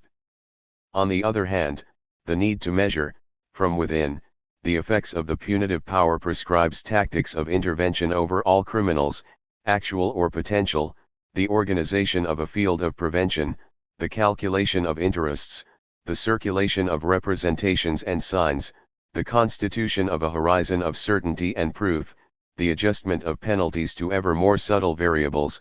All this also leads to an objectification of criminals and crimes. In either case, one sees that the power relation that underlies the exercise of punishment begins to be duplicated by an object relation in which are caught up not only the crime as a fact to be established according to common norms, but the criminal as an individual to be known according to specific criteria. One also sees that this object relation is not superimposed, from the outside, on the punitive practice, as would be a prohibition laid on the fury of the public execution by the limits of the sensibility, or as would be a rational or scientific interrogation as to what this man that one is punishing really is. The processes of objectification originate in the very tactics of power and of the arrangement of its exercise. However, the two types of objectification that emerge with the project of penal reform are very different from one another, both in their chronology and in their effects. The objectification of the criminal as outside the law, as natural man, is still only a potentiality, a vanishing trace, in which are entangled the themes of political criticism and the figures of the imagination. One will have to wait a long time before homo criminalis becomes a definite object in the field of knowledge. The other, on the contrary, has had much more rapid and decisive effects in so far as it was linked more directly to the reorganization of the power to punish, codification, definition of offenses, the fixing of a scale of penalties, rules of procedure, definition of the role of magistrates. and also because it made use of the discourse already constituted by the ideologues.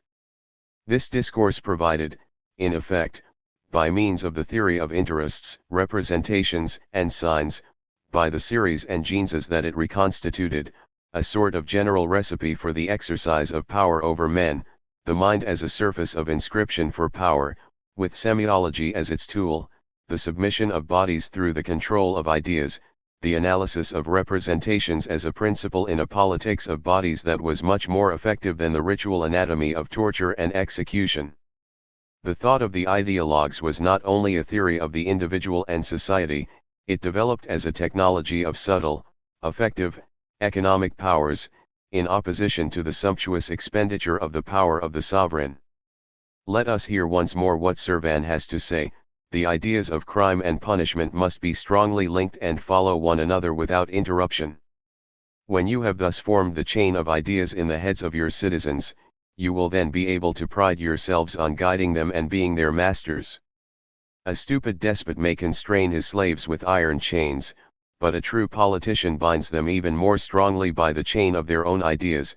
It is at the stable point of reason that he secures the end of the chain. This link is all the stronger in that we do not know of what it is made and we believe it to be our own work. Despair and time eat away the bonds of iron and steel, but they are powerless against the habitual union of ideas. They can only tighten it still more, and on the soft fibers of the brain is founded the unshakable base of the soundest of empires. It is this semiotechnique of punishments, this ideological power which, partly at least, will remain in suspense and will be superseded by a new political anatomy, in which the body, once again, but in a new form, will be the principal character.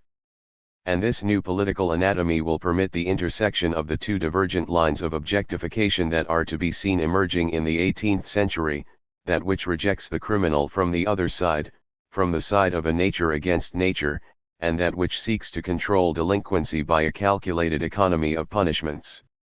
A glance at the new art of punishing clearly reveals the supersession of the punitive semiotechnique by a new politics of the body. 2. The gentle way in punishment. The art of punishing, then, must rest on a whole technology of representation. The undertaking can succeed only if it forms part of a natural mechanics. Like the gravitation of bodies, a secret force compels us ever towards our well-being. This impulsion is effected only by the obstacles that laws oppose to it.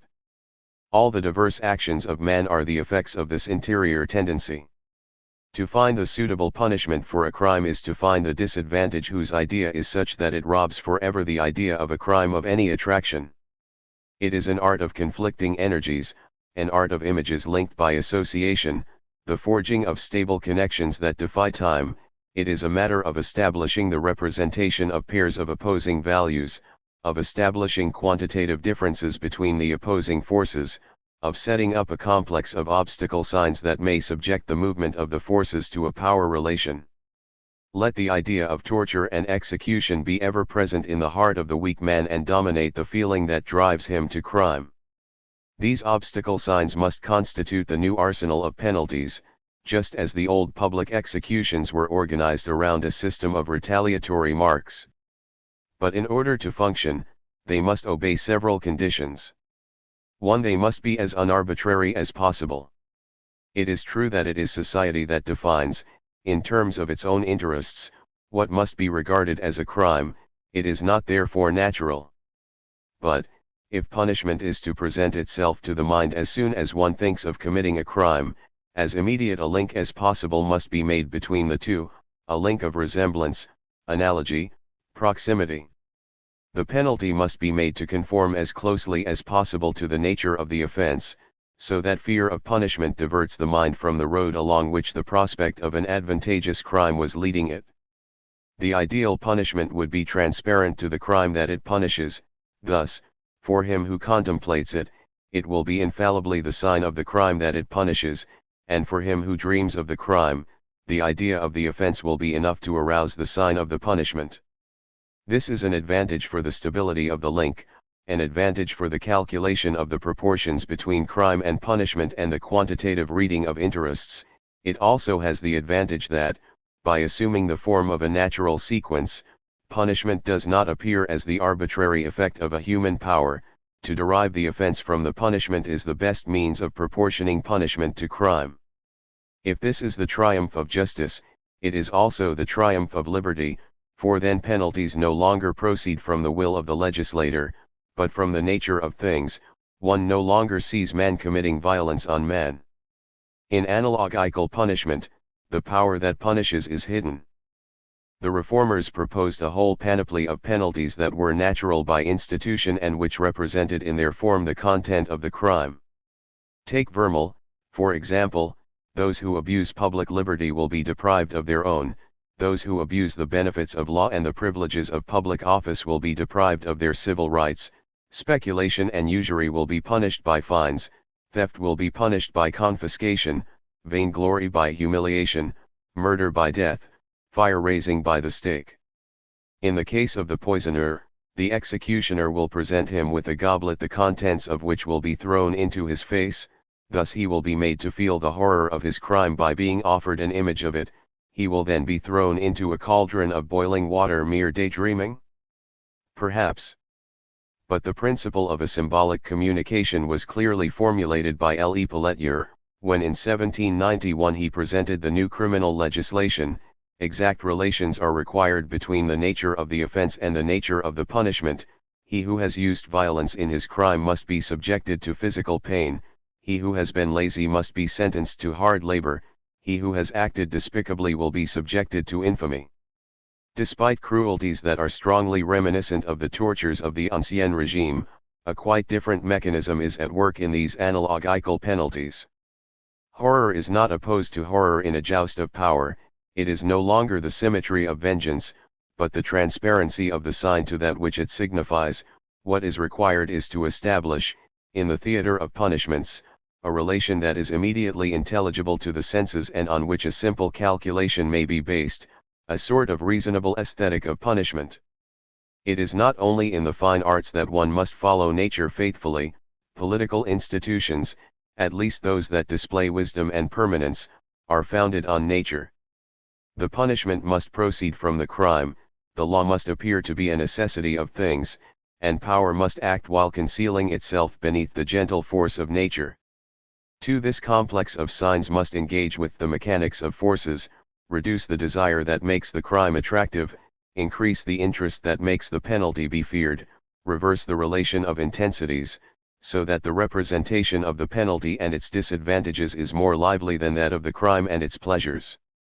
There is a whole mechanics, therefore, of interest, of its movement, of the way that one represents it to oneself and of the liveliness of this representation. The legislator must be a skillful architect who knows how to employ all the forces that may contribute to the solidity of the building and reduce all those that might ruin it. There are several ways of achieving this. Go straight to the source of evil. Smash the mainspring that animates the representation of the crime. Weaken the interest that brought it to birth. Behind the offenses of the vagabond, there is laziness. That is what one must fight against. One will not succeed by locking beggars up in filthy prisons that are more like cesspools. They will have to be forced to work. The best way of punishing them is to employ them. Against a bad passion, a good habit; against a force, another force, but it must be the force of sensibility and passion, not that of armed power. Must one not deduce all penalties from this principle, which is so simple, so appropriate, and already well known, namely, to choose them in that which is most subduing for the passion that led to the crime committed?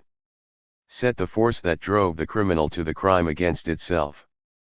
Divide interest, use it to make the penalty something to be feared.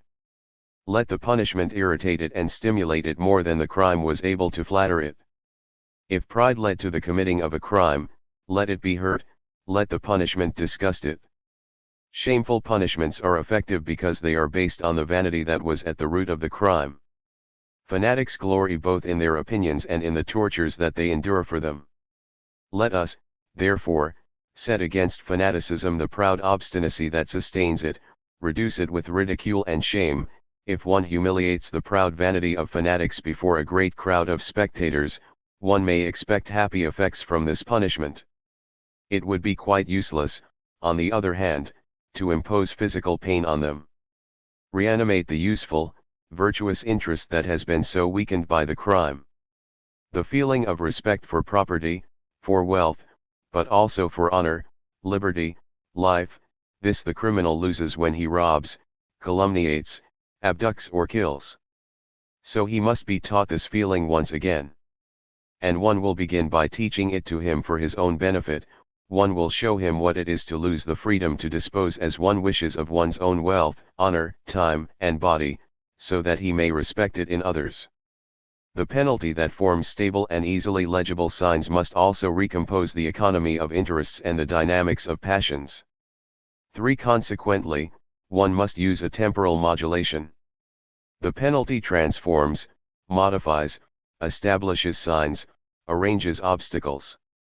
What use would it be if it had to be permanent? A penalty that had no end would be contradictory.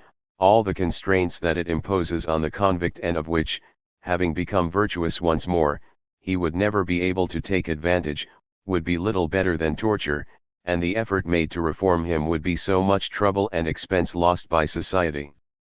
If incorrigibles there be, one must be determined to eliminate them. But, for all the others, punishment can function only if it comes to an end. This analysis was accepted by the Constituent Assembly. The Code of 1791 lays down the death penalty for traitors and murderers. All other penalties must have an end. But above all, the role of duration must be integrated into the economy of the penalty. In its very violence, the public execution tended to have the following result: the more serious the crime, the shorter the punishment. Duration certainly intervened in the old system of penalties: days at the pillory, years of banishment, hours spent dying on the wheel. But it was a time of ordeal, not of concerted transformation. Duration must now facilitate the proper action of the punishment. A prolonged succession of painful privations, sparing mankind the horror of torture, has much more effect on the guilty party than a passing moment of pain. It constantly renews in the eyes of the people that witness it the memory of vengeful laws, and revives in all the moments of a salutary terror one time, operator of punishment. But the delicate mechanism of the passions must not be constrained in the same way or with the same insistence when they begin to improve. The punishment should diminish as it produces its effects. It may well be fixed, in the sense that it is determined for all, in the same way, by law, but its internal mechanism must be variable. In the bill put before the Constituent Assembly, Le Pelletier proposed a system of diminishing penalties. A convict condemned to the most serious penalty would be subjected to the cachot only during the first stage of his imprisonment. He would be allowed to work first 2 then 3 days a week.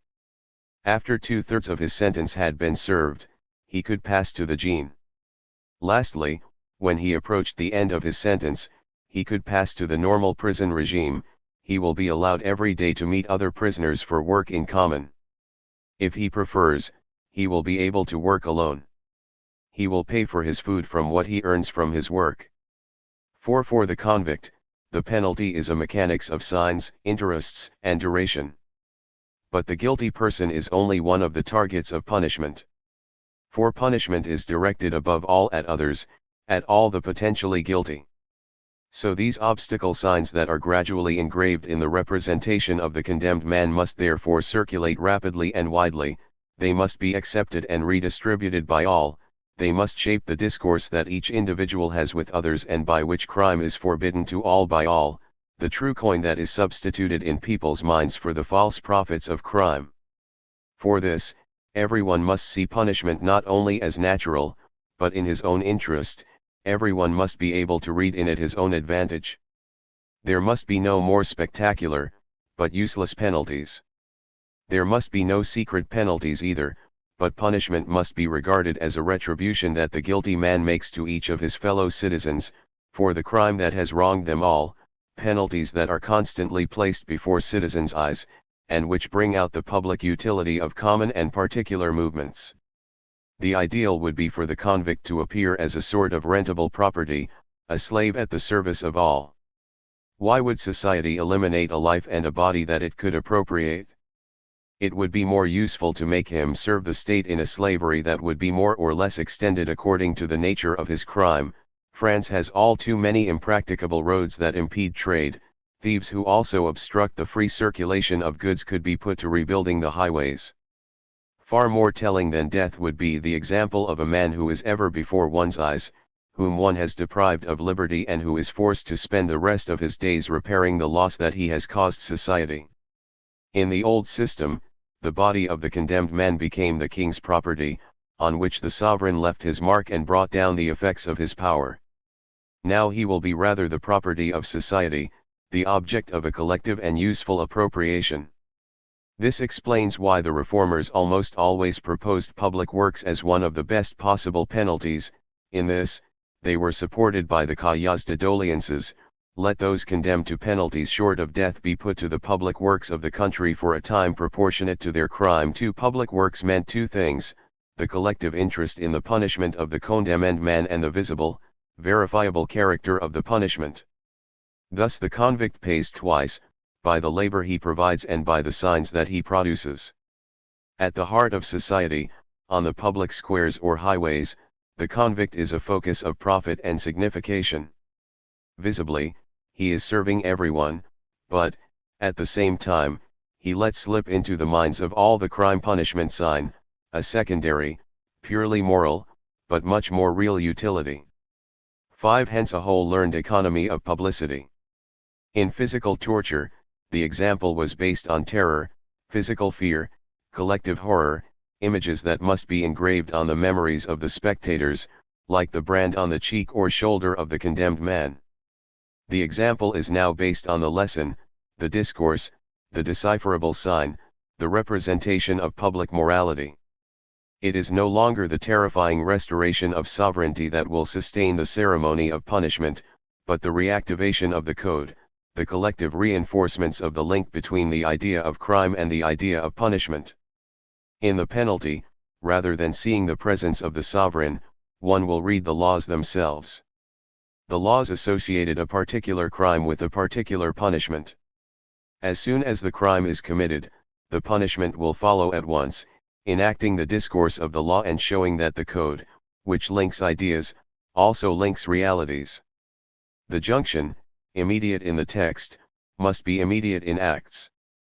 Consider those first movements in which the news of some horrible act spreads through our towns and countryside. The citizens are like men who see lightning falling about them. Everyone is moved by indignation and horror. That is the moment to punish the crime. Do not let it slip by, hasten to prove it and judge it. Set up scaffolds, stakes, drag out the guilty man to the public squares, summon the people with great cries. You will then hear them applaud the proclamation of your judgments, as the proclamation of peace and liberty. You will see them run to these terrible spectacles as to the triumph of the laws. Public punishment is the ceremony of immediate recoding. The law is reformed, it takes up its place on the side of the crime that violated it. The criminal, on the other hand, is detached from society, he leaves it. But not in those ambiguous festivals of the ancien regime in which the people inevitably took part, either in the crime or in the execution, but in a ceremony of mourning. The society that has rediscovered its laws has lost the citizen who violated them. Public punishment must manifest this double affliction, that a citizen should have been capable of ignoring the law and that one should have been obliged to separate oneself from a citizen. Associate the scaffold with the most lugubrious and most moving ceremonies. Let this terrible day be a day of mourning for the nation. Let the general sorrow be painted everywhere in bold letters. Let the magistrate, wearing black, funereal crape, announce the crime and the sad necessity of a legal vengeance to the people. Let the different scenes of this tragedy strike all the senses, stir all gentle, honest affections. The meaning of this mourning must be clear to all. Each element of its ritual must speak, repeat the crime, recall the law, show the need for punishment and justify its degree. Posters, placards, signs, symbols must be distributed, so that everyone may learn their significations. The publicity of punishment must not have the physical effect of terror, it must open up a book to be read. Le Pelletier suggested that, once a month, the people should be allowed to visit convicts. In their mournful cells, they will read, written in bold letters above the door, the name of the convict, his crime, and his sentence. And in the simple, military style of the imperial ceremonies, Bigzon was to imagine some years later a whole tableau of penal heraldry. The prisoner condemned to death will be taken to the scaffold in a cart hung or painted in black and red. If he is a traitor, he will wear a red coat on which will be inscribed, in front and behind, the word traitor. If he is a parricide, his head will be covered with a black veil and on his shirt will be embroidered daggers or whatever instruments of death he used. If he is a poisoner, his red shirt will be decorated with snakes and other venomous animals. This legible lesson, this ritual recoding, must be repeated as often as possible. The punishments must be a school rather than a festival, an ever-open book rather than a ceremony. The duration that makes the punishment effective for the guilty is also useful for the spectators. They must be able to consult at each moment the permanent lexicon of crime and punishment. A secret punishment is a punishment half-wasted. Children should be allowed to come to the places where the penalty is being carried out. There they will attend their classes in civics. And grown men will periodically relearn the laws. Let us conceive of places of punishment as a garden of the laws that families would visit on Sundays. I propose that, from time to time, after preparing people's minds with a reasoned discourse on the preservation of the social order, on the utility of punishment, men as well as boys should be taken to the mines and to the work camps and contemplate the frightful fate of these outlaws. Such pilgrimages would be more useful than the pilgrimages made by the Turks to Mecca. And L. E. Pelletier considered that this visibility of punishment was one of the fundamental principles of the new penal code. Often, at certain special times, the presence of the people must bring down shame upon the heads of the guilty, and the presence of the guilty person in the pitiful state to which his crime has reduced him must bring useful instruction to the souls of the people. Long before he was regarded as an object of science, the criminal was imagined as a source of instruction. Once one made charitable visits to prisoners to share in their sufferings. Now it was being suggested that children should come and learn how the benefits of the law are applied to crime, a living lesson in the Museum of Order. 6. This will make possible in society an inversion of the traditional discourse of crime. How can one extinguish the dubious glory of the criminal? This was a matter of grave concern to the lawmakers of the 18th century. How can one silence the adventures of the great criminals celebrated in the almanacs, broadsheets and popular tales? If the recoding of punishment is well done, if the ceremony of mourning takes place as it should, the crime can no longer appear as anything but a misfortune and the criminal as an enemy who must be re-educated into social life. Instead of those songs of praise that turn the criminal into a hero, only those obstacle signs that arrest the desire to commit the crime by the calculated fear of punishment will circulate in men's discourse. The positive mechanics will operate to the full in the language of every day, which will constantly reinforce it with new accounts. Discourse will become the vehicle of the law, the constant principle of universal recoding. The poets of the people will at last join those who call themselves the missionaries of eternal reason. They will become moralists. Filled with these terrible images and salutary ideas, each citizen will spread them through his family and there, by long accounts delivered with as much fervour as they are avidly listened to, his children gathered around him, will open up their young memories to receive, in imperishable lineaments, the notion of crime and punishment, the love of law and country, the respect and trust of the magistrature. Country people, too, will be witnesses of these examples and will sow them around their huts. The taste of virtue will take root in these coarse souls, while the evildoer, dismayed at the public joy, fearful at the sight of so many enemies, may abandon plans whose outcome will be as prompt as it is gloomy. This, then, is how one must imagine the punitive city. At the crossroads, in the gardens, at the side of roads being repaired or bridges built, in workshops open to all, in the depths of mines that may be visited, will be hundreds of tiny theaters of punishment. Each crime will have its law, each criminal his punishment. It will be a visible punishment, a punishment that tells all, that explains, justifies itself, convicts, placards, different colored caps bearing inscriptions, posters, symbols, texts read or printed, tirelessly repeat the code. Scenery, perspectives, optical effects, trompe-l'œil sometimes magnify the scene, making it more fearful than it is, but also clearer. From where the public is sitting, it is possible to believe in the existence of certain cruelties which, in fact, do not take place. But the essential point, in all these real or magnified severities, is that they should all, according to a strict economy, teach a lesson, that each punishment should be a fable. And that, in counterpoint with all the direct examples of virtue, one may at each moment encounter, as a living spectacle, the misfortunes of vice. Around each of these moral representations, school children will gather with their masters and adults will learn what lessons to teach their offspring. The great terrifying ritual of the public execution gives way, day after day, street after street, to this serious theater, with its multifarious and persuasive scenes. And popular memory will reproduce in rumor the austere discourse of the law.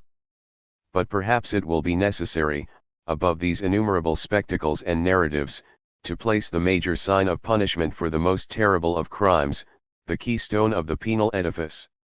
In any case, Vermel had imagined the scene of absolute punishment that should dominate all the theaters of everyday punishment, the only case in which one had to seek to reach an infinity of punishment, something equivalent in the new penal system to what regicide had been in the old. The man found guilty of this crime would have his eyes put out, he would be put into an iron cage, suspended in the air, above a public square, he would be completely naked, he would be attached to the bars of the cage by an iron belt around his waist, to the end of his days, he would be fed on bread and water. Thus he would be exposed to all the rigors of the seasons, sometimes his head would be covered with snow, sometimes burnt by a scorching sun.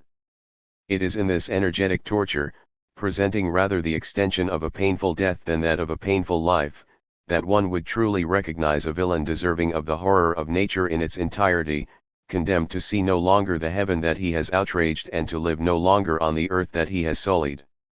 Above the punitive city hangs this iron spider, and the criminal who is to be thus crucified by the new law is the parricide.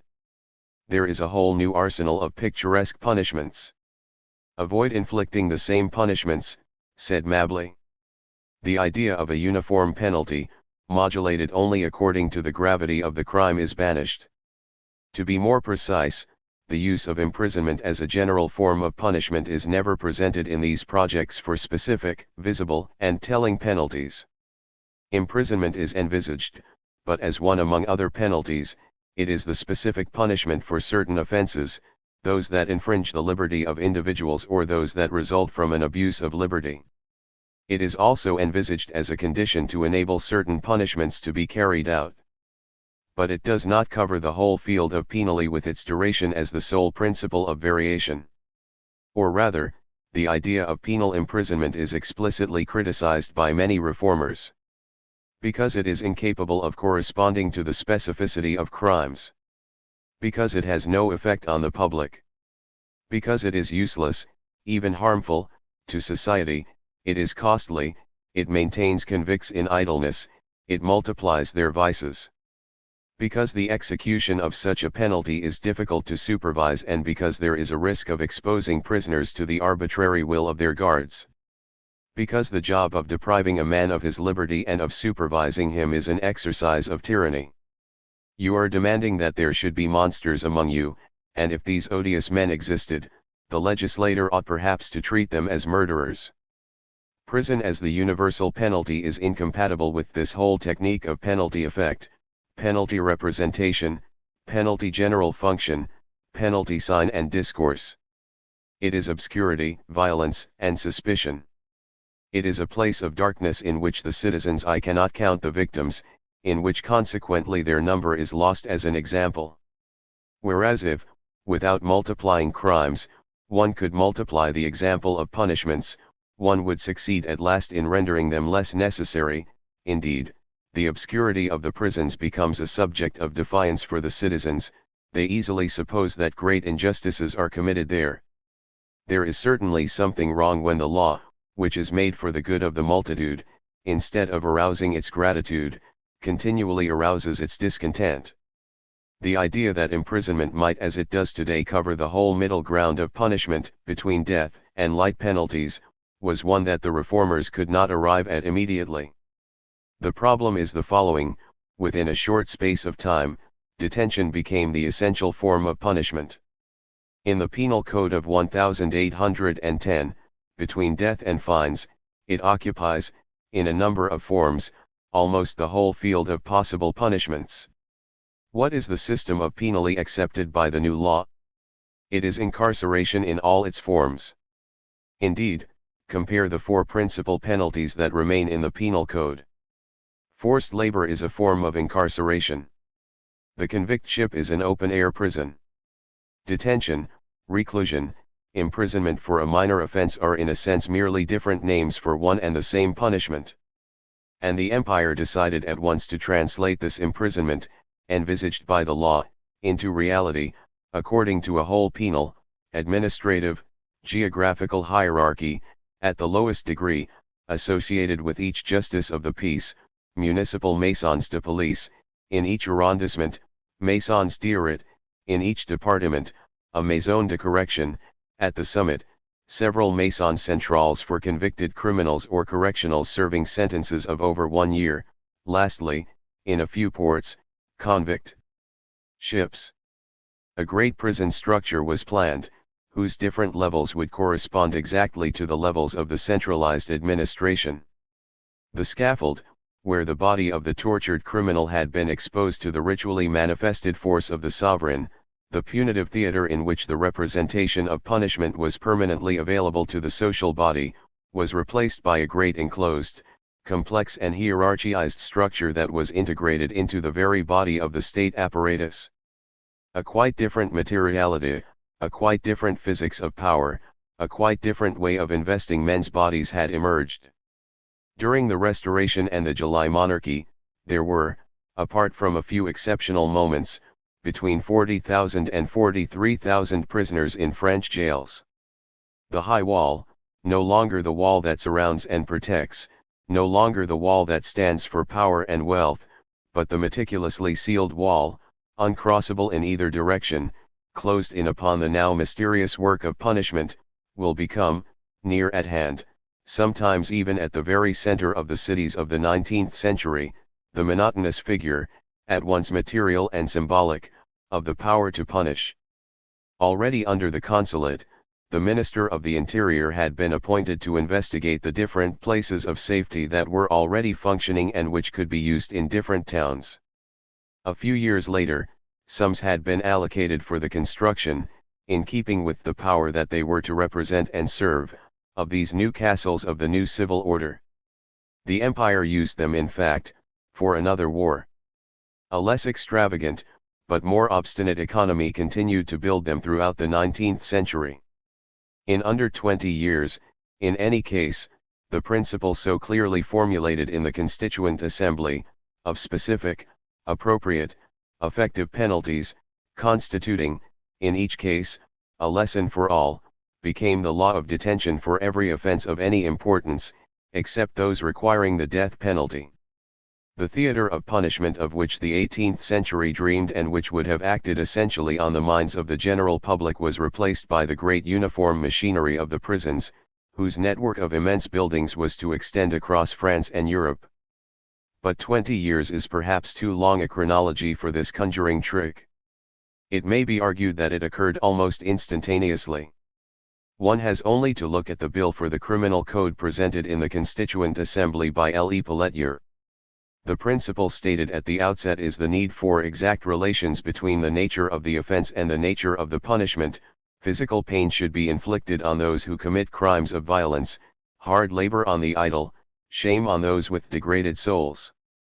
But the severe penalties actually proposed are three forms of detention: the cachot, in which the penalty of imprisonment is augmented by various measures; the gene, in which these ancillary measures are attenuated; and lastly imprisonment proper, which is reduced to simple confinement.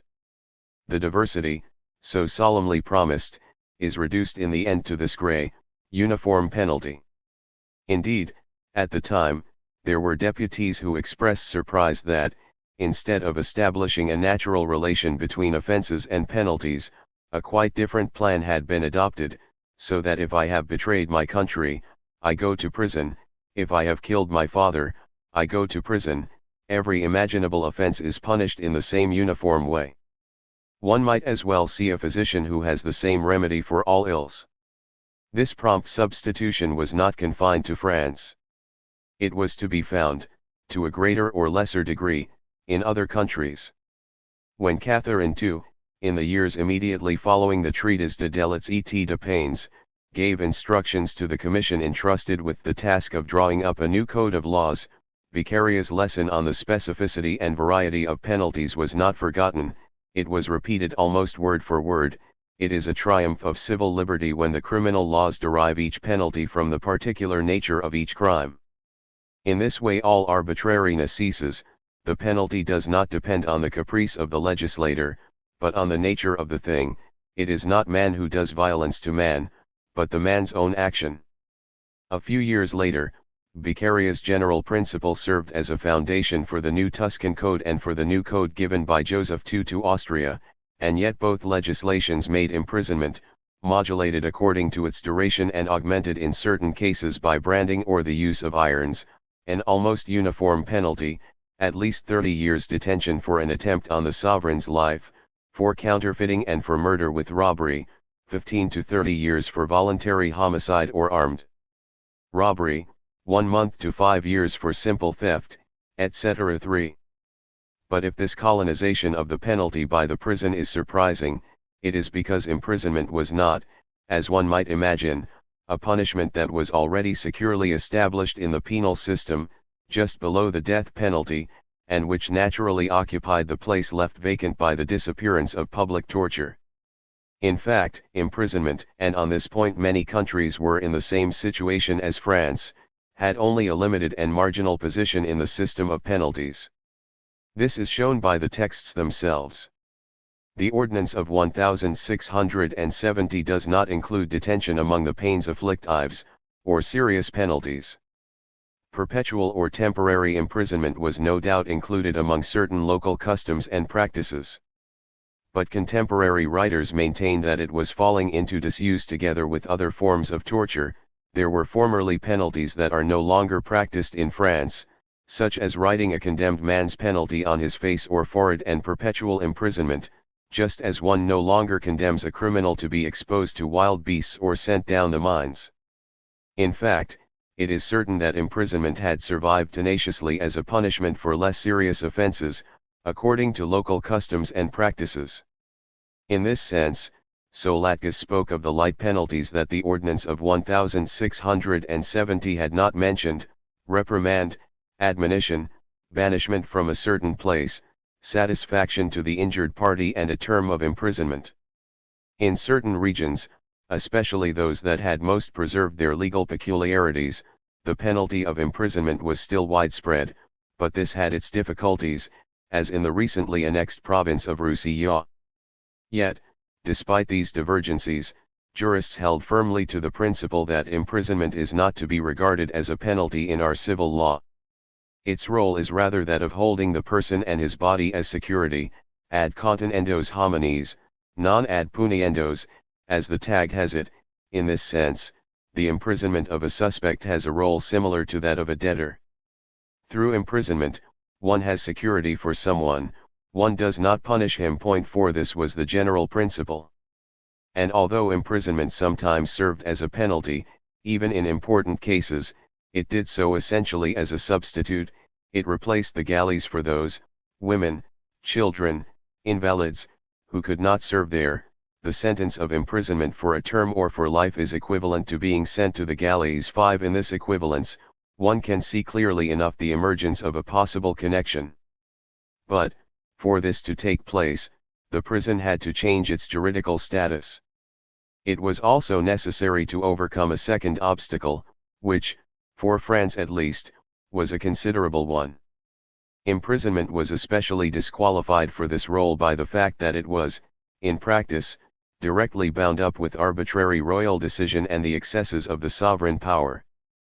the maisons de force, the general hospitals, the king's orders or the orders of the police magistrates, letters under the king's private seal obtained by notables or by families, constituted a whole repressive practice, juxtaposed with regular justice and more usually opposed to it.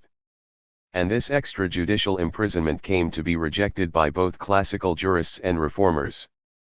Prisons are made by princes, said a traditionalist like Serpillion, who sheltered behind the authority of Judge Bohire, although, for reasons of state, princes are sometimes inclined to inflict this penalty.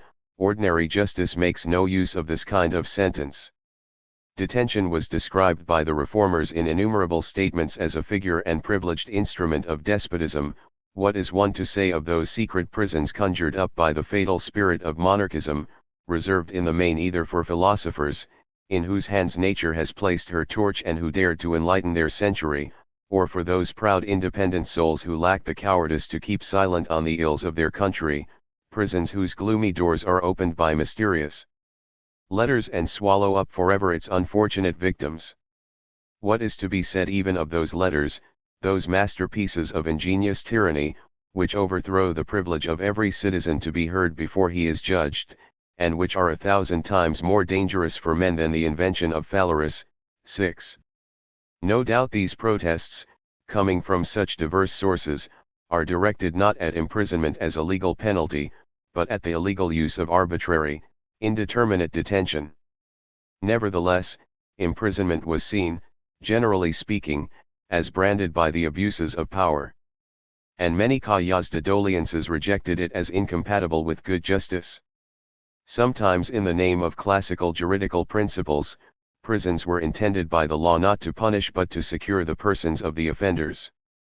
Sometimes in the name of the effects of imprisonment, which punishes those who have not yet been convicted, which communicates and generalizes the evil that it ought to prevent, and which runs counter to the principle of the individuality of penalties by punishing a whole family, it was said that imprisonment is not a penalty. Humanity rises up against the frightful thought that it is not a punishment to deprive a citizen of his most precious possession, to plunge him ignominiously into the den of crime, to snatch him from everything that is dear to him, to bring him perhaps to ruin and to deprive not only him but his unfortunate family of all means of subsistence. And, on several occasions, the cahiers demanded the abolition of those houses of internment. We believe that the maisons de force must be razed to the ground. 7. And the decree of March 13, 1790 ordered the freeing of all persons detained in castles, religious houses, maisons de force, maisons de police or any other prisons, by orders under the king's private seal or by orders of the agents of the executive power. How then could detention, so evidently bound up with an illegality that was denounced even in the power of the prince, become in so short a time one of the most general forms of legal punishment? The explanation most usually given is the formation, during the classical age, of a number of great models of punitive imprisonment. Their prestige, which was all the greater in that the most recent examples came from England and above all from America, appears to have made it possible to overcome the double obstacle constituted by the age-old rules of law and the despotic functioning of imprisonment. Very soon, it seems, these obstacles were swept away by the punitive marvels thought up by the reformers, and detention became a serious reality. There can be no doubt about the importance of these models. But it is precisely these models that, before providing a solution, themselves pose problems, the problem of their existence and the problem of their diffusion. How were they able to come into being and, above all, how did they become so generally accepted? For it is easy to show that, although they correspond on a number of points with the general principles of penal reform, they fail to do so on an even greater number. Sometimes they are even quite incompatible. The oldest of these models, the one that is generally regarded as having more or less inspired all the others, was the Rasphuis of Amsterdam, opened in 1596.8. Originally, it was intended for beggars or young malefactors. Its functioning obeyed three great principles: the duration of the penalties could, at least within certain limits, be determined by the administration itself, according to the prisoner's conduct. Work was obligatory, it was performed in common, and, for the work done, the prisoners received wages. A strict timetable, a system of prohibitions and obligations, continual supervision, exhortations, religious readings, a whole complex of methods to draw towards good and to turn away from evil held the prisoners in its grip from day to day. One may take the Rasphuis of Amsterdam as a basic figure. Historically, it forms the link between the theory, so characteristic of the 16th century, of a pedagogical and spiritual transformation of individuals brought about by continuous exercise, and the penitentiary techniques conceived in the second half of the 18th century. And it provided the three institutions that were then set up with the fundamental principles that each was to develop in its own particular direction. The Maison de Force at Ghent organized penal labor above all around economic imperatives. The reason given was that idleness was the general cause of most crimes. An investigation, no doubt one of the first, carried out among those sentenced under the jurisdiction of Alost, in 1749, showed that malefactors were not artisans or laborers, but idlers given up to begging. 9 Hence the idea of a house that would in a sense provide a universal pedagogy of work for those who had proved to be resistant to it.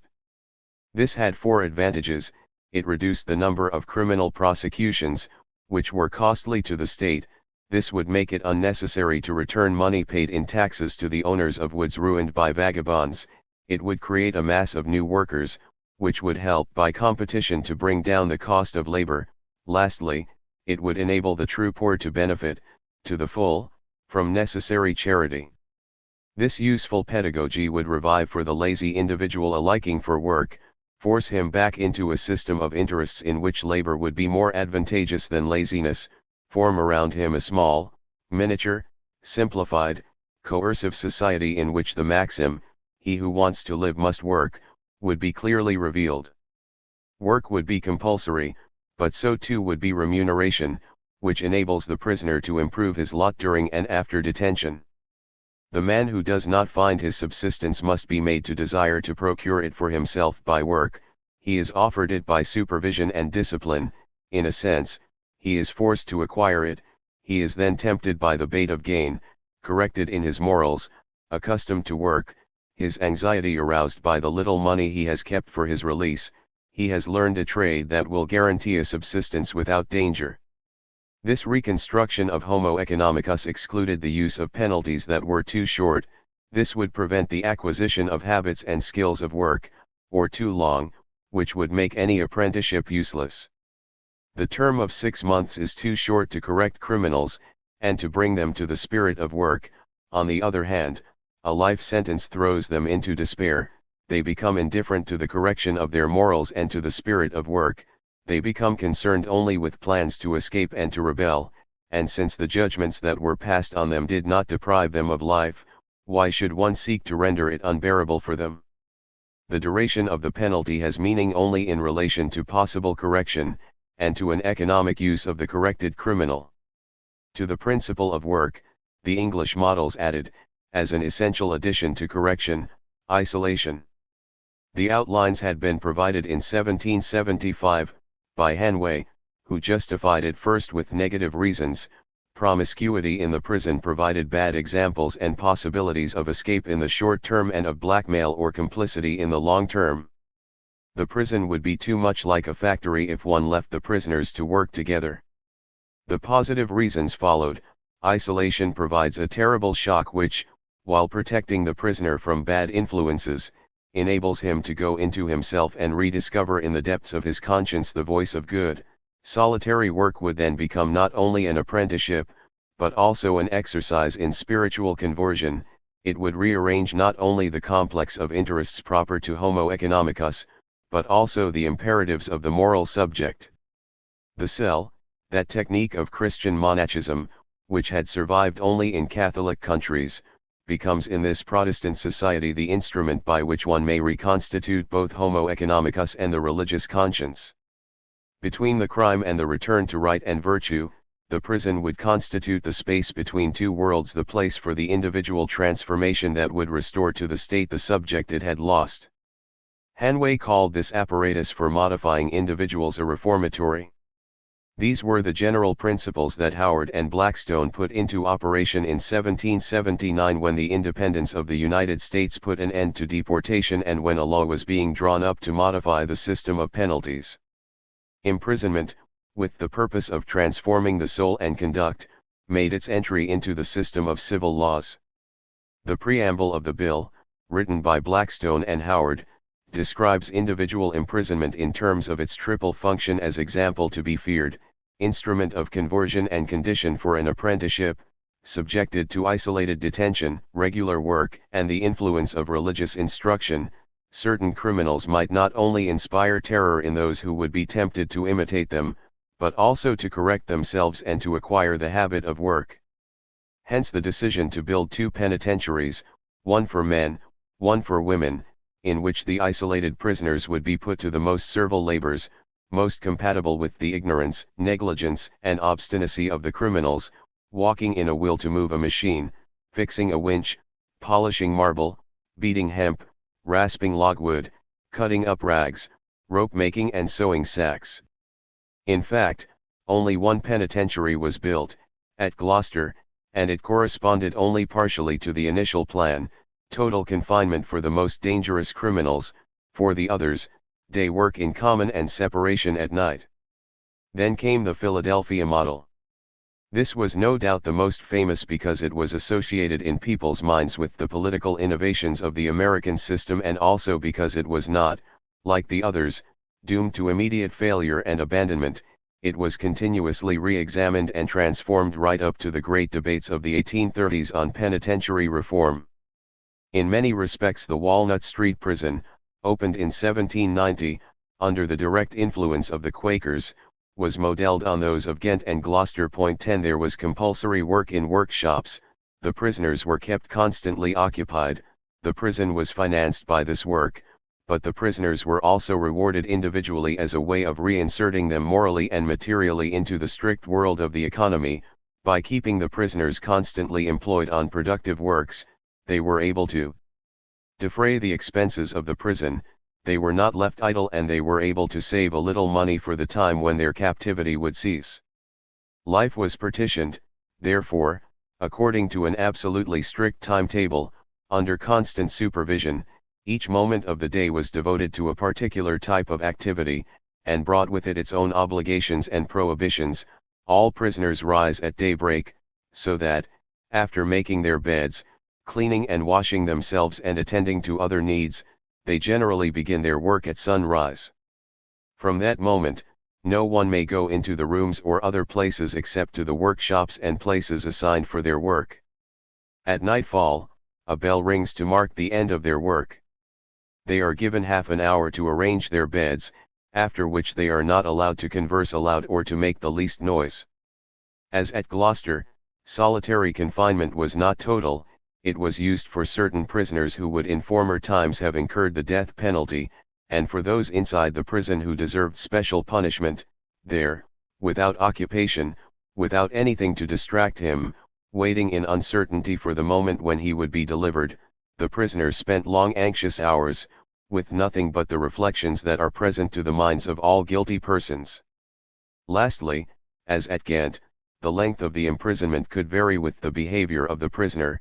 After consulting the files, the prison inspectors obtained from the authorities, without much difficulty up to the 1820s, pardons for prisoners who had shown good behavior.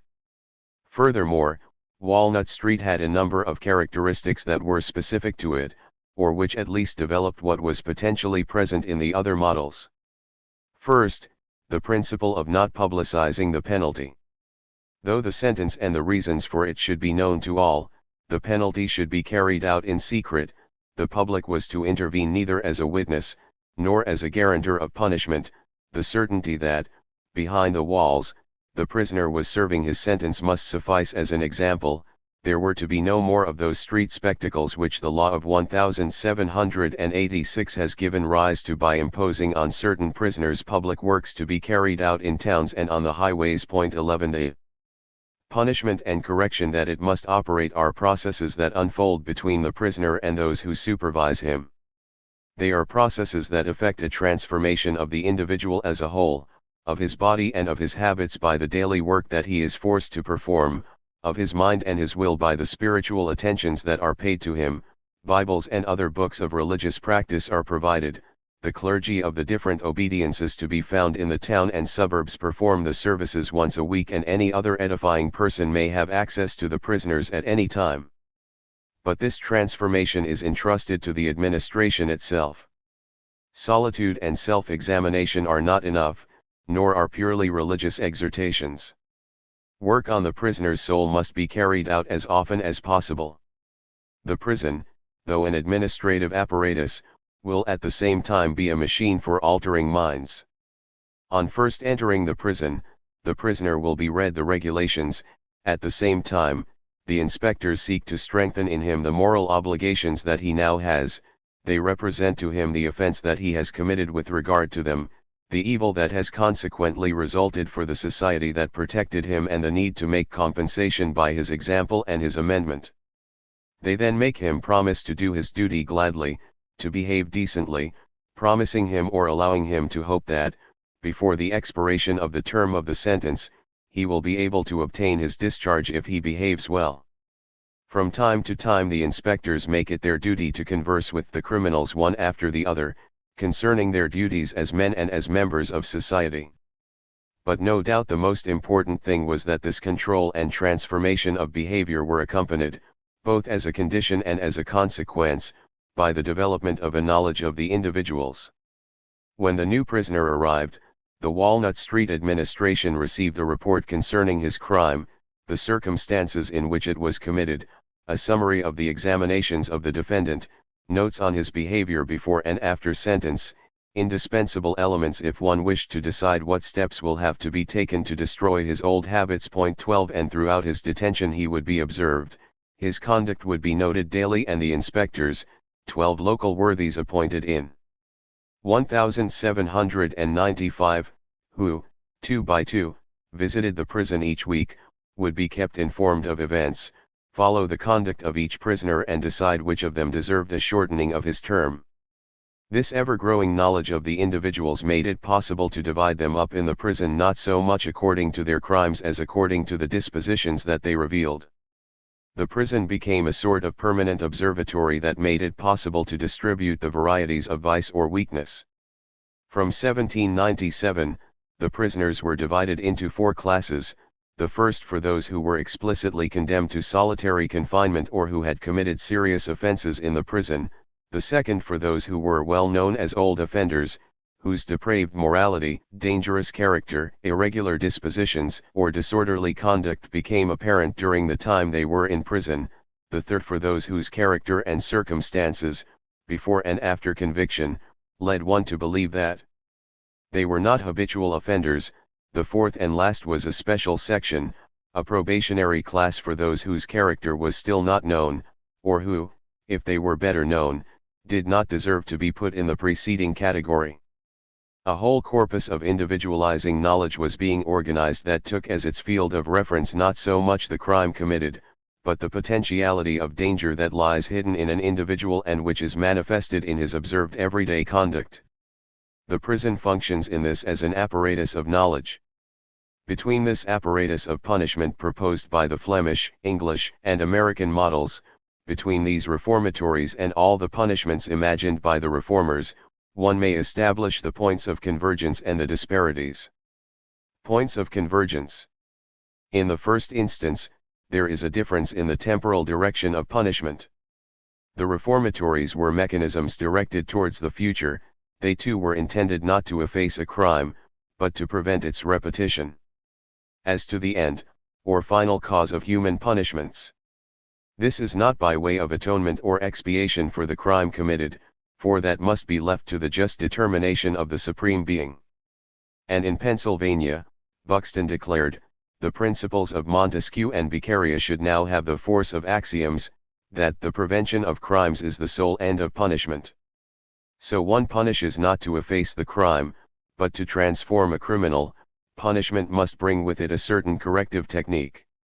Here, too, Rush is close to the reforming jurists, were it not, perhaps, for the metaphor he uses when he says, We have invented machines that facilitate labor, how much more one should praise the inventor of the most speedy and effectual methods of restoring the vicious part of mankind to virtue and happiness, and of extirpating a portion of vice from the world. Point 13. Lastly, the English and the American models, like the projects of the legislators and theoreticians, require methods to individualize the penalty, in its duration, its nature, its intensity, the way in which it is carried out. The punishment must be adjusted to the individual character and to the danger that he bears within him for others. The system of penalties must be open to individual variables. In their general outline, the models more or less inspired by the Rasphuis of Amsterdam were not in contradiction with the proposals of the reformers. It might even be thought at first glance that they were merely a development of them, or a sketch, at the level of concrete institutions. Yet the disparity emerges clearly enough when one defines the techniques of this individualizing correction. The difference is to be found in the procedure of access to the individual, the way in which the punishing power gets control over him, the instruments that it uses in order to achieve this transformation.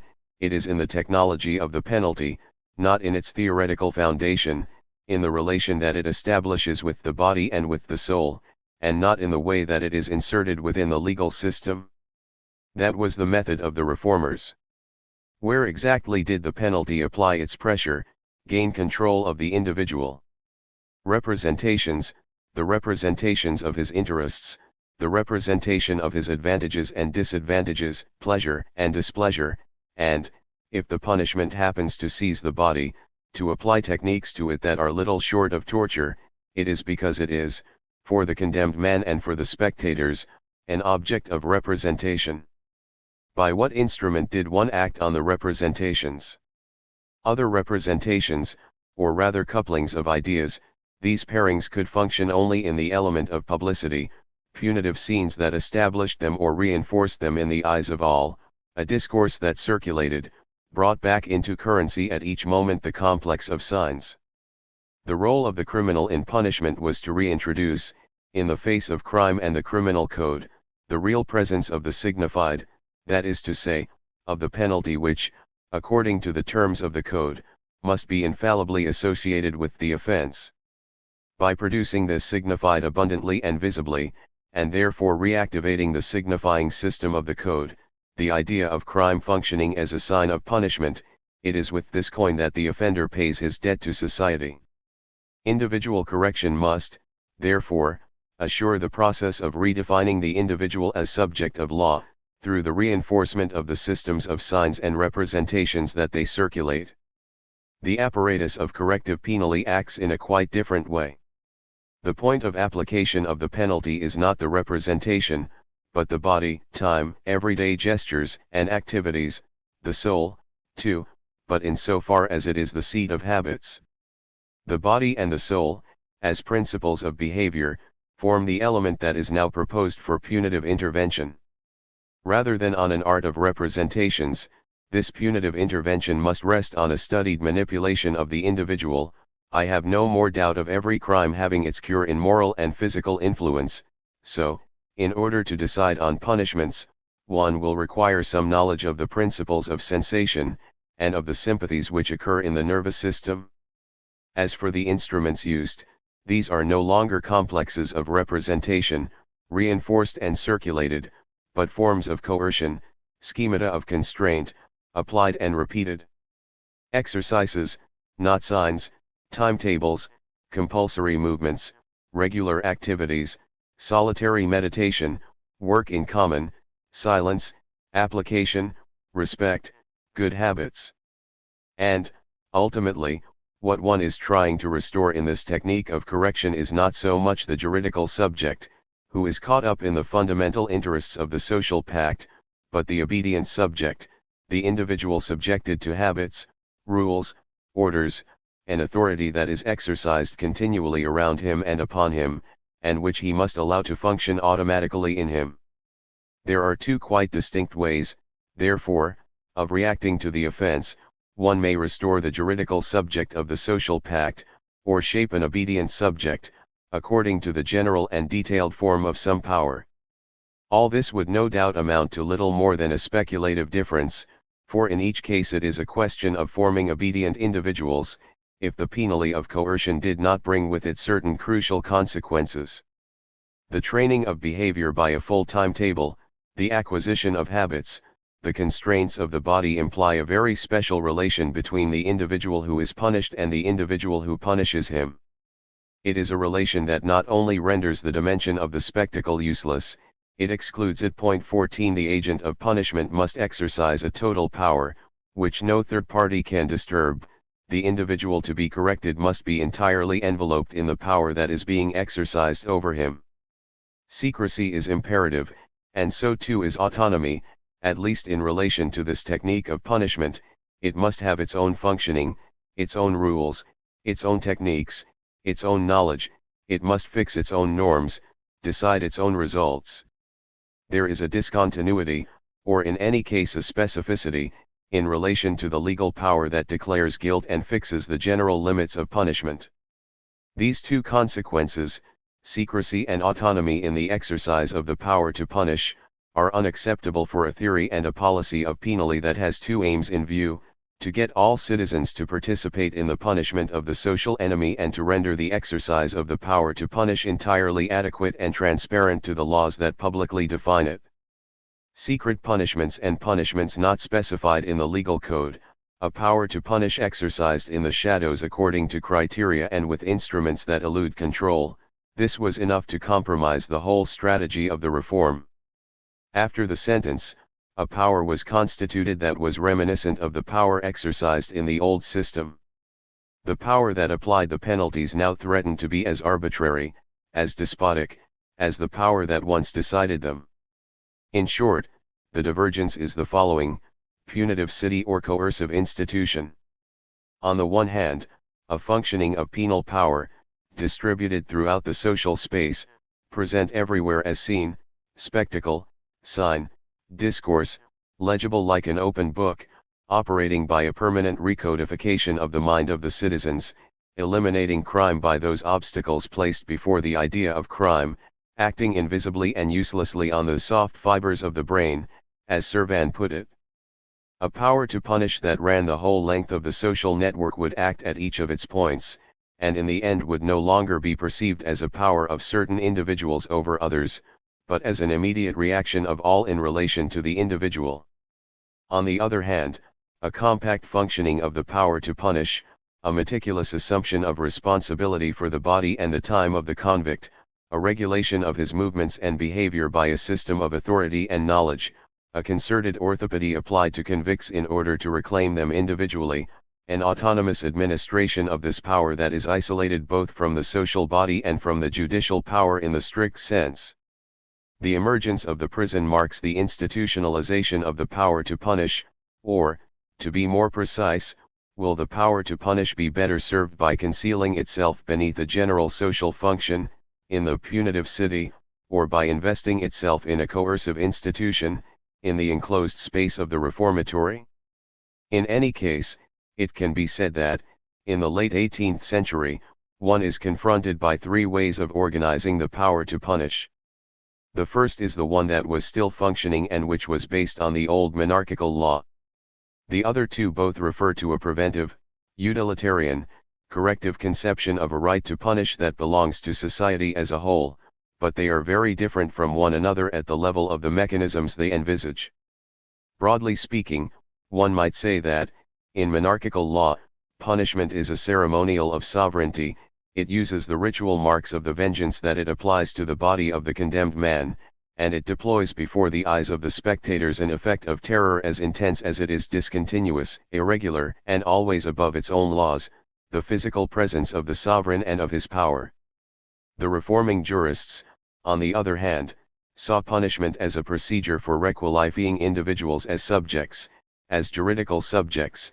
It uses not marks, but signs, coded sets of representations, which would be given the most rapid circulation and the most general acceptance possible by citizens witnessing the scene of punishment.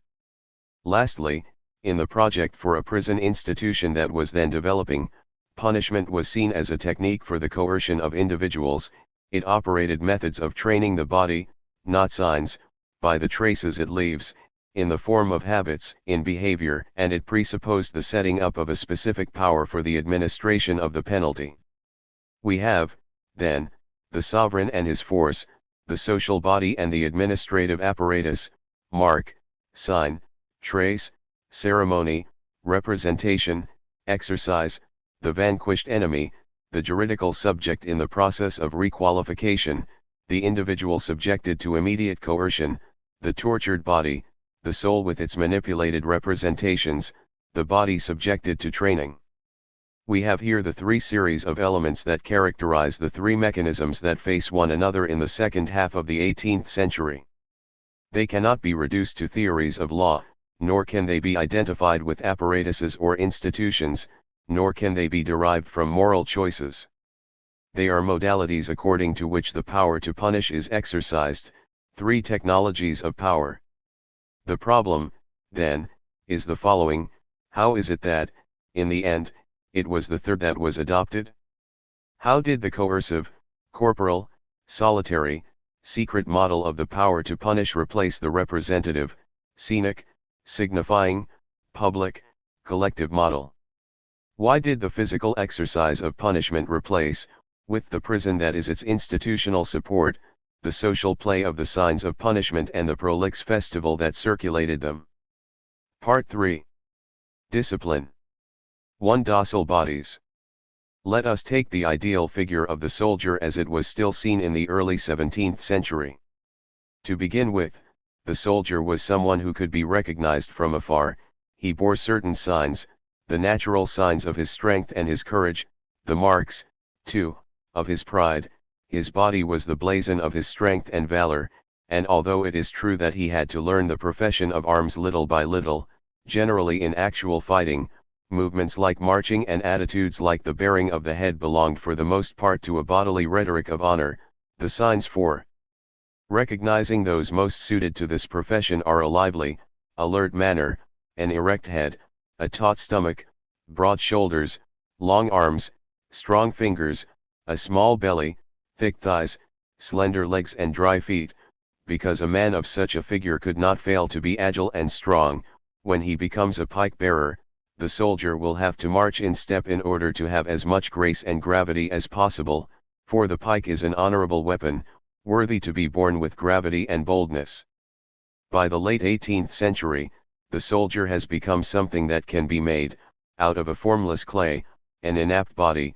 The machine required can be constructed, posture is gradually corrected, a calculated constraint runs slowly through each part of the body, mastering it, making it pliable, ready at all times, turning silently into the automatism of habit. In short, one has got rid of the peasant and given him the air of a soldier. Recruits become accustomed to holding their heads high and erect, to standing upright, without bending the back, to sticking out the belly, throwing out the chest and throwing back the shoulders, and, to help them acquire the habit, they are given this position while standing against a wall in such a way that the heels, the thighs, the waist and the shoulders touch it, as also do the backs of the hands, as one turns the arms outwards, without moving them away from the body. Likewise, they will be taught never to fix their eyes on the ground, but to look straight at those they pass, to remain motionless until the order is given, without moving the head, the hands, or the feet, lastly to march with a bold step, with knee and ham taut, on the points of the feet, which should face outwards.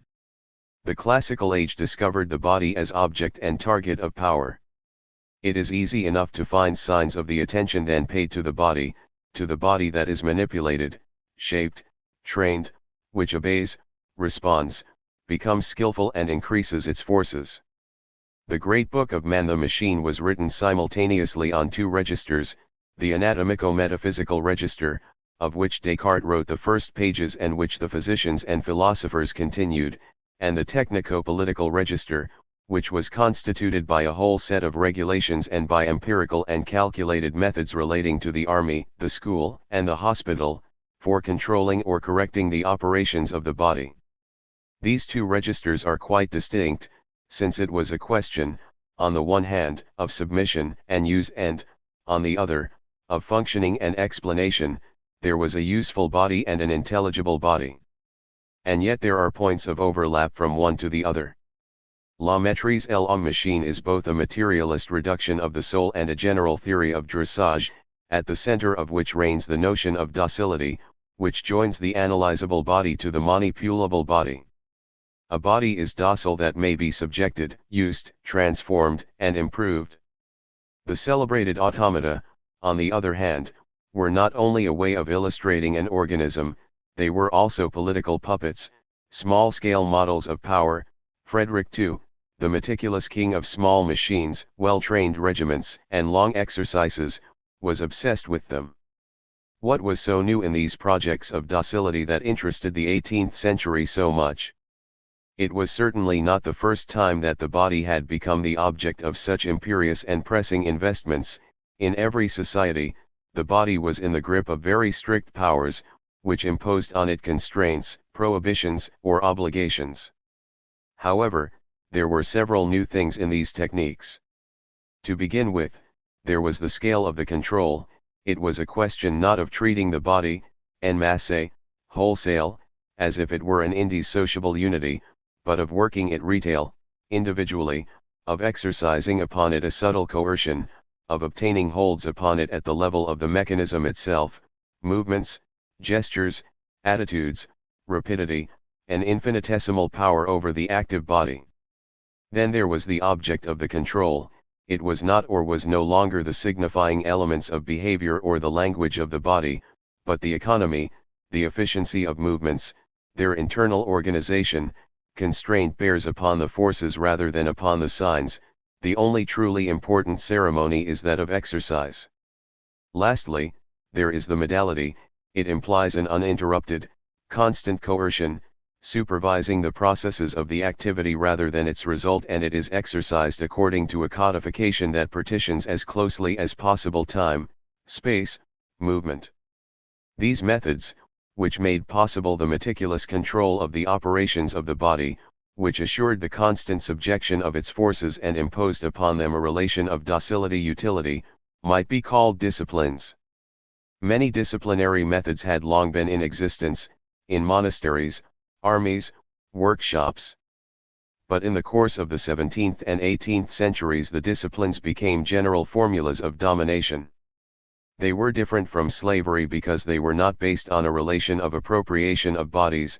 Indeed, the elegance of the discipline lay in the fact that it could dispense with this costly and violent relation by obtaining effects of utility at least as great.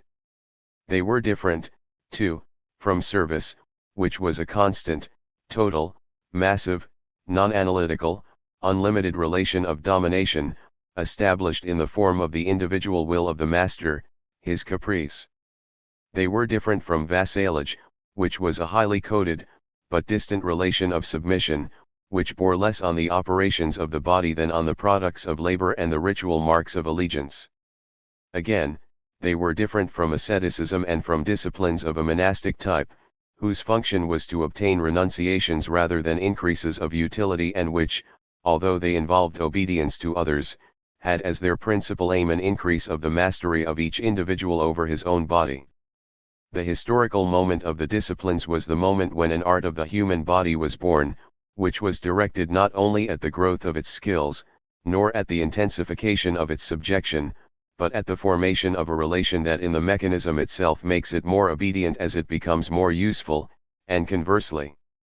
What was then being formed was a policy of coercions that act upon the body, a calculated manipulation of its elements, its gestures, its behavior.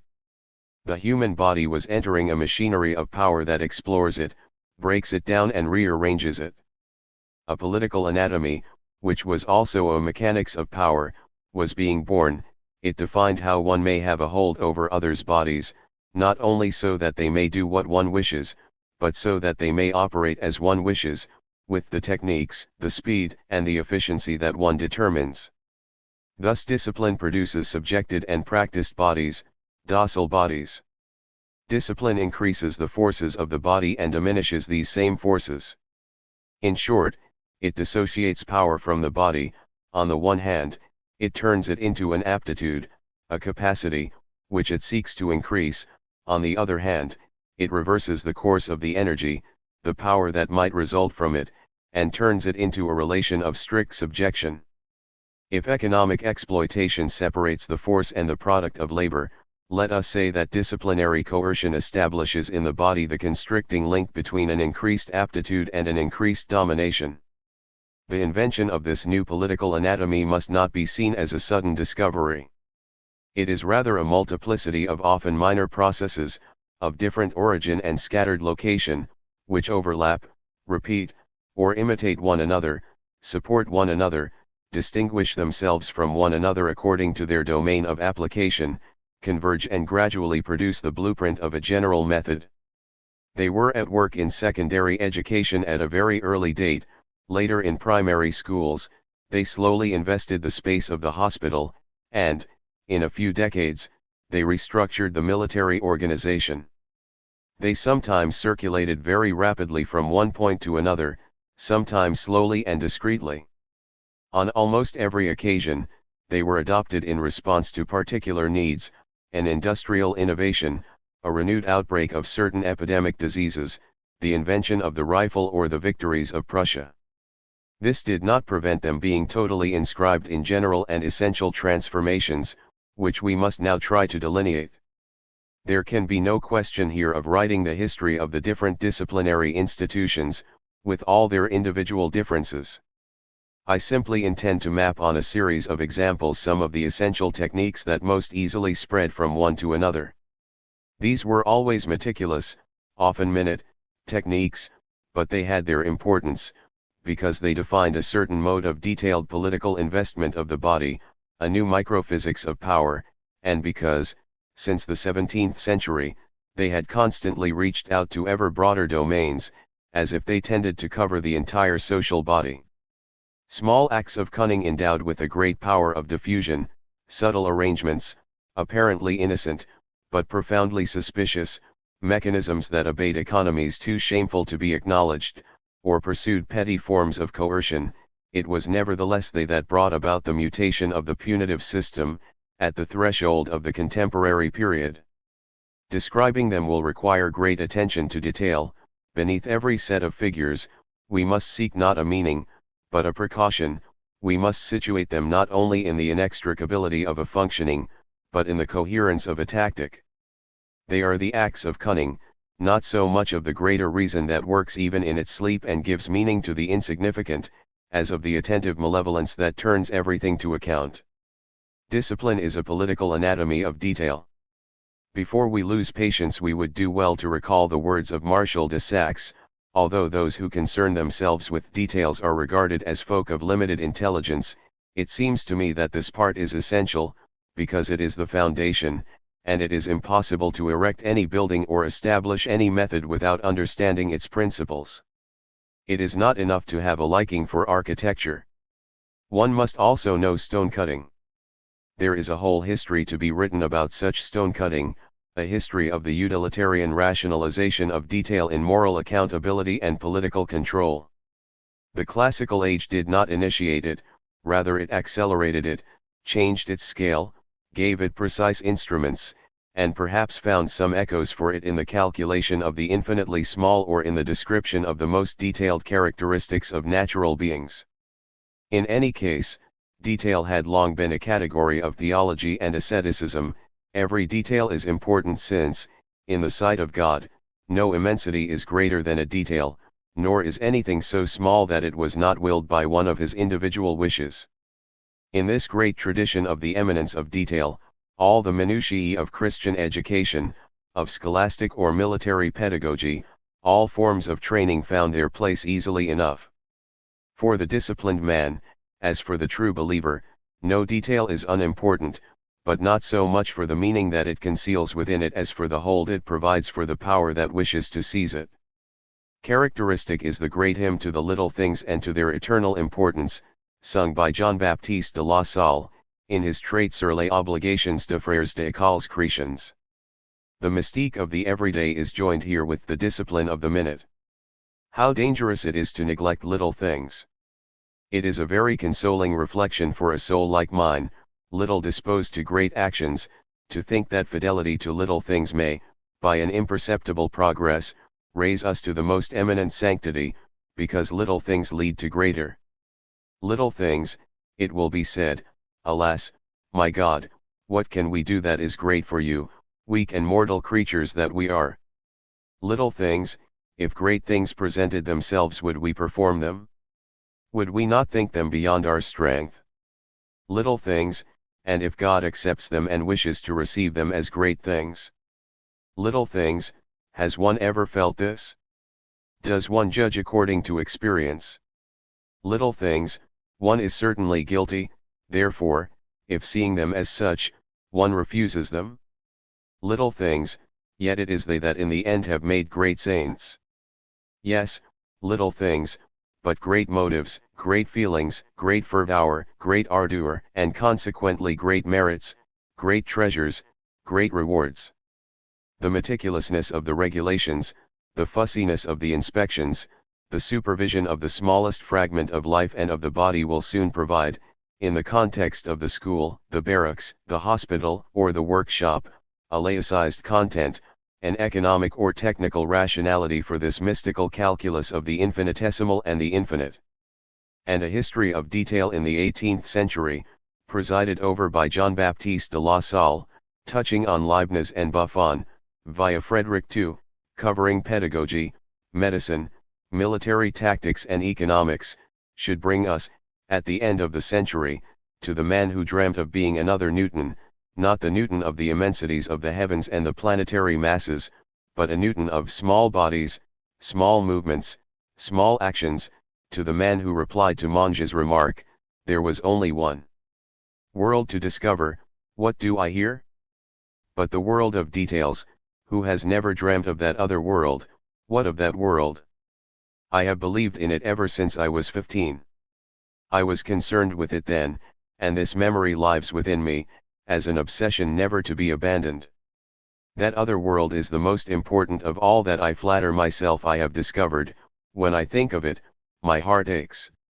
Napoleon did not discover this world, but we know that he set out to organize it, and he wished to arrange around him a mechanism of power that would enable him to see the smallest event that occurred in the state he governed. He intended, by means of the rigorous discipline that he imposed, to embrace the whole of this vast machine without the slightest detail escaping his attention. A meticulous observation of detail, and at the same time a political awareness of these small things, for the control and use of men, emerged through the classical age, bearing with them a whole set of techniques, a whole corpus of methods and knowledge, descriptions, plans and data. And from such trifles, no doubt, the man of modern humanism was born. 1. The art of distributions. In the first instance, discipline proceeds from the distribution of individuals in space. To achieve this end, it employs several techniques. One discipline sometimes requires enclosure, the specification of a place heterogeneous to all others and closed in upon itself. It is the protected place of disciplinary monotony. There was the great confinement of vagabonds and paupers, there were other more discreet, but insidious and effective ones. There were the colleges, or secondary schools. The monastic model was gradually imposed, boarding appeared as the most perfect, if not the most frequent, educational regime. It became obligatory at Louis Le Grand when, after the departure of the Jesuits, it was turned into a model school. There were the military barracks, the army, that vagabond mass, has to be held in place, looting and violence must be prevented, the fears of local inhabitants, who do not care for troops passing through their towns, must be calmed, conflicts with the civil authorities must be avoided, desertion must be stopped, expenditure controlled. The Ordinance of 1719 envisaged the construction of several hundred barracks, on the model of those already set up in the south of the country. There would be strict confinements, the whole will be enclosed by an outer wall 10 feet high, which will surround the said houses, at a distance of 30 feet from all the sides. This will have the effect of maintaining the troops in order and discipline, so that an officer will be in a position to answer for them. In 1745, there were barracks in about 320 towns, and it was estimated that the total capacity of the barracks in 1775 was approximately 200,000 men. Side by side with the spread of workshops, there also developed great manufacturing spaces, both homogeneous and well-defined. First, the combined manufactories, then, in the second half of the 18th century, the works, or factories proper. It was a change of scale, but it was also a new type of control. The factory was explicitly compared with the monastery, the fortress, a walled town. The guardian will open the gates only on the return of the workers, and after the bell that announces the resumption of work has been rung, a quarter of an hour later no one will be admitted. At the end of the day, the workshop's heads will hand back the keys to the Swiss guard of the factory, who will then open the gates. The aim is to derive the maximum advantages and to neutralize the inconveniences, as the forces of production become more concentrated, to protect materials and tools and to master the labor force.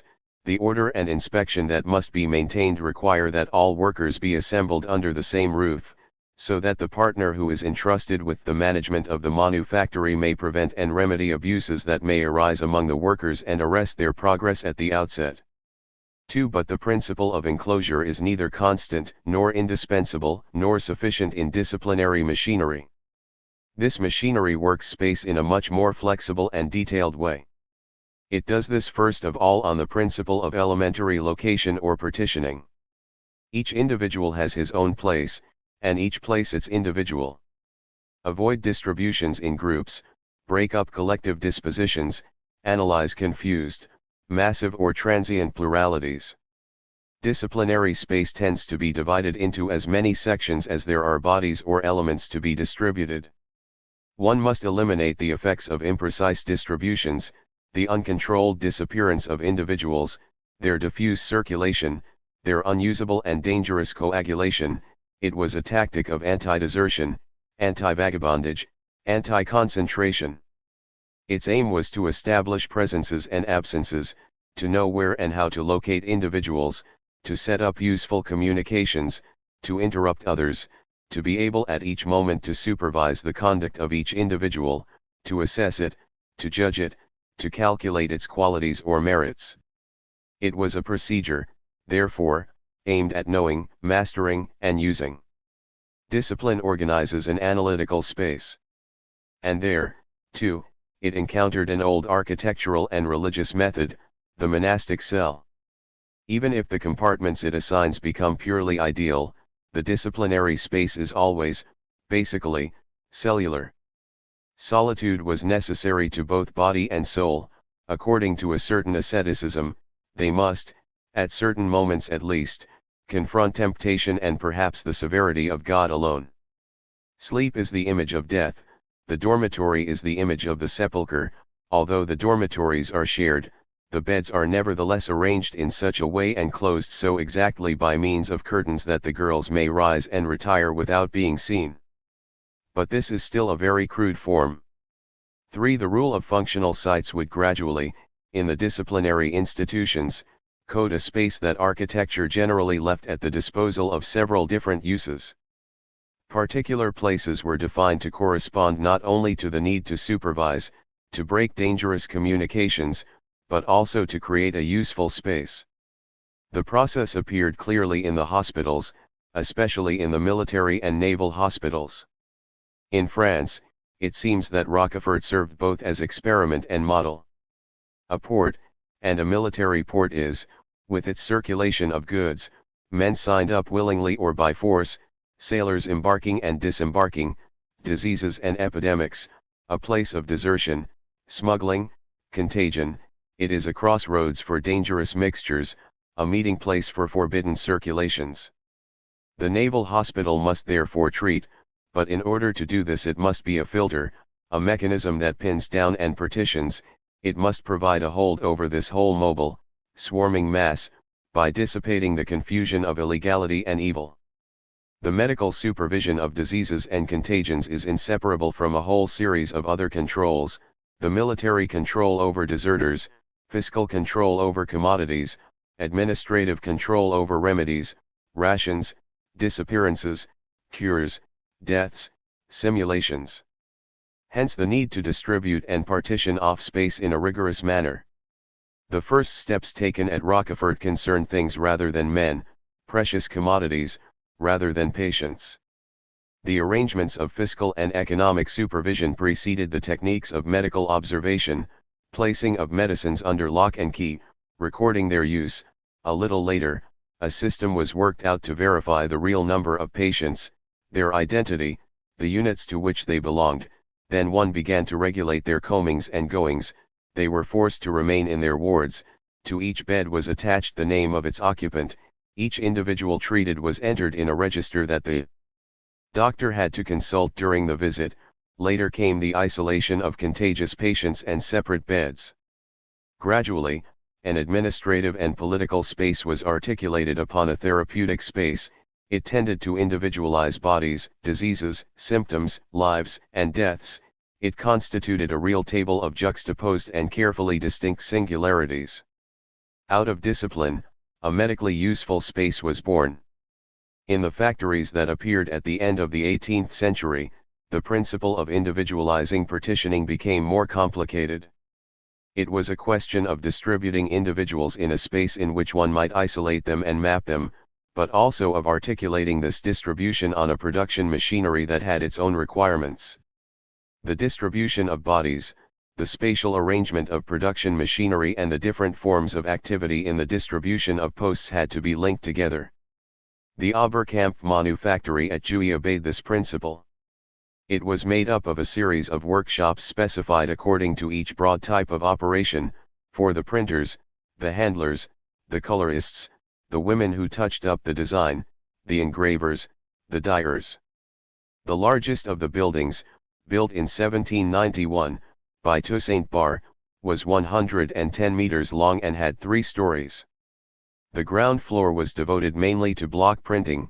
It contained 132 tables arranged in 2 rows, the length of the workshop, which had 88 windows. Each printer worked at a table with his puller, who prepared and spread the colors.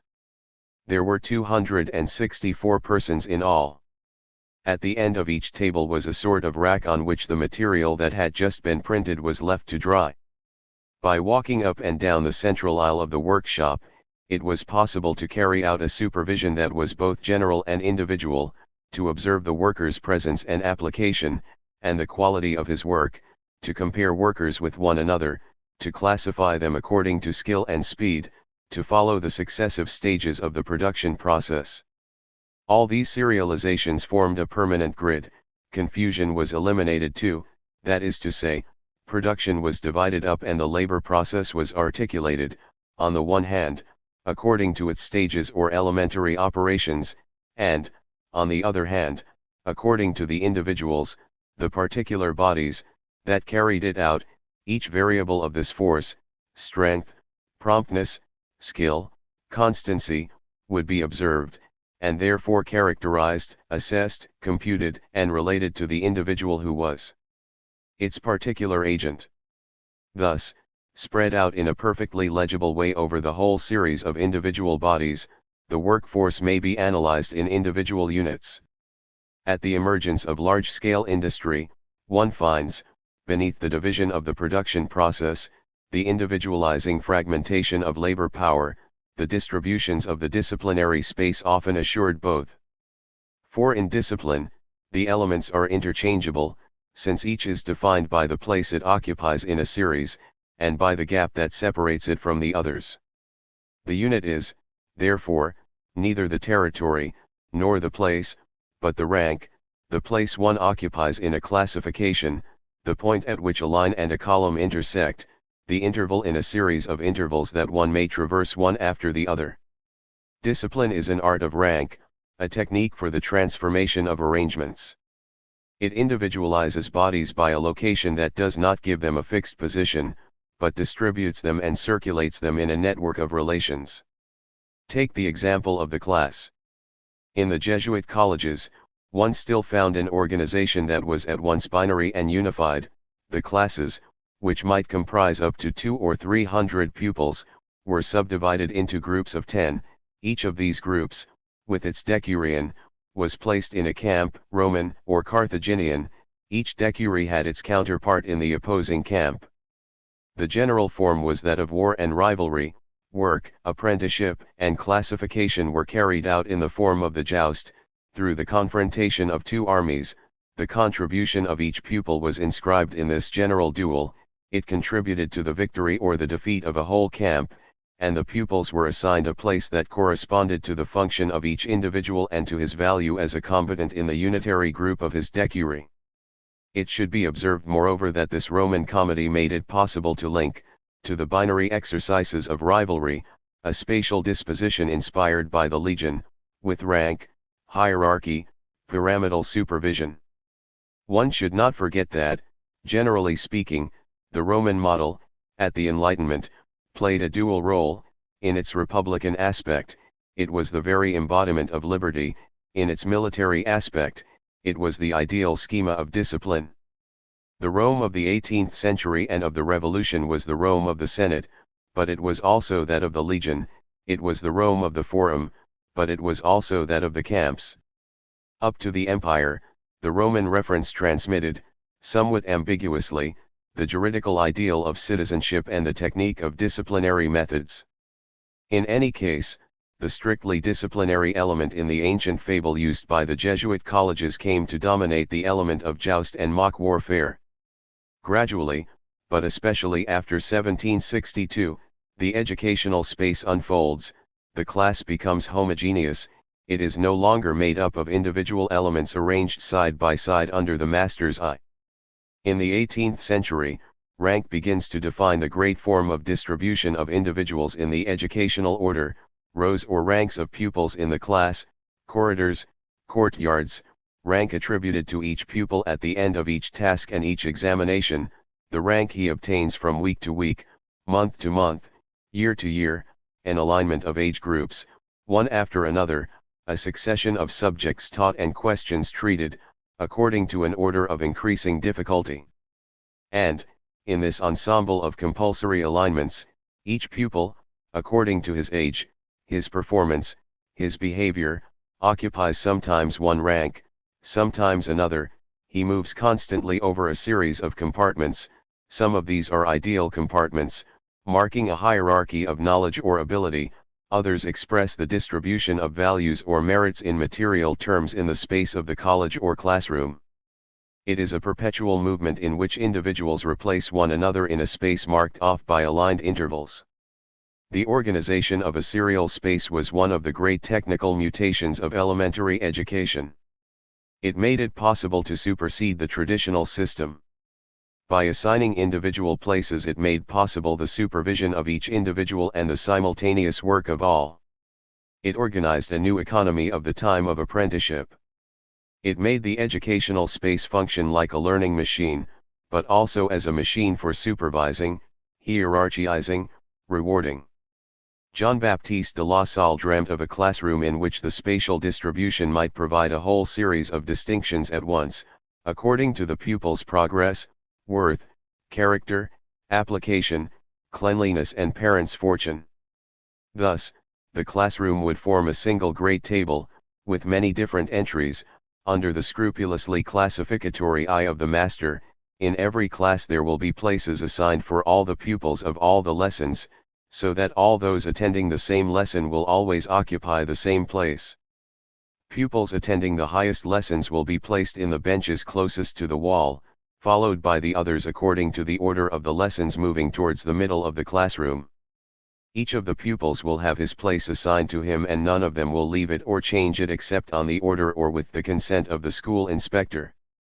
Things must be so arranged that those whose parents are neglectful and verminous must be separated from those who are careful and clean, that an unruly and frivolous pupil should be placed between two who are well behaved and serious, a libertine either alone or between two pious pupils. 3.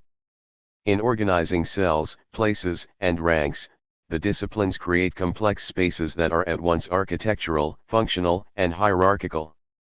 It is spaces that provide fixed positions and permit circulation; they carve out individual segments and establish operational links; they mark places and indicate values; they guarantee the obedience of individuals, but also a better economy of time and gesture.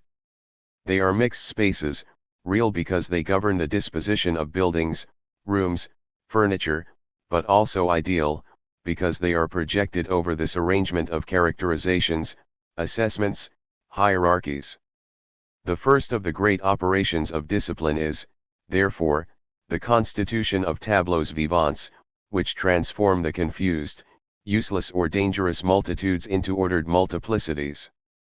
The drawing up of tables was one of the great problems of the scientific, political, and economic technology of the 18th century, how one was to arrange botanical and zoological gardens, and construct at the same time rational classifications of living beings, how one was to observe, supervise, regularize the circulation of commodities and money and thus build up an economic table that might serve as the principle of the increase of wealth, how one was to inspect men, observe their presence and absence and constitute a general and permanent register of the armed forces, how one was to distribute patients, separate them from one another, divide up the hospital space and make a systematic classification of diseases.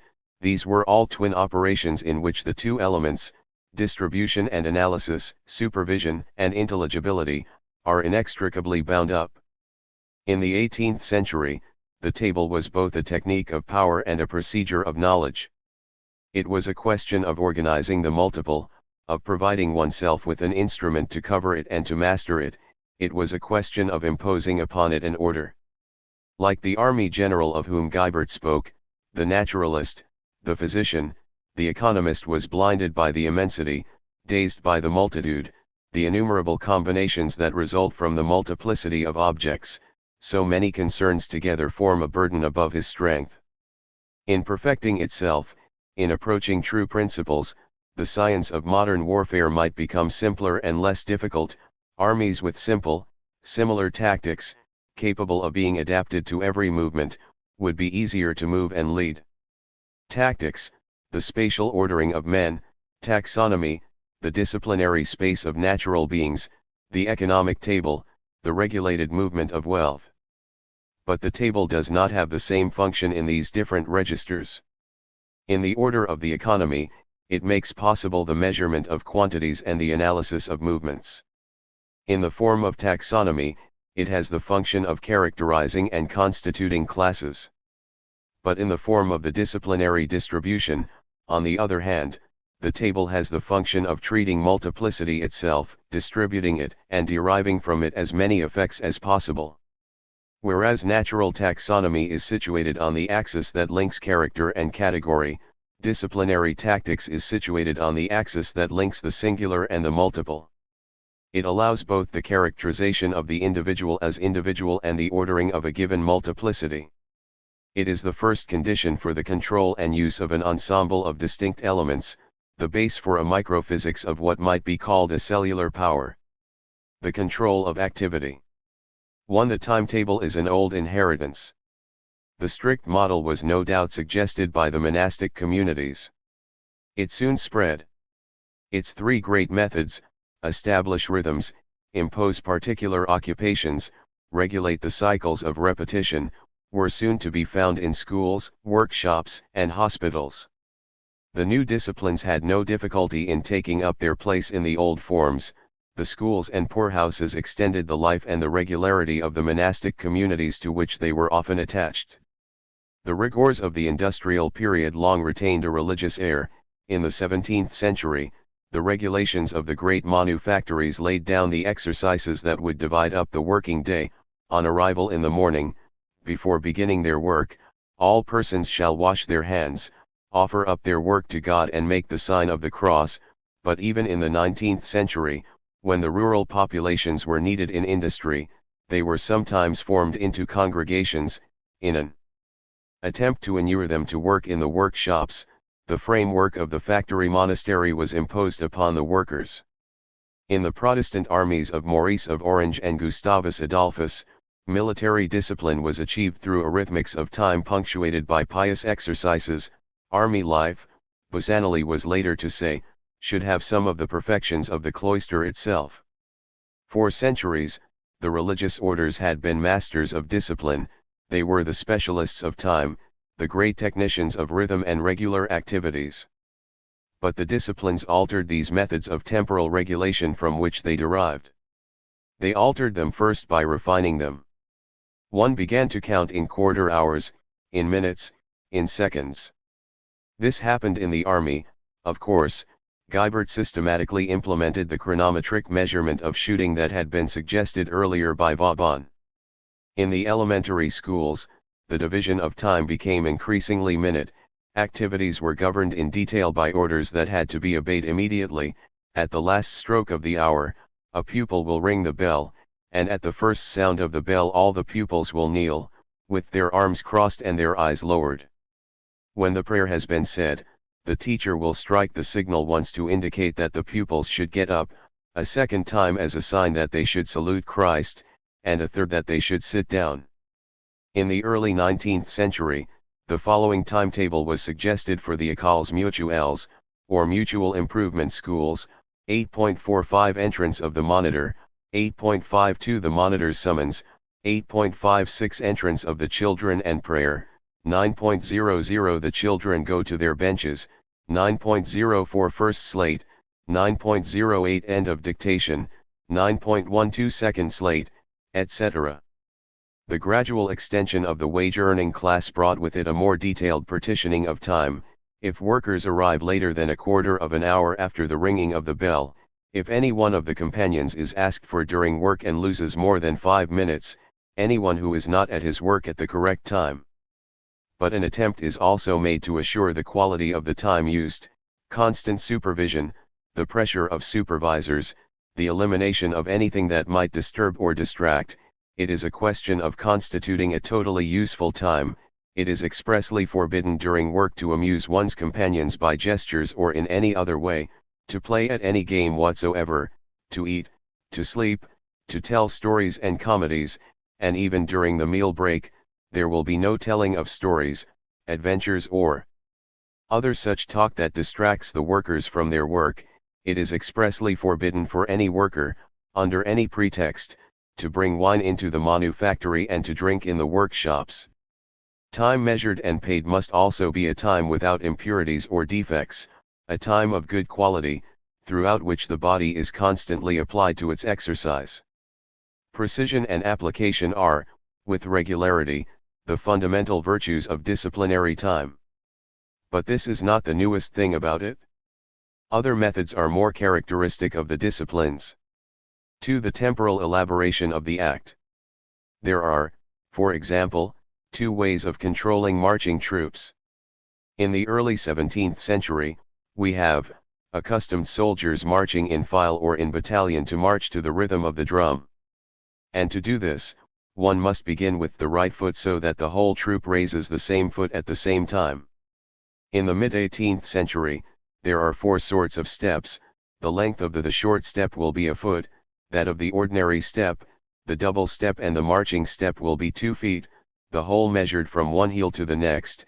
As for the duration, that of the small step and the ordinary step will last 1 second, during which 2 double steps would be performed. The duration of the marching step will be a little longer than 1 second. The oblique step will take 1 second, it will be at most 18 inches from one heel to the next. The ordinary step will be executed forwards, holding the head up high and the body erect, holding oneself in balance successively on a single leg, and bringing the other forwards, the ham taut, the point of the foot a little turned outwards and low, so that one may without affectation brush the ground on which one must walk and place one's foot, in such a way that each part may come to rest there at the same time without striking the ground. Between these 2 instructions, a new set of restraints had been brought into play, another degree of precision in the breakdown of gestures and movements, another way of adjusting the body to temporal imperatives. What the Ordinance of 1766 defines is not a timetable, the general framework for an activity. It is rather a collective and obligatory rhythm, imposed from the outside. It is a program, it assures the elaboration of the act itself, it controls its development and its stages from the inside. We have passed from a form of injunction that measured or punctuated gestures to a web that constrains them or sustains them throughout their entire succession. A sort of anatomo-chronological schema of behavior is defined. The act is broken down into its elements, the position of the body, limbs, articulations is defined, to each movement are assigned a direction, an aptitude, a duration, their order of succession is prescribed. Time penetrates the body and with it all the meticulous controls of power. 3. Hence the correlation of the body and the gesture. Disciplinary control does not consist simply in teaching or imposing a series of particular gestures, it imposes the best relation between a gesture and the overall position of the body, which is its condition of efficiency and speed. In the correct use of the body, which makes possible a correct use of time, nothing must remain idle or useless, everything must be called upon to form the support of the act required. A well-disciplined body forms the operational context of the slightest gesture. Good handwriting, for example, presupposes a gymnastics, a whole routine whose rigorous code invests the body in its entirety, from the points of the feet to the tip of the index finger. The pupils must always hold their bodies erect, somewhat turned and free on the left side, slightly inclined, so that, with the elbow placed on the table, the chin can be rested upon the hand. Unless this were to interfere with the view, the left leg must be somewhat more forward under the table than the right. A distance of 2 fingers must be left between the body and the table, for not only does one write with more alertness, but nothing is more harmful to the health than to acquire the habit of pressing one's stomach against the table. The part of the left arm from the elbow to the hand must be placed on the table. The right arm must be at a distance from the body of about 3 fingers and be about 5 fingers from the table, on which it must rest lightly. The teacher will place the pupils in the posture that they should maintain when writing, and will correct it either by sign or otherwise, when they change this position. A disciplined body is the prerequisite of an efficient gesture. For the body, object articulation. Discipline defines each of the relations that the body must have with the object that it manipulates. Between them, it outlines a meticulous meshing. Bring the weapon forward. In 3 stages. Raise the rifle with the right hand, bringing it close to the body so as to hold it perpendicular with the right knee, the end of the barrel at eye level, grasping it by striking it with the right hand, the arm held close to the body at waist height. At the second stage, bring the rifle in front of you with the left hand, the barrel in the middle between the 2 eyes, vertical, the right hand grasping it at the small of the butt, the arm outstretched, the trigger guard resting on the first finger, the left hand at the height of the notch, the thumb lying along the barrel against the molding. At the third stage, let go of the rifle with the left hand, which falls along the thigh, raising the rifle with the right hand, the lock outwards and opposite the chest, the right arm half flexed, the elbow close to the body, the thumb lying against the lock, resting against the first screw, the hammer resting on the first finger, the barrel perpendicular. This is an example of what might be called the instrumental coding of the body. It consists of a breakdown of the total gesture into 2 parallel series, that of the parts of the body to be used and that of the parts of the object manipulated. Then the 2 sets of parts are correlated together according to a number of simple gestures. Lastly, it fixes the canonical succession in which each of these correlations occupies a particular place. This obligatory syntax is what the military theoreticians of the 18th century called manoeuvre. The traditional recipe gives place to explicit and obligatory prescriptions. Over the whole surface of contact between the body and the object it handles, power is introduced, fastening them to one another. It constitutes a body weapon, body tool, body machine complex. One is as far as possible from those forms of subjection that demanded of the body only signs or products, forms of expression or the result of labor. The regulation imposed by power is at the same time the law of construction of the operation. Thus disciplinary power appears to have the function not so much of deduction as of synthesis, not so much of exploitation of the product as of coercive link with the apparatus of production. 5. Exhaustive use. The principle that underlay the timetable in its traditional form was essentially negative. It was the principle of non-idleness. It was forbidden to waste time, which was counted by God and paid for by men. The timetable was to eliminate the danger of wasting it, a moral offense and economic dishonesty. Discipline, on the other hand, arranges a positive economy. It poses the principle of a theoretically ever-growing use of time, exhaustion rather than use.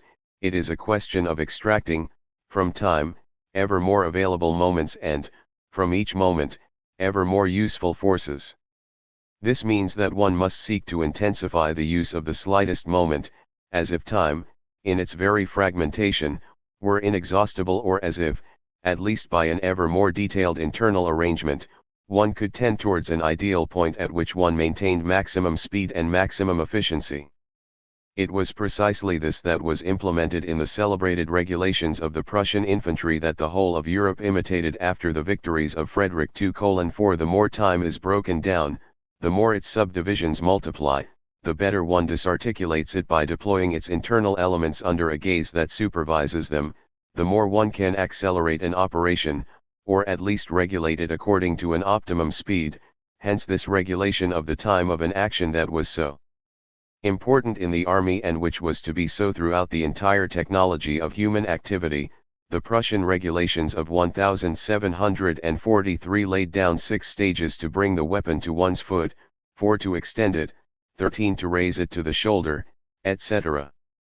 By other means, the Mutual Improvement School was also arranged as a machine to intensify the use of time. Its organization made it possible to obviate the linear, successive character of the master's teaching. It regulated the counterpoint of operations performed, at the same moment, by different groups of pupils under the direction of monitors and assistants, so that each passing moment was filled with many different, but ordered activities, and, on the other hand, the rhythm imposed by signals, whistles, orders imposed on everyone, temporal norms that were intended both to accelerate the process of learning and to teach speed as a virtue. 5. The sole aim of these commands is to accustom the children to executing well and quickly the same operations, to diminish as far as possible by speed the loss of time caused by moving from one operation to another. Through this technique of subjection a new object was being formed. Slowly, it superseded the mechanical body, the body composed of solids and assigned movements, the image of which had for so long haunted those who dreamt of disciplinary perfection. This new object is the natural body, the bearer of forces and the seat of duration. It is the body susceptible to specified operations, which have their order, their stages, their internal conditions, their constituent elements. In becoming the target for new mechanisms of power, the body is offered up to new forms of knowledge. It is the body of exercise, rather than of speculative physics, a body manipulated by authority, rather than imbued with animal spirits, a body of useful training and not of rational mechanics, but one in which, by virtue of that very fact, a number of natural requirements and functional constraints are beginning to emerge. This is the body that Guibert discovered in his critique of excessively artificial movements. In the exercise that is imposed upon it and which it resists, the body brings out its essential correlations and spontaneously rejects the incompatible. On entering most of our training schools, one sees all those unfortunate soldiers in constricting and forced attitudes, one sees all their muscles contracted, the circulation of their blood interrupted. If we studied the intention of nature and the construction of the human body, we would find the position and the bearing that nature clearly prescribes for the soldier. The head must be erect, standing out from the shoulders, sitting perpendicularly between them. It must be turned neither to left nor to right, because, in view of the correspondence between the vertebrae of the neck and the shoulder blade to which they are attached, none of them may move in a circular manner without slightly bringing with it from the same side that it moves one of the shoulders, and because, the body no longer being placed squarely, the soldier can no longer walk straight in front of him or serve as a point of alignment.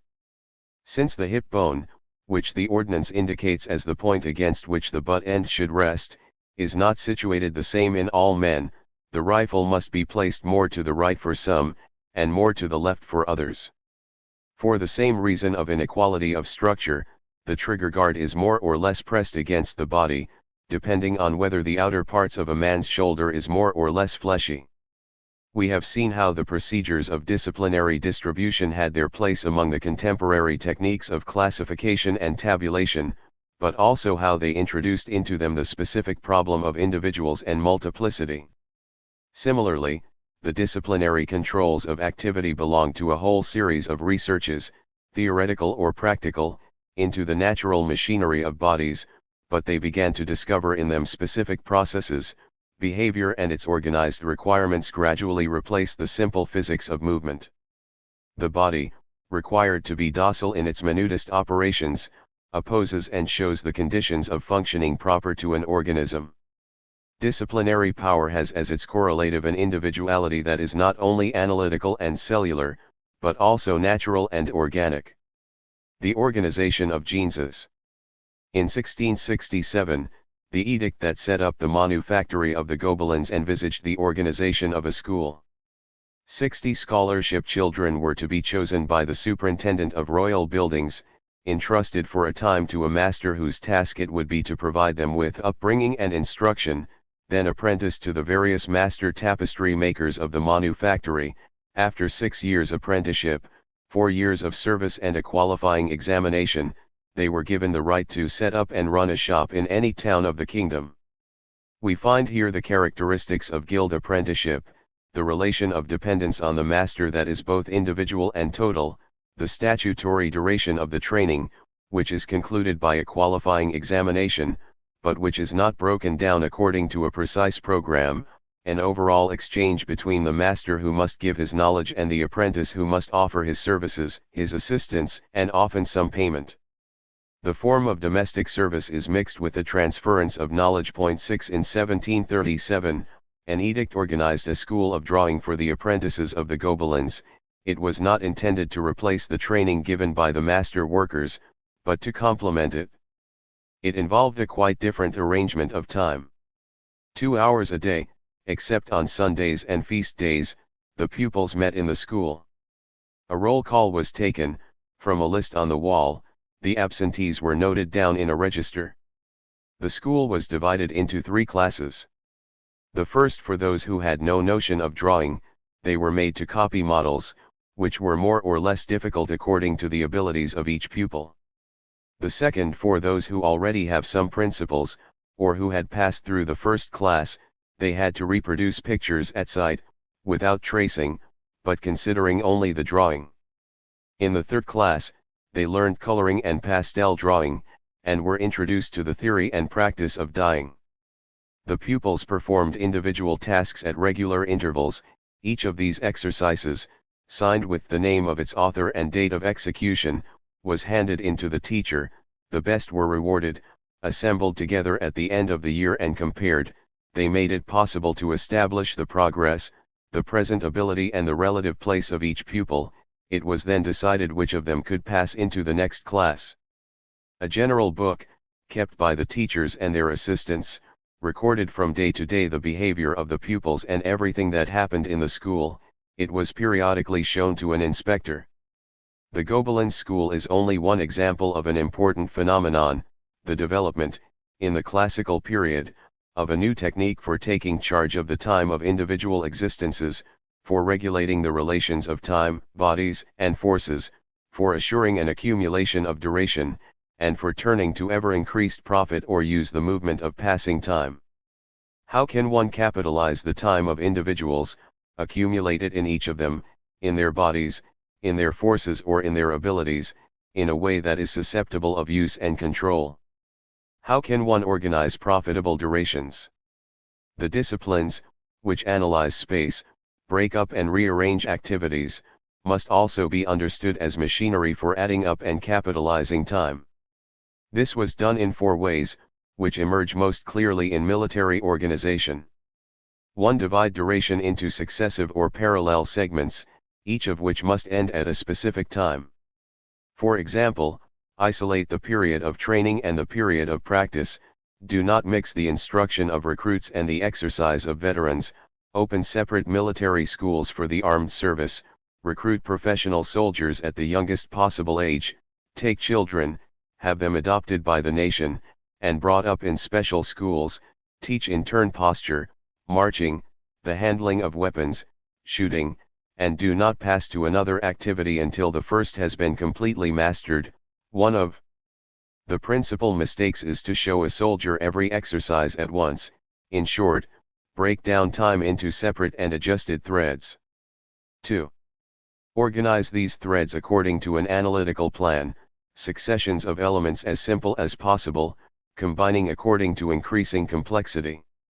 This presupposes that instruction should abandon the principle of analogical repetition. In the 16th century, military exercise consisted above all in copying all or part of the action, and of generally increasing the soldier's skill or strength. 7. In the 18th century, the instruction of the manual followed the principle of the elementary and not of the exemplary. Simple gestures, the position of the fingers, the bend of the leg, the movement of the arms, basic elements for useful actions that also provide a general training in strength, skill, docility. 3. Finalize these temporal segments, decide on how long each will last and conclude it with an examination, which will have the triple function of showing whether the subject has reached the level required, of guaranteeing that each subject undergoes the same apprenticeship and of differentiating the abilities of each individual. When the sergeants, corporals, etc., entrusted with the task of instructing the others, are of the opinion that a particular soldier is ready to pass into the first class, they will present him first to the officers of their company, who will carefully examine him. If they do not find him sufficiently practiced, they will refuse to admit him.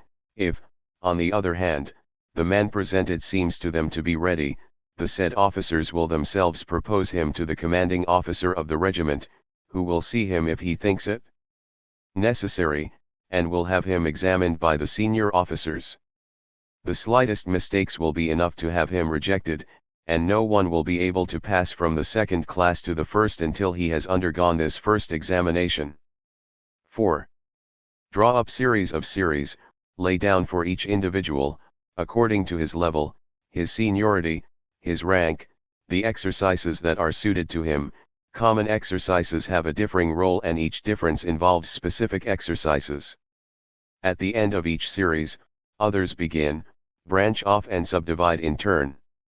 Thus each individual is caught up in a temporal series which specifically defines his level or his rank. It is a disciplinary polyphony of exercises. Soldiers of the second class will be exercised every morning by sergeants, corporals, and spessades, lance corporals. The lance corporals will be exercised every Sunday by the head of the section.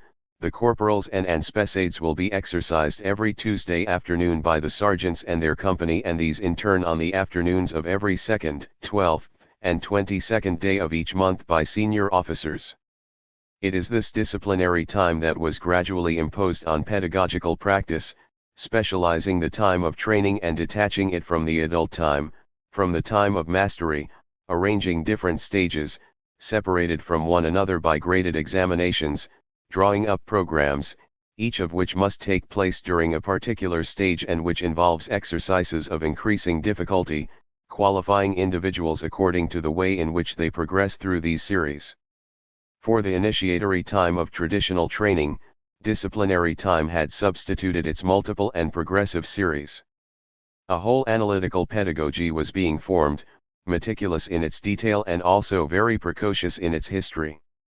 At the beginning of the 18th century, Demia suggested a division of the process of learning to read into 7 levels, the first for those who are beginning to learn the letters, the second for those who are learning to spell, the third for those who are learning to join syllables together to make words, the fourth for those who are reading Latin in sentences or from punctuation to punctuation, the fifth for those who are beginning to read French, the sixth for the best readers, the seventh for those who can read manuscripts. But, where there are a great many pupils, further subdivisions would have to be introduced. The first class would comprise 4 streams, one for those who are learning the simple letters, a second for those who are learning the mixed letters, a third for those who are learning the abbreviated letters, a fourth for those who are learning the double letters. The second class would be divided into 3 streams, for those who count each letter aloud before spelling the syllable, do, for those who spell the most difficult syllables, such as band, brand, sphinx, etc. Each stage in the combinatory of elements must be inscribed within a great temporal series, which is both a natural progress of the mind and a code for educative procedures.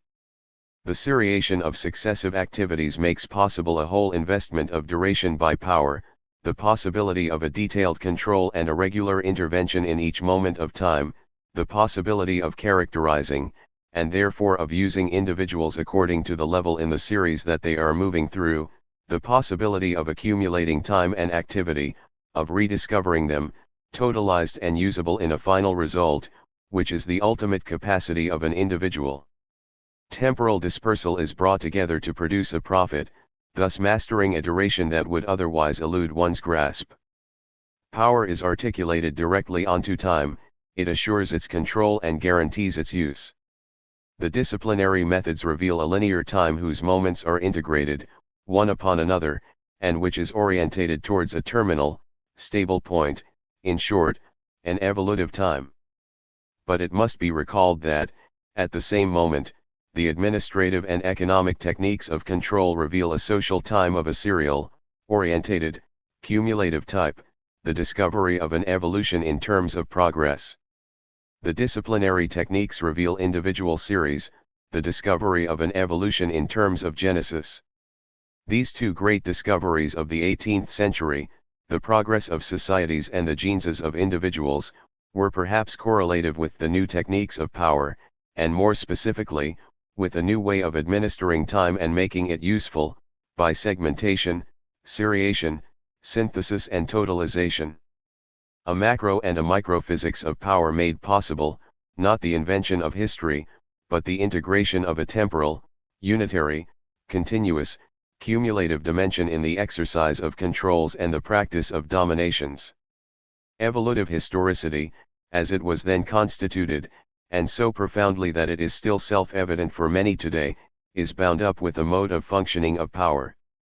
No doubt it is as if the history remembering of the chronicles, genealogies, exploits, reigns and deeds had long been linked to a modality of power. With the new techniques of subjection, the dynamics of continuous evolutions tends to replace the dynasties of solemn events. In any case, the small temporal continuum of individuality genesis certainly seems to be, like the individuality cell or the individuality organism, an effect and an object of discipline. And, at the center of the seriation of time, one finds a procedure that is, for it, what the drawing up of tables was for the distribution of individuals and cellular segmentation, or, again, what Minerva was for the economy of activities and organic control. This procedure is exercise. Exercise is that technique by which one imposes on the body tasks that are both repetitive and different, but always graduated. By bending behavior towards a terminal state, exercise makes possible a perpetual characterization of the individual either in relation to this term, in relation to other individuals, or in relation to a type of itinerary. It thus assures, in the form of continuity and constraint, a growth, an observation, a qualification. Before adopting this strictly disciplinary form, exercise had a long history. It is to be found in military, religious and university practices either as initiation ritual, preparatory ceremony, theatrical rehearsal, or examination. Its linear, continuously progressive organization, its genetic development in time were, at least in the army and the school, introduced at a later date, and were no doubt of religious origin. In any case, the idea of an educational program that would follow the child to the end of his schooling and which would involve from year to year, month to month, exercises of increasing complexity, first appeared, it seems, in a religious group, the Brothers of the Common Life. Strongly inspired by Ruysbroek and Rhenish mysticism, they transposed certain of the spiritual techniques to education, and to the education not only of clerks, but also of magistrates and merchants. The theme of a perfection towards which the exemplary master guides the pupil became with them that of an authoritarian perfection of the pupils by the teacher. The ever-increasing rigorous exercises that the ascetic life proposed became tasks of increasing complexity that marked the gradual acquisition of knowledge and good behavior. The striving of the whole community towards salvation became the collective, permanent competition of individuals being classified in relation to one another. Perhaps it was these procedures of community life and salvation that were the first nucleus of methods intended to produce individually characterized, but collectively useful aptitudes. 8 In its mystical or ascetic form, exercise was a way of ordering earthly time for the conquest of salvation. It was gradually, in the history of the West, to change direction while preserving certain of its characteristics. It served to economize the time of life, to accumulate it in a useful form, and to exercise power over men through the mediation of time arranged in this way. Exercise, having become an element in the political technology of the body and of duration, does not culminate in a beyond, but tends towards a subjection that has never reached its limit. The composition of forces. Let us begin by destroying the old prejudice, according to which one believed one was increasing the strength of a troop by increasing its depth. All the physical laws of movement become chimeras when one wishes to adapt them to tactics. 9 From the end of the 17th century, the technical problem of infantry had been freed from the physical model of mass. In an army of pikes and muskets, slow, imprecise, practically incapable of selecting a target and taking aim, troops were used as a projectile, a wall or a fortress. The formidable infantry of the army of Spain. The distribution of soldiers in this mass was carried out above all according to their seniority and their bravery. At the center, with the task of providing weight and volume, of giving density to the body, were the least experienced. In front, at the angles and on the flanks, were the bravest or reputedly most skillful soldiers. In the course of the classical period, one passed over to a whole set of delicate articulations. The unit, regiment, battalion, section and, later, division 10, became a sort of machine with many parts, moving in relation to one another, in order to arrive at a configuration and to obtain a specific result. What were the reasons for this mutation? Some were economic, to make each individual useful and the training, maintenance, and arming of troops profitable, to give to each soldier, a precious unit, maximum efficiency.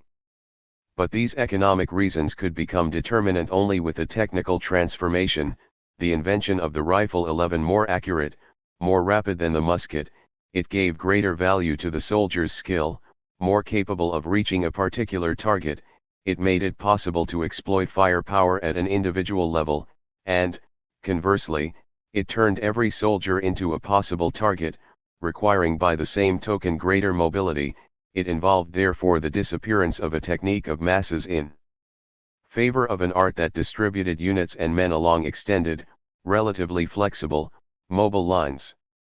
Hence the need to find a whole calculated practice of individual and collective dispositions, movements of groups or isolated elements, changes of position, of movement from one disposition to another, in short, the need to invent a machinery whose principle would no longer be the mobile or immobile mass, but a geometry of divisible segments whose basic unity was the mobile soldier with his rifle.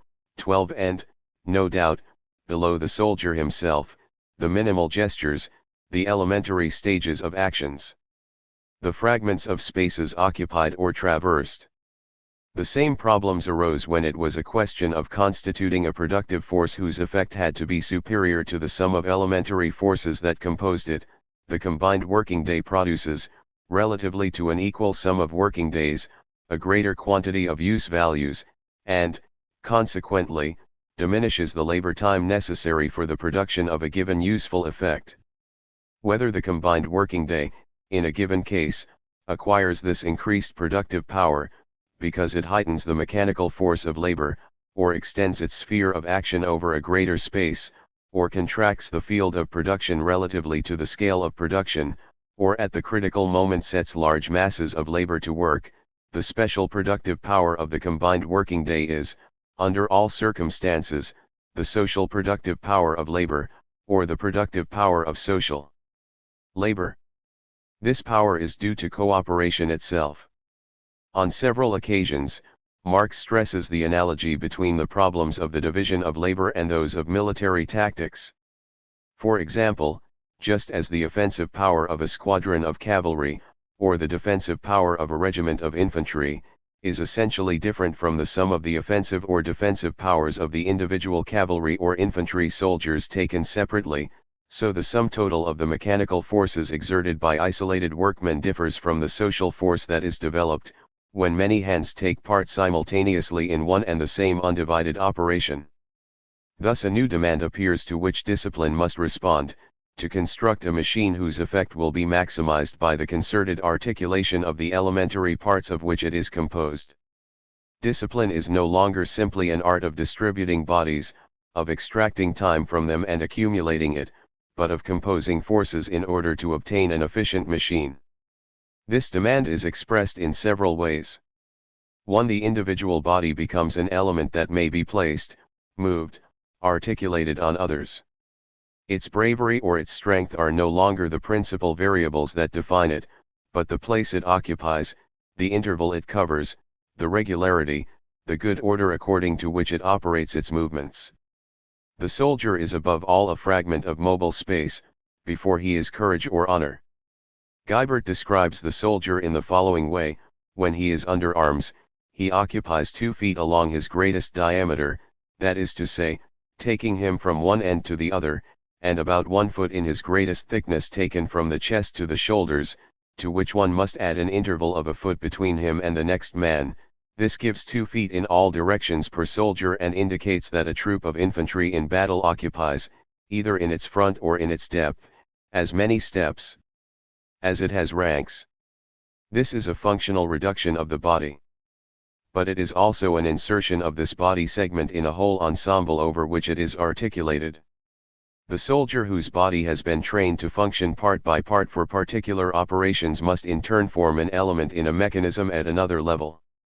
The soldiers will be instructed first 1 by 1, then 2 by 2, then in greater numbers. For the handling of weapons, one will ascertain that, when the soldiers have been separately instructed, they will carry it out 2 by 2, and then change places alternately, so that the one on the left may learn to adapt himself to the one on the right. The body is constituted as a part of a multi-segmentary machine. 2. The various chronological series that discipline must combine to form a composite time are also pieces of machinery.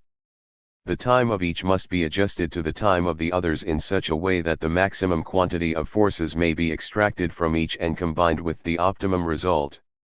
Thus Servan dreamt of a military machine that would cover the whole territory of the nation and in which each individual would be occupied without interruption but in a different way according to the evolutive segment, the genetic sequence in which he finds himself. Military life would begin in childhood, when young children would be taught the profession of arms in military manners. It would end in these same manners when the veterans, right up to their last day, would teach the children, exercise the recruits, preside over the soldiers' exercises, supervise them when they were carrying out works in the public interest, and finally make order reign in the country, when the troops were fighting at the frontiers. There is not a single moment of life from which one cannot extract forces, providing one knows how to differentiate it and combine it with others. Similarly, one uses the labor of children and of old people in the great workshops. This is because they have certain elementary capacities for which it is not necessary to use workers who have many other aptitudes. Furthermore, they constitute a cheap labor force. Lastly, if they work, they are no longer at anyone's charge. Laboring mankind, said a tax collector of an enterprise at Angers, may find in this manufactory, from the age of 10 to old age, resources against idleness and the penury that follows from it. But it was probably in primary education that this adjustment of different chronologies was to be carried out with most subtlety. From the 17th century to the introduction, at the beginning of the 19th, of the Lancaster method, the complex clockwork of the Mutual Improvement School was built up cog by cog. First the oldest pupils were entrusted with tasks involving simple supervision, then of checking work, then of teaching. In the end, all the time of all the pupils was occupied either with teaching or with being taught. The school became a machine for learning, in which each pupil, each level, and each moment, if correctly combined, were permanently utilized in the general process of teaching. One of the great advocates of the mutual improvement schools gives us some idea of this progress. In a school of 360 children, the master who would like to instruct each pupil in turn for a session of 3 hours would not be able to give half a minute to each. By the new method, each of the 360 pupils writes, reads, or counts for 2.5 hours. 3. This carefully measured combination of forces requires a precise system of command. All the activity of the disciplined individual must be punctuated and sustained by injunctions whose efficacy rests on brevity and clarity. The order does not need to be explained or formulated, it must trigger off the required behavior, and that is enough. From the master of discipline to him who is subjected to it, the relation is one of signalization. It is a question not of understanding the injunction but of perceiving the signal and reacting to it immediately, according to a more or less artificial, prearranged code. Place the bodies in a little world of signals to each of which is attached a single, obligatory response. It is a technique of training, of dressage, that despotically excludes in everything the least representation, and the smallest murmur. The disciplined soldier begins to obey whatever he is ordered to do. His obedience is prompt and blind. An appearance of indocility, the least delay would be a crime. The training of school children was to be carried out in the same way: few words, no explanation, a total silence interrupted only by signals, bells, clapping of hands, gestures, a mere glance from the teacher, or that little wooden apparatus used by the brothers of the Christian schools. It was called par excellence, the signal, and it contained in its mechanical brevity both the technique of command and the morality of obedience. The first and principal use of the signal is to attract at once the attention of all the pupils to the teacher and to make them attentive to what he wishes to impart to them. Thus, whenever he wishes to attract the attention of the children, and to bring the exercise to an end, he will strike the signal once. Whenever a good pupil hears the noise of the signal, he will imagine that he is hearing the voice of the teacher, or rather the voice of God himself calling him by his name. He will then partake of the feelings of the young Samuel, saying with him in the depths of his soul, "Lord, I am here." The pupil will have to have learned the code of the signals and respond automatically to them. When prayer has been said, the teacher will strike the signal at once and, turning to the child whom he wishes to read, he will make the sign to begin. To make a sign to stop to a pupil who is reading, he will strike the signal once. To make a sign to a pupil to repeat when he has read badly or mispronounced a letter, a syllable or a word, he will strike the signal twice in rapid succession. If, after the sign had been made 2 or 3 times, the pupil who is reading does not find and repeat the word that he has badly read or mispronounced, because he has read several words beyond it before being called to order, the teacher will strike 3 times in rapid succession, as a sign to him to begin to read farther back, and he will continue to make the sign till the pupil finds the word which he has said incorrectly. The Mutual Improvement School was to exploit still further this control of behavior by the system of signals to which one had to react immediately. Even verbal orders were to function as elements of signalization: enter your benches. At the word enter, the children bring their right hands down on the table with a resounding thud and at the same time put one leg into the bench. At the words your benches they put the other leg in and sit down opposite their slates. Take your slates.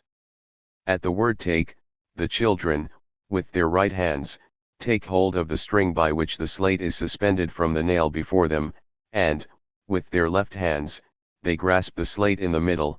At the word slates, they unhook it and place it on the table. Point 13.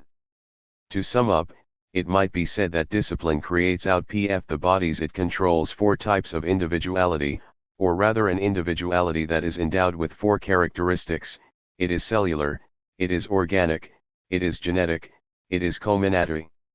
And, in doing so, it operates 4 great techniques: it draws up tables, it prescribes movements, it imposes exercises. Lastly, in order to obtain the combination of forces, it arranges tactics.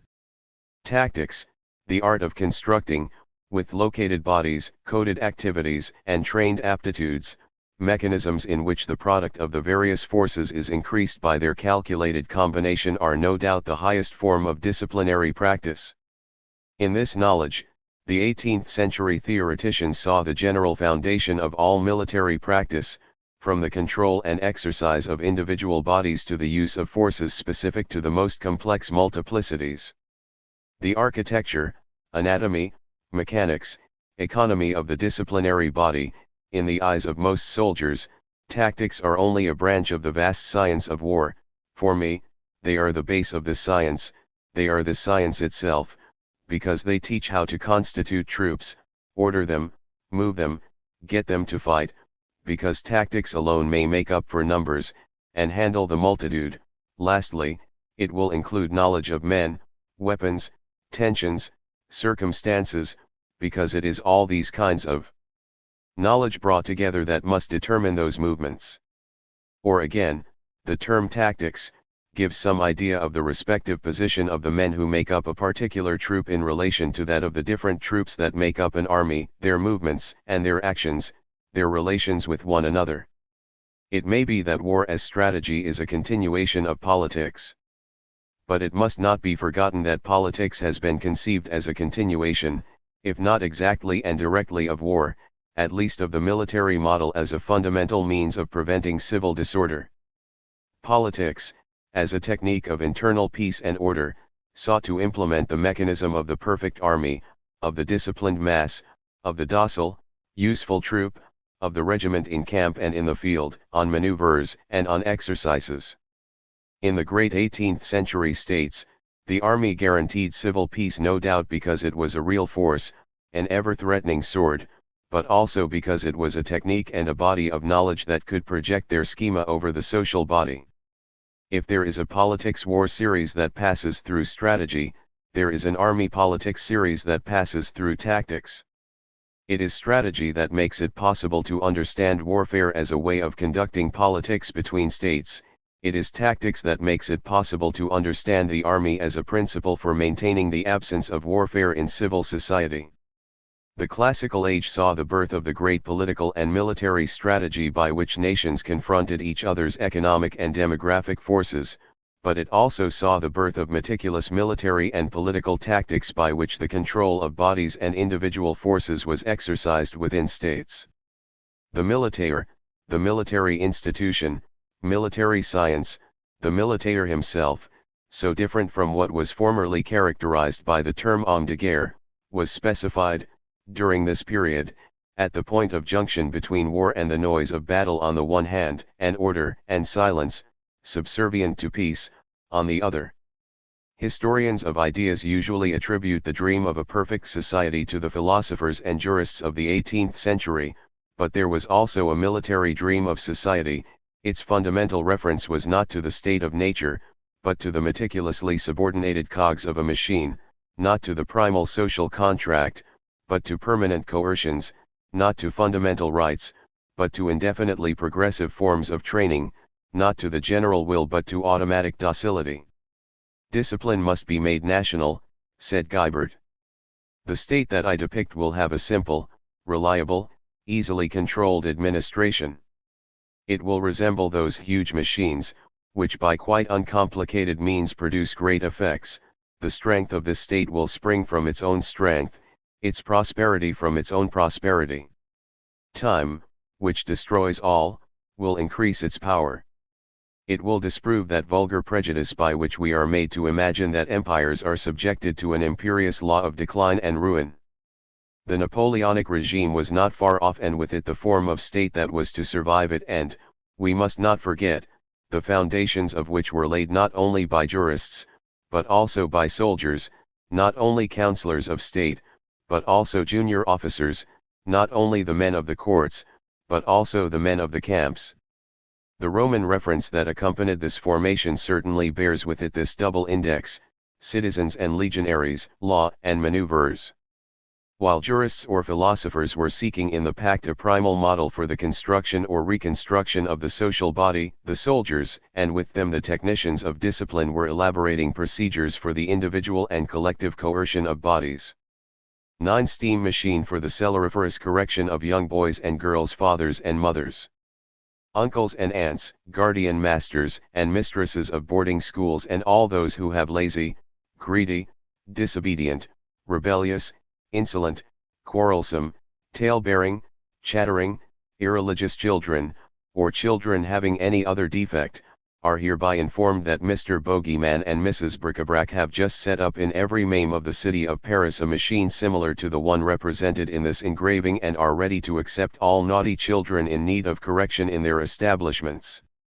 Each day, from midday to 2 o'clock, Mr. Werewolf, Coleman Scarecrow, Eat Without Hunger, and Mrs. Wildcat, Spiteful Slag and Drink Without Thirst, friends and relations of Mr. Bogeyman and Mrs. Bric-a-Brac, will, for a small sum, set up similar machines to be sent into provincial towns and will themselves supervise their operation. The cheapness of correction given by the steam machine and the surprising effects that it produces will persuade parents to avail themselves of it as often as the bad behavior of their children will require it. We also take incorrigible children as boarders.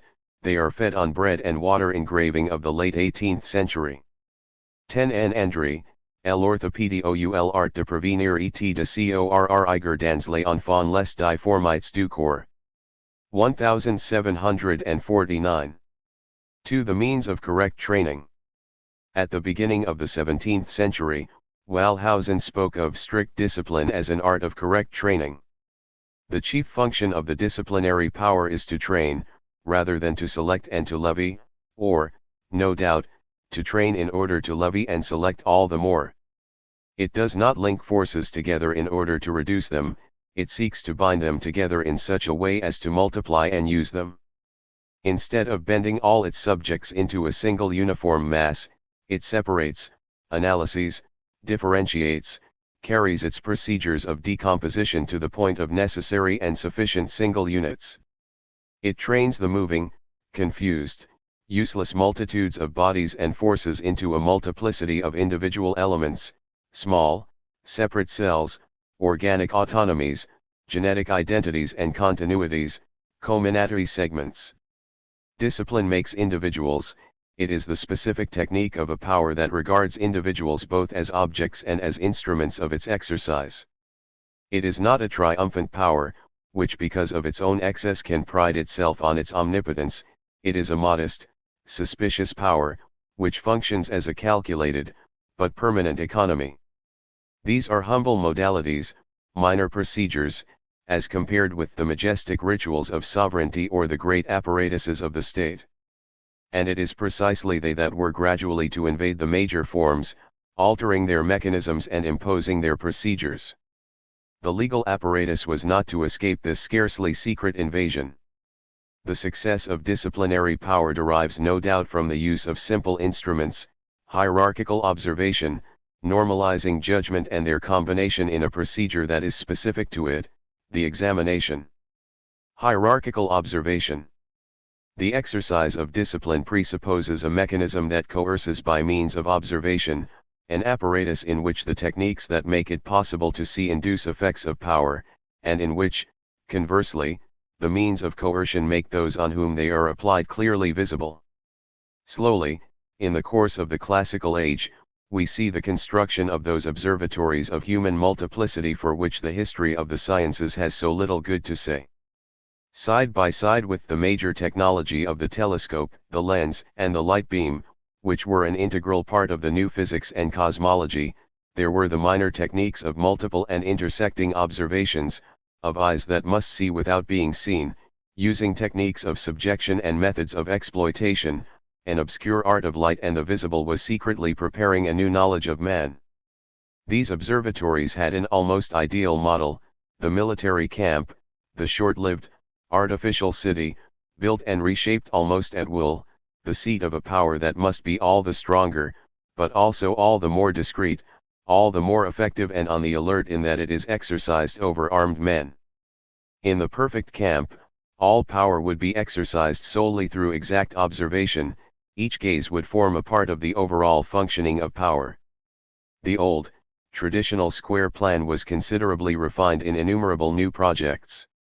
The geometry of the paths, the number and distribution of the tents, the orientation of their entrances, the disposition of files and ranks were exactly defined, the network of gazes that supervised one another was laid down.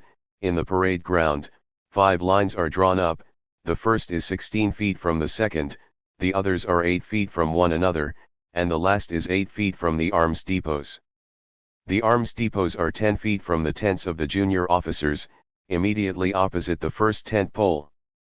A company street is 51 feet wide. All tents are 2 feet from one another. The tents of the subalterns are opposite the alleys of their companies. The rear tent pole is 8 feet from the last soldier's tent and the gate is opposite the captain's tent. The captain's tents are erected opposite the streets of their companies. The entrance is opposite the companies themselves. The camp is the diagram of a power that acts by means of general visibility. For a long time this model of the camp, or at least its underlying principle, was found in urban development, in the construction of working-class housing estates, hospitals, asylums, prisons, schools, the spatial nesting of hierarchized surveillance. The principle was one of embedding. The camp was to the rather shameful art of surveillance what the dark room was to the great science of optics. A whole problematic then develops, that of an architecture that is no longer built simply to be seen, or to observe the external space, but to permit an internal, articulated and detailed control, to render visible those who are inside it. In more general terms, an architecture that would operate to transform individuals, to act on those it shelters, to provide a hold on their conduct, to carry the effects of power right to them, to make it possible to know them, to alter them. Stones can make people docile and knowable. The old simple schema of confinement and enclosure, thick walls, a heavy gate that prevents entering or leaving, began to be replaced by the calculation of openings, of filled and empty spaces, passages, and transparencies. In this way the hospital building was gradually organized as an instrument of medical action. It was to allow a better observation of patients, and therefore a better calibration of their treatment. The form of the buildings, by the careful separation of the patients, was to prevent contagions. Lastly, the ventilation and the air that circulated around each bed was to prevent the deleterious vapors from stagnating around the patient, breaking down his humors and spreading the disease by their immediate effects. The hospital, which was to be built in the second half of the century and for which so many plans were drawn up after the Hôtel Dieu was burnt down for the second time, was no longer simply the roof under which penury and imminent death took shelter. It was, in its very materiality, a therapeutic operator. Similarly, the school building was to be a mechanism for training. It was as a pedagogical machine that Paris Duvernay conceived the École Militaire, right down to the minute details that he had imposed on the architect, Gabriel. Train vigorous bodies, the imperative of health; obtain competent officers, the imperative of qualification; create obedient soldiers, the imperative of politics; prevent debauchery and homosexuality, the imperative of morality. A fourfold reason for establishing sealed compartments between individuals, but also apertures for continuous surveillance. The very building of the école was to be an apparatus for observation. The rooms were distributed along a corridor like a series of small cells. At regular intervals, an officer's quarters were situated, so that every 10 pupils had an officer on each side. The pupils were confined to their cells throughout the night, and Paris had insisted that a window be placed on the corridor wall of each room from chest level to within 1 or 2 feet of the ceiling. Not only is it pleasant to have such windows, but one would venture to say that it is useful, in several respects, not to mention the disciplinary reasons that may determine this arrangement. In the dining rooms was a slightly raised platform for the tables of the inspectors of studies, so that they may see all the tables of the pupils of their divisions during meals. Latrines had been installed with half doors, so that the supervisor on duty could see the head and legs of the pupils, and also with side walls sufficiently high that those inside cannot see one another. Point 2. This infinitely scrupulous concern with surveillance is expressed in the architecture by innumerable petty mechanisms. These mechanisms can only be seen as unimportant if one forgets the role of this instrumentation, minor but flawless, in the progressive objectification and the ever more subtle partitioning of individual behavior. The disciplinary institutions secreted a machinery of control that functioned like a microscope of conduct. The fine, analytical divisions that they created formed around men an apparatus of observation, recording, and training. How was one to subdivide the gaze in these observation machines? How was one to establish a network of communications between them? How was one so to arrange things that a homogeneous, continuous power would result from their calculated multiplicity? The perfect disciplinary apparatus would make it possible for a single gaze to see everything constantly. A central point would be both the source of light illuminating everything, and a locus of convergence for everything that must be known, a perfect eye that nothing would escape and a center towards which all gazes would be turned. This is what Ledoux had imagined when he built Arc-et-Senans. All the buildings were to be arranged in a circle, opening on the inside, at the center of which a high construction was to house the administrative functions of management, the policing functions of surveillance, the economic functions of control and checking, the religious functions of encouraging obedience and work. From here all orders would come, all activities would be recorded, all offenses perceived and judged, and this would be done immediately with no other aid than an exact geometry. Among all the reasons for the prestige that was accorded in the second half of the 18th century, to circular architecture, one must no doubt include the fact that it expressed a certain political utopia. But, the disciplinary gaze did, in fact, need relays. The pyramid was able to fulfill, more efficiently than the circle, two requirements: to be complete enough to form an uninterrupted network, consequently the possibility of multiplying its levels, and of distributing them over the entire surface to be supervised, and yet to be discrete enough not to weigh down with an inert mass on the activity to be disciplined, and not to act as a brake or an obstacle to it, to be integrated into the disciplinary mechanism as a function that increases its possible effects. It had to be broken down into smaller elements, but in order to increase its productive function, specify the surveillance and make it functional. This was the problem of the great workshops and factories, in which a new type of surveillance was organized. It was different from the one practiced in the regimes of the manufactories, which had been carried out from the outside by inspectors, entrusted with the task of applying the regulations. What was now needed was an intense, continuous supervision. It ran right through the labor process. It did not bear, or not only, on production, it also took into account the activity of the men, their skill, the way they set about their tasks, their promptness, their zeal, their behavior. But it was also different from the domestic supervision of the master present beside his workers and apprentices, for it was carried out by clerks, supervisors and foremen. As the machinery of production became larger and more complex, as the number of workers and the division of labor increased, supervision became ever more necessary and more difficult. It became a special function, which had nevertheless to form an integral part of the production process, to run parallel to it throughout its entire length. A specialized personnel became indispensable, constantly present and distinct from the workers. In the large factory, everything is regulated by the clock. The workers are treated strictly and harshly. The clerks, who are used to treating them with an air of superiority and command, which is really necessary with the multitude, treat them with severity or contempt. Hence these workers either cost more or leave the factory soon after arrival. But, although the workers preferred a framework of a guild type to this new regime of surveillance, the employers saw that it was indissociable from the system of industrial production, private property and profit. At the scale of a factory, a great ironworks or a mine, the objects of expenditure are so multiplied, that the slightest dishonesty on each object would add up to an immense fraud, which would not only absorb the profits, but would lead to a loss of capital.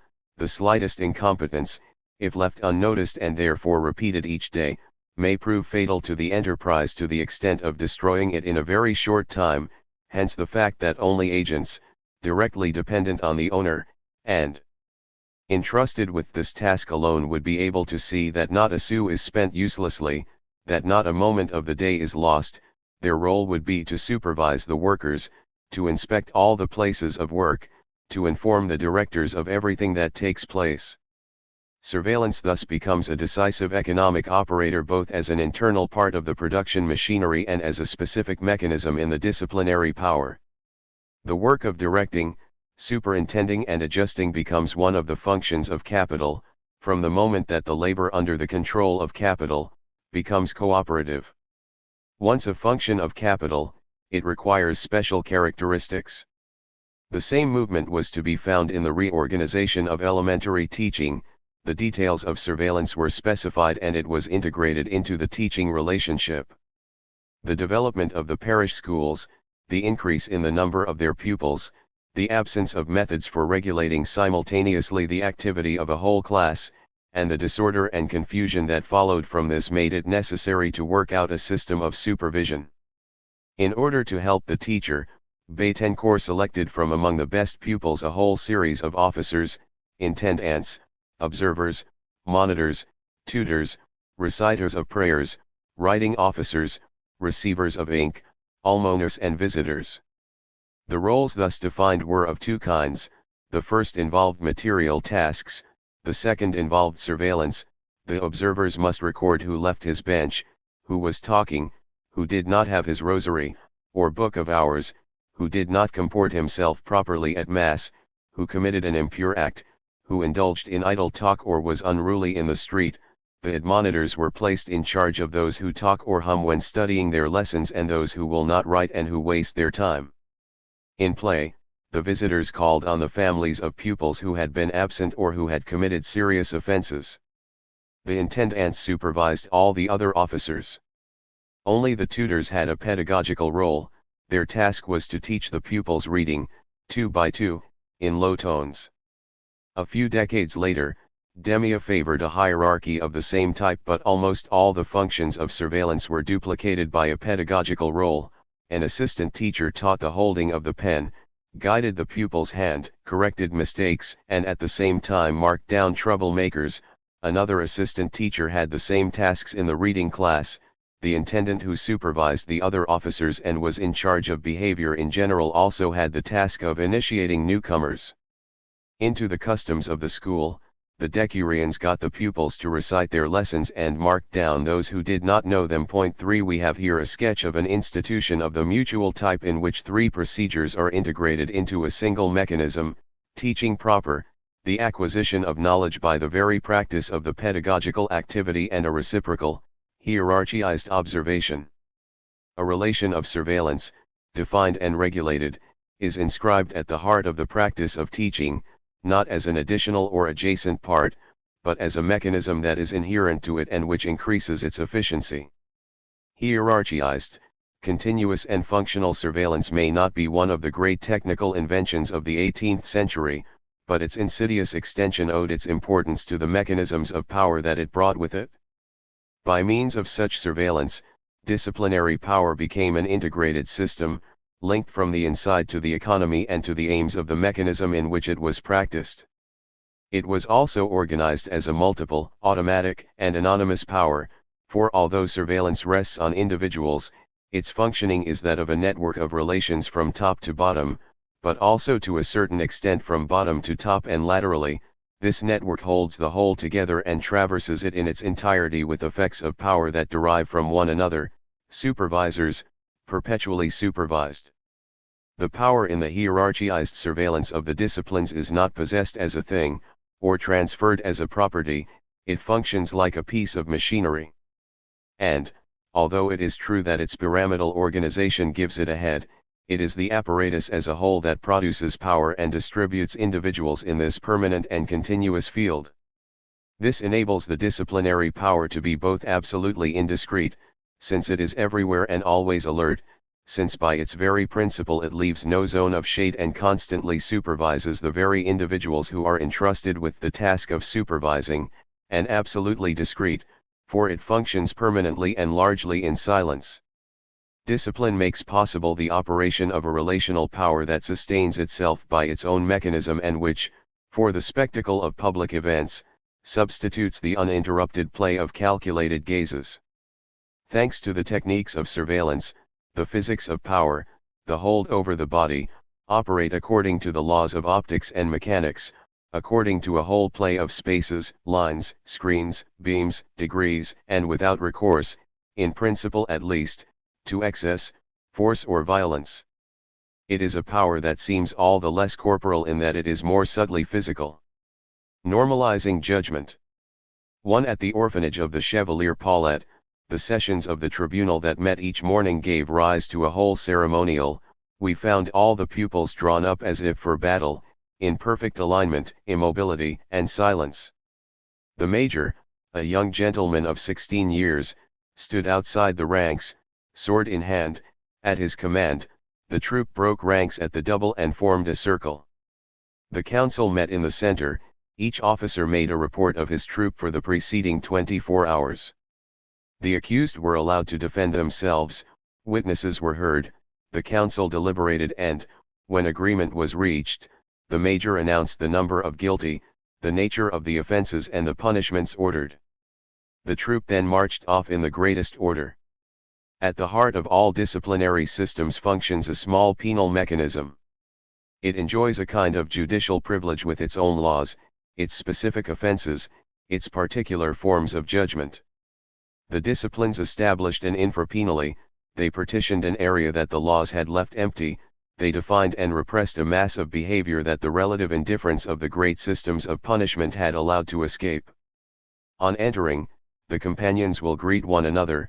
On leaving, they must lock up the materials and tools that they have been using and also make sure that their lamps are extinguished. It is expressly forbidden to amuse companions by gestures or in any other way. They must comport themselves honestly and decently. Anyone who is absent for more than 5 minutes without warning M. Oppenheim will be marked down for a half-day, and in order to be sure that nothing is forgotten in this meticulous criminal justice, it is forbidden to do anything that may harm M. Oppenheim and his companions. The workshop, the school, the army were subject to a whole micropenally of time, of activity, of behavior, of speech, of the body, of sexuality. At the same time, by way of punishment, a whole series of subtle procedures was used, from light physical punishment to minor deprivations and petty humiliations. It was a question both of making the slightest departures from correct behavior subject to punishment, and of giving a punitive function to the apparently indifferent elements of the disciplinary apparatus, so that, if necessary, everything might serve to punish the slightest thing, each subject find himself caught in a punishing universality. By the word punishment, one must understand everything that is capable of making children feel the offense they have committed, everything that is capable of humiliating them, of confusing them, a certain coldness, a certain indifference, a question, a humiliation, a removal from office. 2. But discipline brought with it a specific way of punishing that was not only a small-scale model of the court. What is specific to the disciplinary penally is non-observance, that which does not measure up to the rule, that departs from it. The whole indefinite domain of the non-conforming is punishable. The soldier commits an offense whenever he does not reach the level required. A pupil's offense is not only a minor infraction, but also an inability to carry out his tasks. The regulations for the Prussian infantry ordered that a soldier who had not correctly learned to handle his rifle should be treated with the greatest severity. Similarly, when a pupil has not retained the catechism from the previous day, he must be forced to learn it, without making any mistake, and repeat it the following day. Either he will be forced to hear it standing or kneeling, his hands joined, or he will be given some other penance. The order that the disciplinary punishments must enforce is of a mixed nature.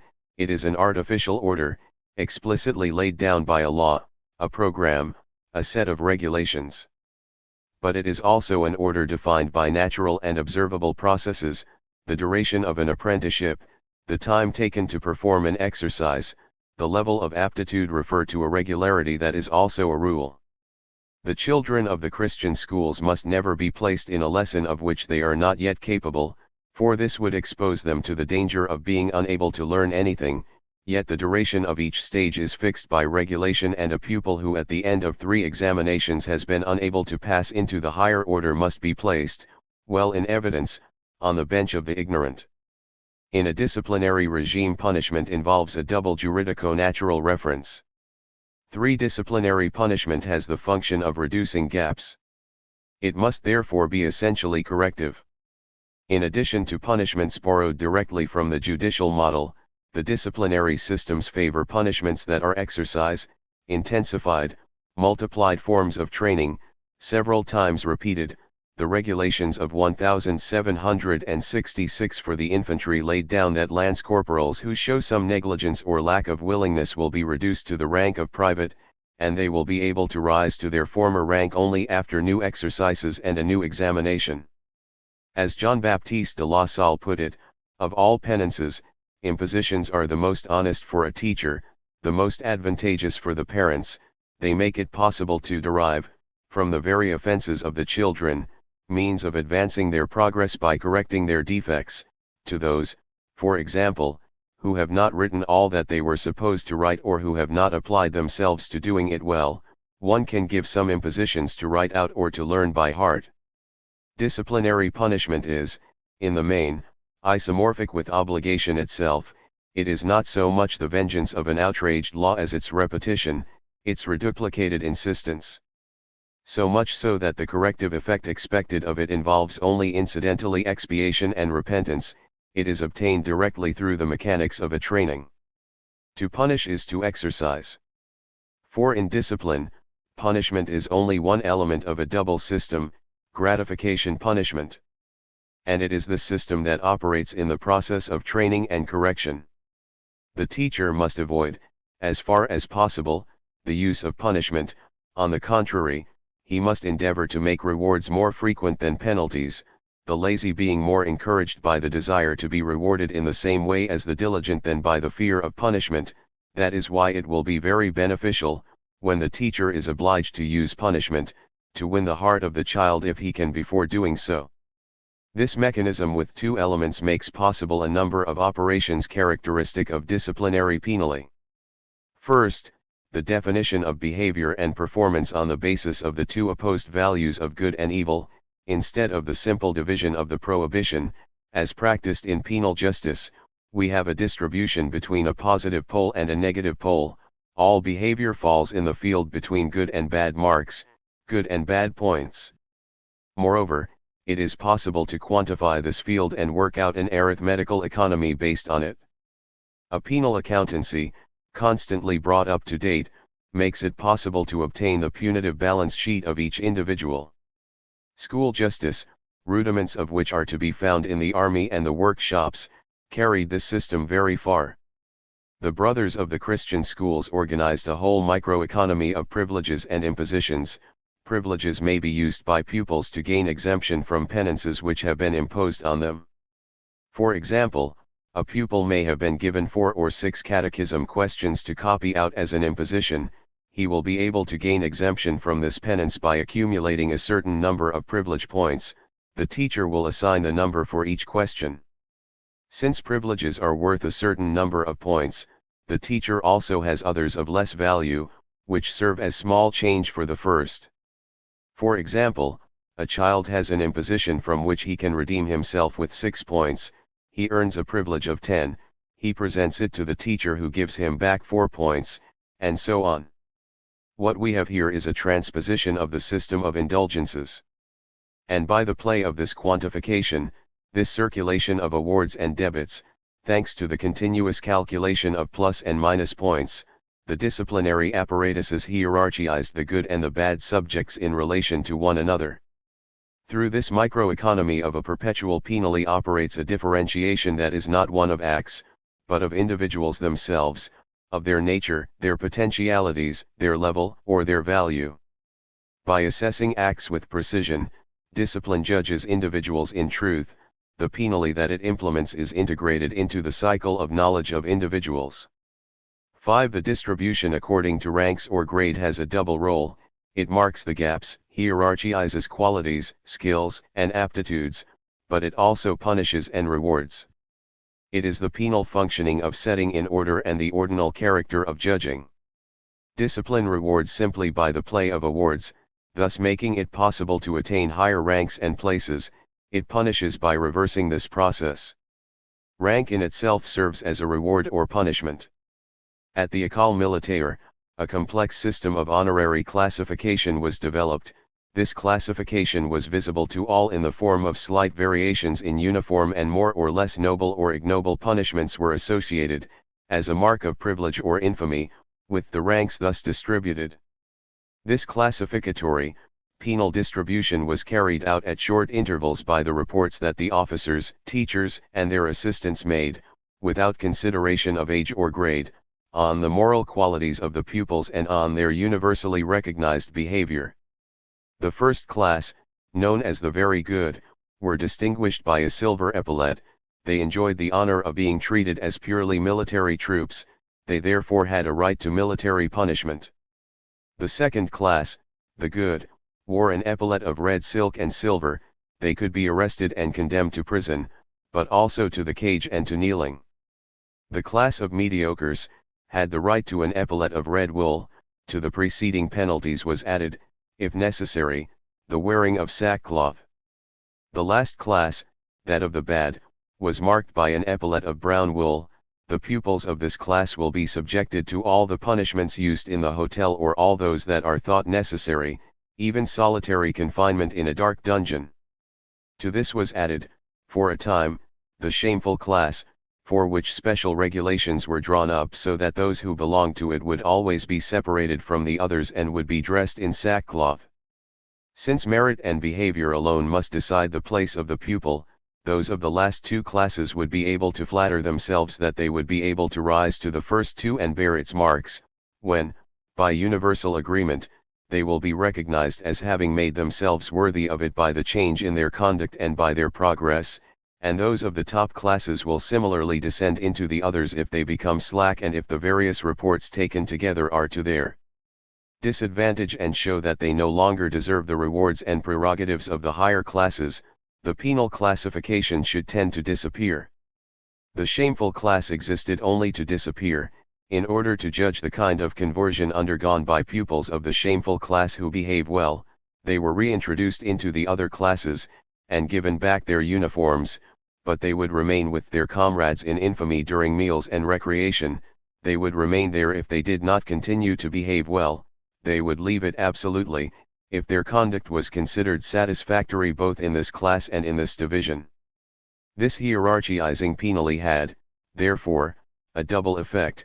It distributed pupils according to their aptitudes and their conduct, that is, according to the use that could be made of them when they left the school.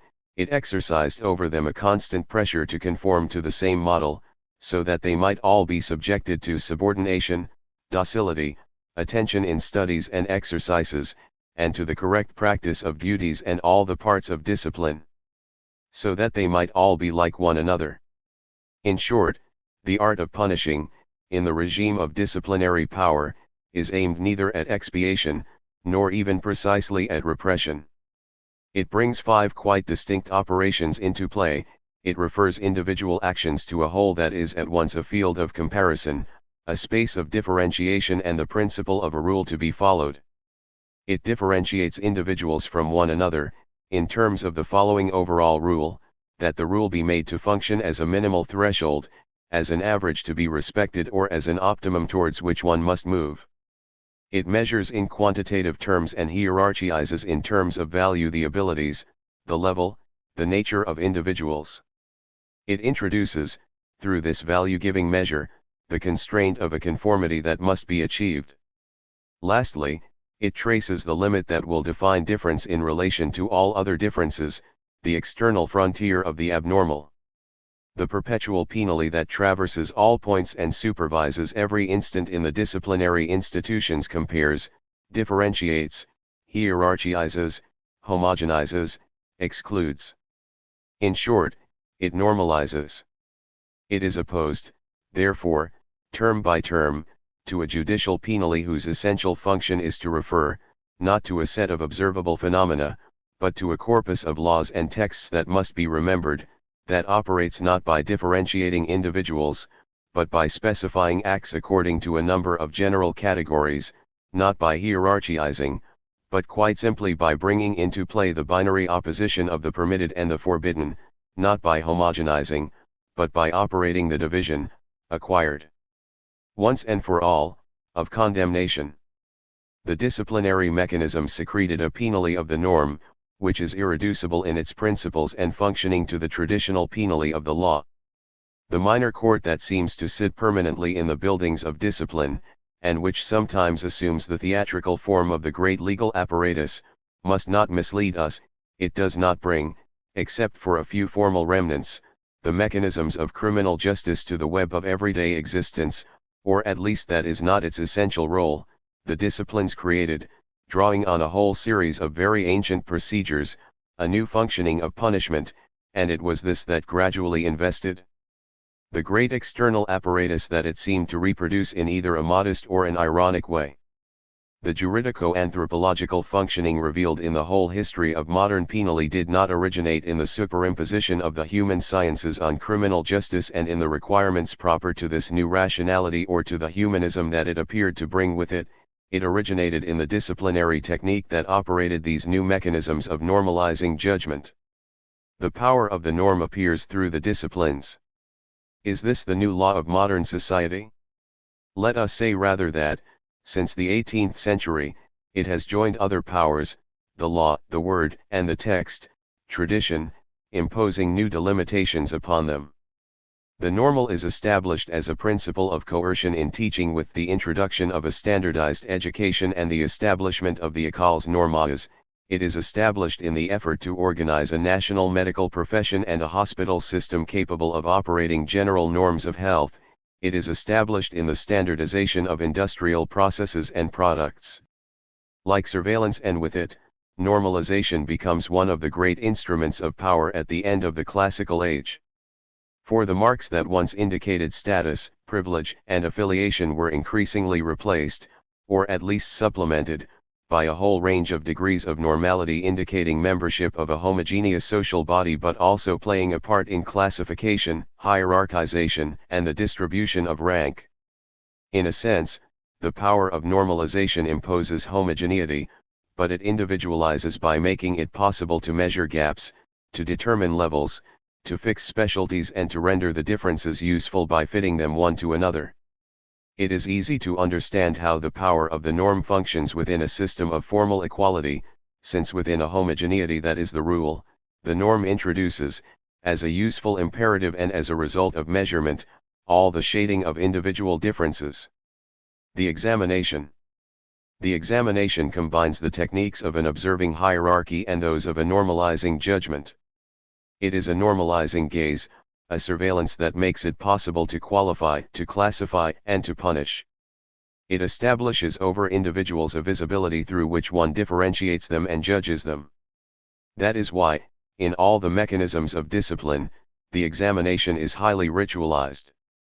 In it are combined the ceremony of power and the form of the experiment, the deployment of force and the establishment of truth. At the heart of the procedures of discipline, it manifests the subjection of those who are perceived as objects and the objectification of those who are subjected. The superimposition of the power relations and knowledge relations assumes in the examination all its visible brilliance. It is yet another innovation of the classical age that the historians of science have left unexplored. People write the history of experiments on those born blind, on wolf children, or under hypnosis. But who will write the more general, more fluid, but also more determinant history of the examination, its rituals, its methods, its characters and their roles, its play of questions and answers, its systems of marking and classification? For in this slender technique are to be found a whole domain of knowledge, a whole type of power. One often speaks of the ideology that the human sciences bring with them, in either discrete or prolix manner. But does their very technology, this tiny operational schema that has become so widespread, this familiar method of the examination, implement, within a single mechanism, power relations that make it possible to extract and constitute knowledge? It is not simply at the level of consciousness, of representations, and in what one thinks one knows, but at the level of what makes possible the knowledge that is transformed into political investment. One of the essential conditions for the epistemological thought of medicine at the end of the 18th century was the organization of the hospital as an examining apparatus. The ritual of the visit was its most obvious form. In the 17th century, the physician, coming from the outside, added his inspection to many other controls, religious, administrative, etc. He hardly participated in the everyday administration of the hospital. Gradually, the visit became more regular, more rigorous, above all more extended, it became an ever more important part of the functioning of the hospital. In 1661, the physician of the Hôtel Dieu of Paris was called upon to make a daily visit. In 1687, an expectant physician was to examine, in the afternoon, certain seriously sick patients. The 18th century regulations laid down the hours of the visit and its duration. They insisted on a rotation of physicians, which would guarantee visits every day even on Easter Sunday. At last, in 1771, a resident physician was appointed, charged with providing all the services of his state, at night as well as in the day in the intervals between visits by an outside physician. The old form of inspection, irregular and rapid, was transformed into a regular observation that placed the patient in a situation of almost perpetual examination. This had two consequences. In the internal hierarchy, the physician, hitherto an external element, begins to gain over the religious staff and to relegate them to a clearly specified, but subordinate role in the technique of the examination. The category of the nurse then appears, while the hospital itself, which was once little more than a poorhouse, was to become a place of training and of the correlation of knowledge. It represented a reversal therefore of the power relations and the constitution of a corpus of knowledge. The well-disciplined hospital became the physical counterpart of the medical discipline. This discipline could now abandon its textual character and take its references not so much from the tradition of authorities as from a domain of objects perpetually offered for examination. Similarly, the school became a sort of apparatus of uninterrupted examination that duplicated along its entire length the operation of teaching.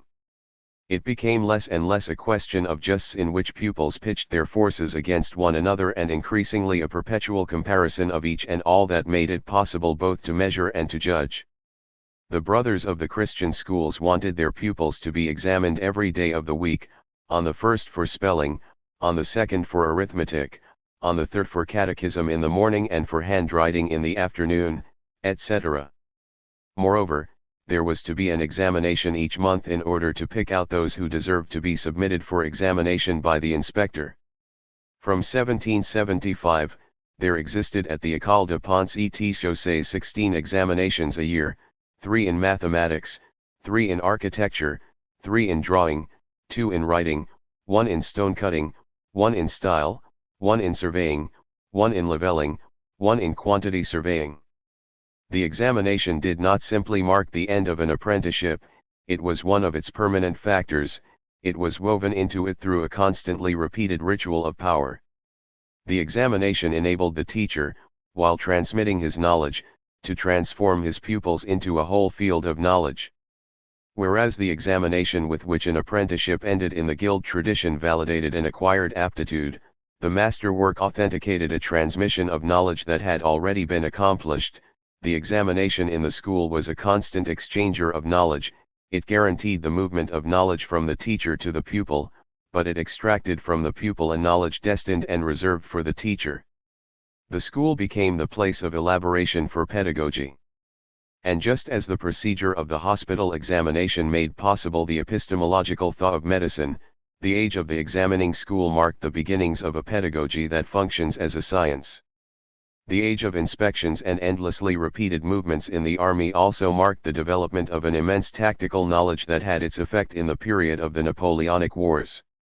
The examination introduced a whole mechanism that linked to a certain type of the formation of knowledge a certain form of the exercise of power. 1. The examination transformed the economy of visibility into the exercise of power. Traditionally, power was what was seen, what was shown and what was manifested and, paradoxically, found the principle of its force in the movement by which it deployed that force. Those on whom it was exercised could remain in the shade, they received light only from that portion of power that was conceded to them, or from the reflection of it that for a moment they carried. Disciplinary power, on the other hand, is exercised through its invisibility. At the same time it imposes on those whom it subjects a principle of compulsory visibility. In discipline, it is the subjects who have to be seen. Their visibility assures the hold of the power that is exercised over them. It is the fact of being constantly seen, of being able always to be seen, that maintains the disciplined individual in his subjection. And the examination is the technique by which power, instead of emitting the signs of its potency, instead of imposing its mark on its subjects, holds them in a mechanism of objectification. In this space of domination, disciplinary power manifests its potency, essentially, by arranging objects. The examination is, as it were, the ceremony of this objectification. Hitherto the role of the political ceremony had been to give rise to the excessive, yet regulated manifestation of power. It was a spectacular expression of potency, an expenditure, exaggerated and coded, in which power renewed its vigor. It was always more or less related to the triumph. The solemn appearance of the sovereign brought with it something of the consecration, the coronation, the return from victory. Even the funeral ceremony took place with all the spectacle of power deployed. Discipline, however, had its own type of ceremony. It was not the triumph, but the review, the parade, an ostentatious form of the examination. In it the subjects were presented as objects to the observation of a power that was manifested only by its gaze. They did not receive directly the image of the sovereign power, they only felt its effects, in replica, as it were, on their bodies, which had become precisely legible and docile. On March 15, 1666, Louis XIV took his first military review, 18,000 men, one of the most spectacular actions of the reign, which was supposed to have kept all Europe in disquiet. Several years later, a medal was struck to commemorate the event. It bears the exurg, Disciplina Militaris Restitua and the legend Prolutio ad Victorias. On the right, the king, right foot forward, commands the exercise itself with a stick. On the left, several ranks of soldiers are shown full face and aligned in depth. They have raised their right arms to shoulder height and are holding their rifles exactly vertical, their right legs are slightly forward and their left feet turned outwards. On the ground, lines intersect at right angles, to form, beneath the soldiers' feet, broad rectangles that serve as references for different phases and positions of the exercise. In the background is a piece of classical architecture. The columns of the palace extend those formed by the ranks of men and the erect rifles, just as the paving no doubt extends the lines of the exercise. But above the balustrade that crowns the building are statues representing dancing figures, sinuous lines, rounded gestures, draperies. The marble is covered with movements whose principle of unity is harmonic. The men, on the other hand, are frozen into a uniformly repeated attitude of ranks and lines, a tactical unity. The order of the architecture, which frees at its summit the figures of the dance, imposes its rules and its geometry on the disciplined men on the ground. The columns of power. Very good, Grand Duke Michel once remarked of a regiment, after having kept it for 1 hour presenting arms, only they breathe. Let us take this medal as evidence of the moment when, paradoxically but significantly, the most brilliant figure of sovereign power is joined to the emergence of the rituals proper to disciplinary power. The scarcely sustainable visibility of the monarch is turned into the unavoidable visibility of the subjects. And it is this inversion of visibility in the functioning of the disciplines that was to assure the exercise of power even in its lowest manifestations. We are entering the age of the infinite examination and of compulsory objectification. 2. The examination also introduces individuality into the field of documentation. The examination leaves behind it a whole meticulous archive constituted in terms of bodies and days. The examination that places individuals in a field of surveillance also situates them in a network of writing, it engages them in a whole mass of documents that capture and fix them. The procedures of examination were accompanied at the same time by a system of intense registration and of documentary accumulation. A power of writing was constituted as an essential part in the mechanisms of discipline. On many points, it was modeled on the traditional methods of administrative documentation, though with particular techniques and important innovations. Some concerned methods of identification, signaling or description. This was the problem in the army, where it was necessary to track down deserters, avoid repeating enrollments, correct fictitious information presented by officers, know the services and value of each individual, establish with certainty the balance sheet of those who had disappeared or died. It was the problem of the hospitals, where it was necessary to recognize the patients, expel shammers, follow the evolution of diseases, study the effectiveness of treatments, map similar cases and the beginnings of epidemics. It was the problem of the teaching establishments, where one had to define the aptitude of each individual, situate his level and his abilities, indicate the possible use that might be made of them. The register enables one, by being available in time and place, to know the habits of the children, their progress in piety, in catechism, in the letters, during the time they have been at the school. Hence the formation of a whole series of codes of disciplinary individuality that made it possible to transcribe, by means of homogenization, the individual features established by the examination, the physical code of signaling, the medical code of symptoms, the educational or military code of conduct or performance.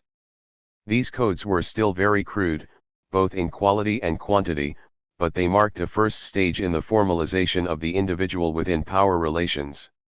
The other innovations of disciplinary writing concern the correlation of these elements, the accumulation of documents, their seriation, the organization of comparative fields, making it possible to classify, to form categories, to determine averages, to fix norms. The hospitals of the 18th century, in particular, were great laboratories for scriptuary and documentary methods.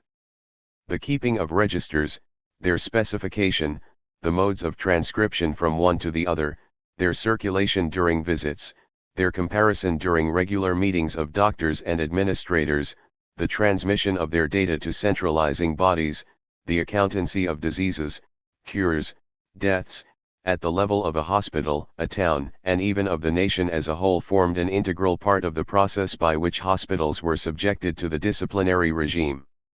Among the fundamental conditions of a good medical discipline, in both senses of the word, one must include the procedures of writing that made it possible to integrate individual data into cumulative systems in such a way that they were not lost, so to arrange things that an individual could be located in the general register and that, conversely, each datum of the individual examination might affect overall calculations.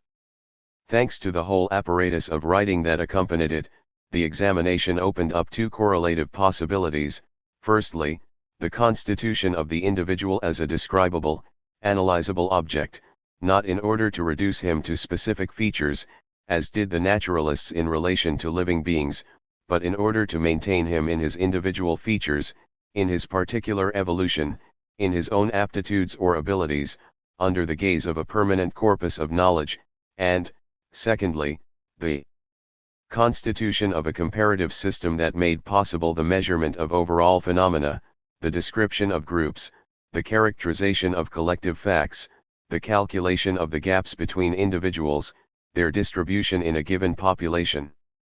These small techniques of notation, of registration, of constituting files, of arranging facts in columns and tables that are so familiar to us now, were of decisive importance in the epistemological thought of the sciences of the individual. One is no doubt right to pose the Aristotelian problem: is a science of the individual possible and legitimate? A great problem needs great solutions perhaps. But there is the small historical problem of the emergence, towards the end of the 18th century, of what might generally be termed the clinical sciences, the problem of the entry of the individual into the field of knowledge, the problem of the entry of the individual description, of the cross-examination, of anamnesis, of the file into the general functioning of scientific discourse. To this simple question of fact, one must no doubt give an answer lacking in nobility. One should look into these procedures of writing and registration, one should look into the mechanisms of examination, into the formation of the mechanisms of discipline, and of a new type of power over bodies. Is this the birth of the sciences of man? It is probably to be found in these ignoble archives, where the modern play of coercion over bodies, gestures, and behavior has its beginnings. 3. The examination, surrounded by all its documentary techniques, makes each individual a case, a case which at one and the same time constitutes an object for a branch of knowledge and a hold for a branch of power. The case is no longer, as in casuistry or jurisprudence, a set of circumstances defining an act and capable of modifying the application of a rule. It is the individual as he may be described, judged, measured, compared with others, in his very individuality, and it is also the individual who has to be trained or corrected, classified, normalized, excluded, etc. For a long time ordinary individuality, the everyday individuality of everybody, remained below the threshold of description. To be looked at, observed, described in detail, followed from day to day by an uninterrupted writing was a privilege. The chronicle of a man, the account of his life, his historiography, written as he lived out his life formed part of the rituals of his power. The disciplinary methods reversed this relation, lowered the threshold of describable individuality and made of this description a means of control and a method of domination. It is no longer a monument for future memory, but a document for possible use. And this new describability is all the more marked in that the disciplinary framework is a strict one. The child, the patient, the madman, the prisoner, were to become, with increasing ease from the 18th century and according to a curve which is that of the mechanisms of discipline, the object of individual descriptions and biographical accounts. This turning of real lives into writing is no longer a procedure of heroization, it functions as a procedure of objectification and subjection. The carefully collated life of mental patients or delinquents belongs, as did the Chronicle of Kings or the adventures of the great popular bandits, to a certain political function of writing, but in a quite different technique of power. The examination as the fixing, at once ritual and scientific, of individual differences, as the pinning down of each individual in his own particularity clearly indicates the appearance of a new modality of power in which each individual receives as his status his own individuality, and in which he is linked by his status to the features, the measurements, the gaps, the marks that characterize him and make him a case. Finally, the examination is at the center of the procedures that constitute the individual as effect and object of power, as effect and object of knowledge. It is the examination which, by combining hierarchical surveillance and normalizing judgment, assures the great disciplinary functions of distribution and classification, maximum extraction of forces and time, continuous genetic accumulation, optimum combination of aptitudes and, thereby, the fabrication of cellular, organic, genetic, and combinatory individuality.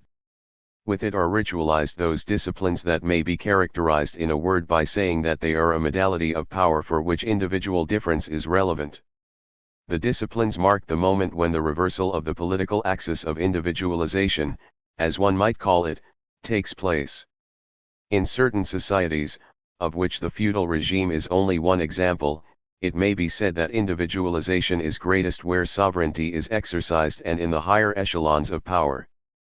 The more one possesses power or privilege, the more one is marked as an individual, by rituals, written accounts or visual reproductions.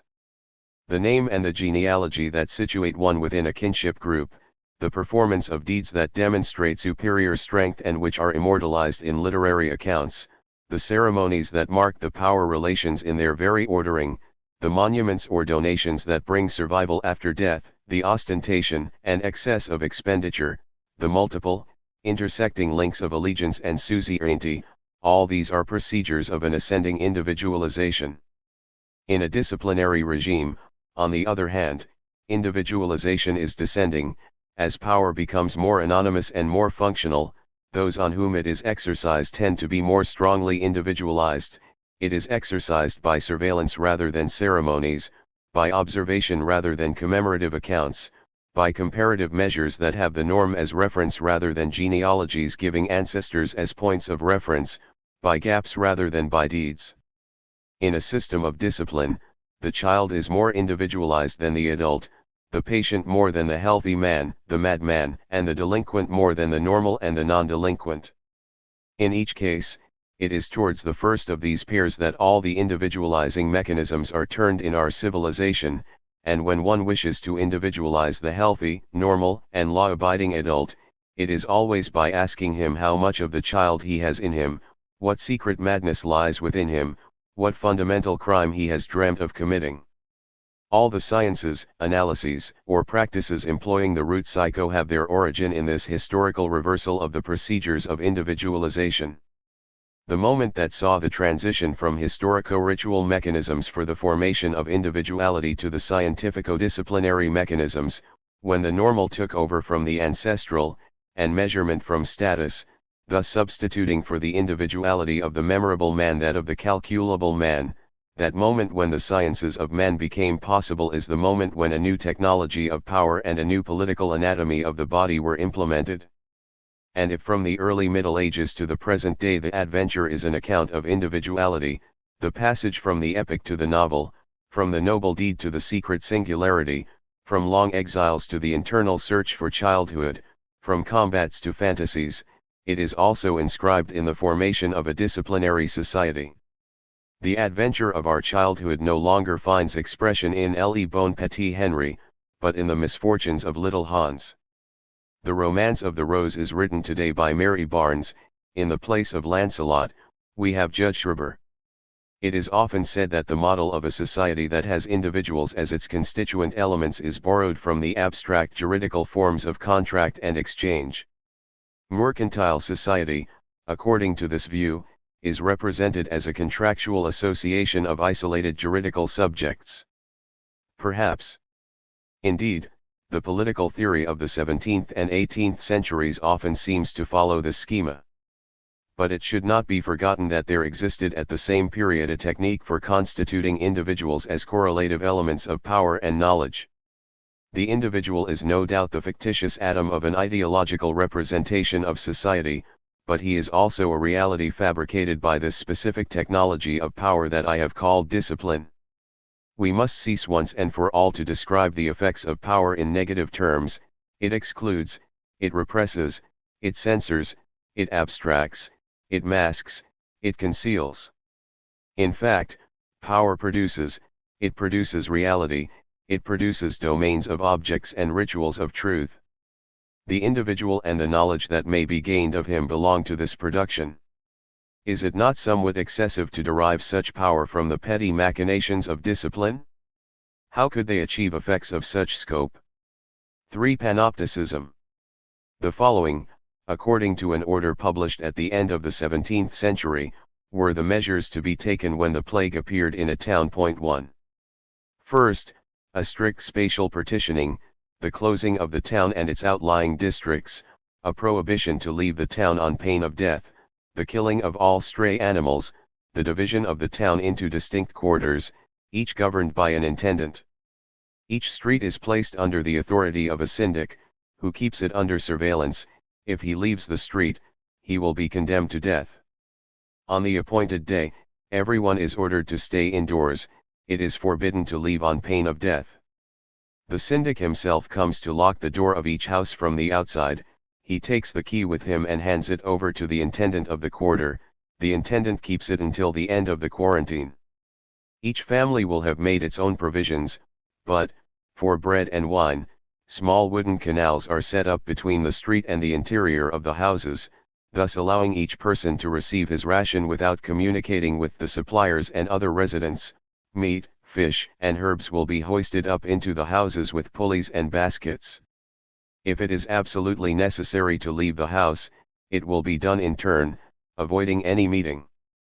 Only the intendants, syndics, and guards will move about the streets and also, between the infected houses, from one corpse to another, the crows, who can be left to die.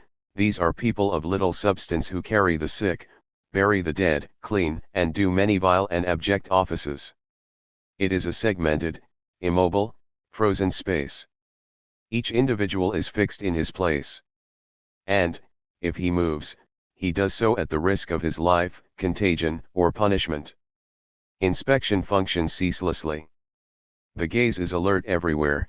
A considerable body of militia, commanded by good officers and men of substance, guards at the gates, at the town hall and in every quarter to ensure the prompt obedience of the people and the most absolute authority of the magistrates, as also to observe all disorder, theft, and extortion. At each of the town gates there will be an observation post, at the end of each street sentinels. Every day, the intendant visits the quarter in his charge, inquires whether the syndics have carried out their tasks, whether the inhabitants have anything to complain of, they observe their actions. Every day, too, the syndic goes into the street for which he is responsible, stops before each house, gets all the inhabitants to appear at the windows, he calls each of them by name, informs himself as to the state of each and every one of them, in which respect the inhabitants will be compelled to speak the truth under pain of death. If someone does not appear at the window, the syndic must ask why. In this way he will find out easily enough whether dead or sick are being concealed. Everyone locked up in his cage, everyone at his window, answering to his name and showing himself when asked, it is the great review of the living and the dead. This surveillance is based on a system of permanent registration, reports from the syndics to the intendants, from the intendants to the magistrates or mayor. At the beginning of the lockup, the roll of each of the inhabitants present in the town is laid down, one by one. This document bears the name, age, sex of everyone, notwithstanding his condition. A copy is sent to the intendant of the quarter, another to the office of the town hall, another to enable the syndic to make his daily roll call. Everything that may be observed during the course of the visits, deaths, illnesses, complaints, irregularities, is noted down and transmitted to the intendants and magistrates. The magistrates have complete control over medical treatment, they have appointed a physician in charge, no other practitioner may treat, no apothecary prepare medicine, no confessor visit a sick person without having received from him a written note to prevent anyone from concealing and dealing with those sick of the contagion, unknown to the magistrates. The registration of the pathological must be constantly centralized. The relation of each individual to his disease and to his death passes through the representatives of power, the registration they make of it, the decisions they take on it. 5 or 6 days after the beginning of the quarantine, the process of purifying the houses one by one is begun. All the inhabitants are made to leave, in each room the furniture and goods are raised from the ground or suspended from the air, perfume is poured around the room, after carefully sealing the windows, doors, and even the keyholes with wax, the perfume is set alight. Finally, the entire house is closed while the perfume is consumed.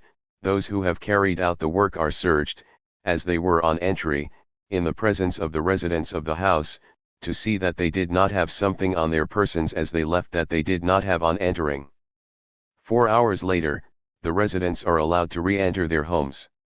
This enclosed, segmented space, observed at every point, in which the individuals are inserted in a fixed place, in which the slightest movements are supervised, in which all events are recorded, in which an uninterrupted work of writing links the center and periphery, in which power is exercised without division, according to a continuous hierarchical figure, in which each individual is constantly located, examined, and distributed among the living beings, the sick and the dead. All this constitutes a compact model of the disciplinary mechanism. The plague is met by order, its function is to sort out every possible confusion, that of the disease, which is transmitted when bodies are mixed together, that of the evil, which is increased when fear and death overcome prohibitions. It lays down for each individual his place, his body, his disease, and his death, his well-being, by means of an omnipresent and omniscient power that subdivides itself in a regular, uninterrupted way even to the ultimate determination of the individual, of what characterizes him, of what belongs to him, of what happens to him. Against the plague, which is a mixture, discipline brings into play its power, which is one of analysis. A whole literary fiction of the festival grew up around the plague, suspended laws, lifted prohibitions, the frenzy of passing time, bodies mingling together without respect, individuals unmasked, abandoning their statutory identity and the figure under which they had been recognized, allowing a quite different truth to appear. But there was also a political dream of the plague, which was exactly its reverse, not the collective festival, but strict divisions, not laws transgressed, but the penetration of regulation into even the smallest details of everyday life through the mediation of the complete hierarchy that assured the capillary functioning of power, not masks that were put on and taken off, but the assignment to each individual of his true name, his true place, his true body, his true disease. The plague as a form, at once real and imaginary, of disorder had as its medical and political correlative discipline.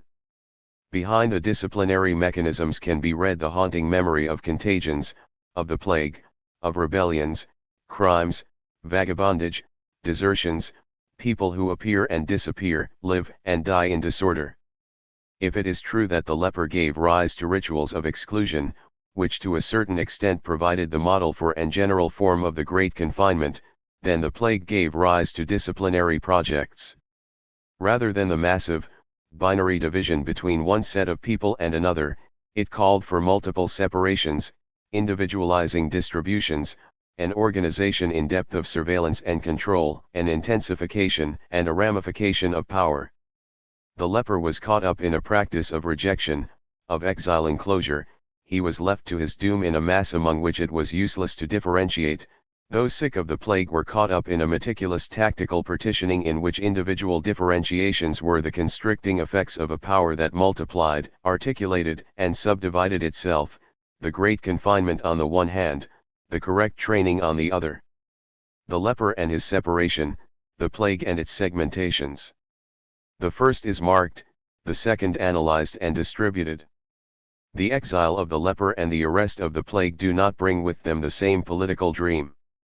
The first is that of a pure community, the second that of a disciplined society. Two ways of exercising power over men, of controlling their relations, of separating out their dangerous mixtures. The plague-stricken town, traversed throughout with hierarchy, surveillance, observation, writing, the town immobilized by the functioning of an extensive power that bears in a distinct way over all individual bodies, this is the utopia of the perfectly governed city. The plague is the trial in the course of which one may define ideally the exercise of disciplinary power. In order to make rights and laws function according to pure theory, the jurists place themselves in imagination in the state of nature. In order to see perfect disciplines functioning, rulers dreamt of the state of plague. Underlying disciplinary projects, the image of the plague stands for all forms of confusion and disorder, just as the image of the leper, cut off from all human contact, underlies projects of exclusion. They are different projects, then, but not incompatible ones.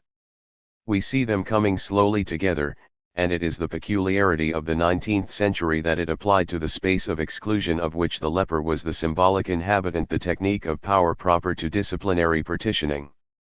Treat lepers as plague victims, project the subtle segmentations of discipline onto the confused space of internment, combine it with the methods of analytical distribution proper to power, individualize the excluded, but use procedures of individualization to mark exclusion. This is what was operated regularly by disciplinary power from the beginning of the 19th century in the psychiatric asylum, the penitentiary, the reformatory, the approved school and, to some extent, the hospital. Generally speaking, all the authorities exercising individual control function according to a double mode, that of binary division and branding, and that of coercive assignment, of differential distribution. On the one hand, the lepers are treated as plague victims, the tactics of individualizing disciplines are imposed on the excluded, and, on the other hand, the universality of disciplinary controls makes it possible to brand the leper and to bring into play against him the dualistic mechanisms of exclusion.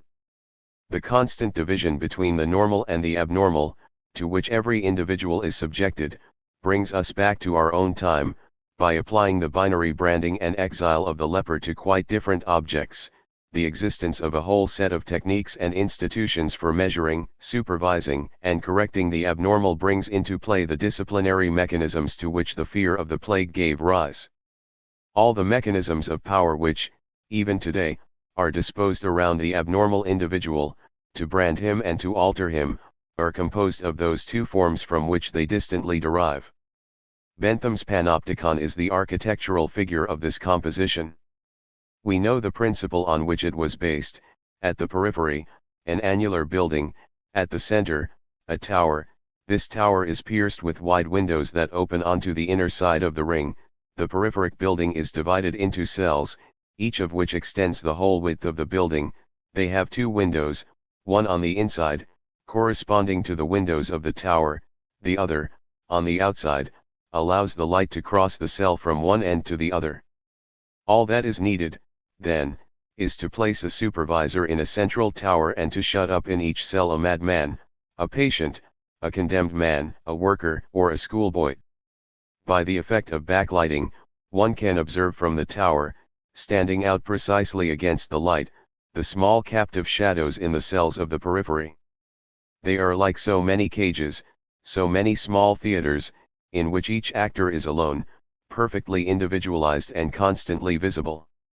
The panoptic mechanism arranges spatial unities that make it possible to see constantly and to recognize immediately. In short, it reverses the principle of the dungeon, or rather of its three functions: to enclose, to deprive of light and to hide. It preserves only the first and eliminates the other two. Full lighting and the eye of a supervisor capture better than darkness, which ultimately protected. Visibility is a trap. To begin with, this made it possible, as a negative effect, to avoid those compact, swarming, howling masses that were to be found in places of confinement, those painted by Goya or described by Howard.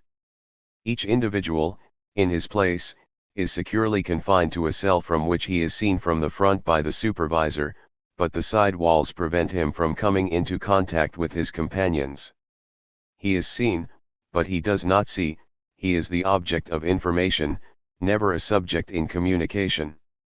The arrangement of his room, opposite the central tower, imposes on him an axial visibility, but the divisions of the ring, those separated cells, imply a lateral invisibility.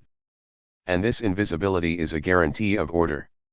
If the inmates are convicts, there is no danger of a plot, an attempt at collective escape, the planning of new crimes for the future, bad reciprocal influences.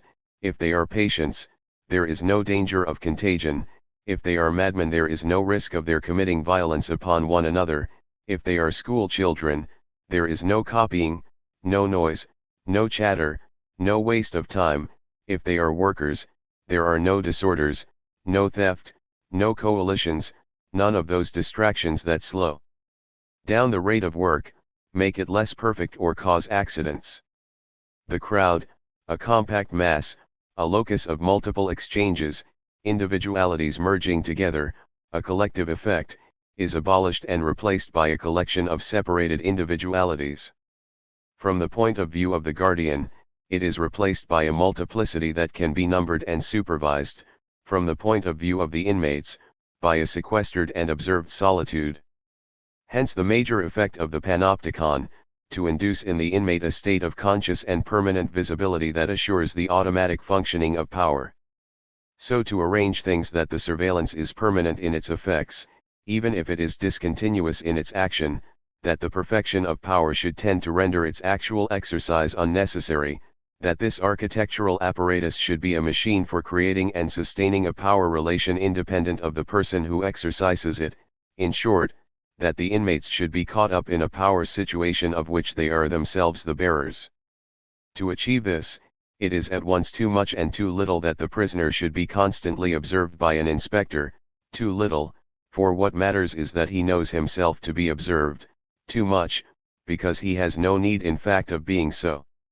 In view of this, Bentham laid down the principle that power should be visible and unverifiable. Visible, the inmate will constantly have before his eyes the tall outline of the central tower from which he is spied upon. Unverifiable, the inmate must never know whether he is being looked at any one moment, but he must be sure that he may always be so. In order to make the presence or absence of the inspector unverifiable, so that the prisoners, in their cells, cannot even see a shadow, Bentham envisaged not only Venetian blinds on the windows of the central observation hall, but, on the inside, partitions that intersected the hall at right angles and, in order to pass from one quarter to the other, not doors but zigzag openings, for the slightest noise, a gleam of light, a brightness in a half-opened door would betray the presence of the guardian. Point 2. The panopticon is a machine for dissociating the see/being seen dyad. In the peripheric ring, one is totally seen, without ever seeing.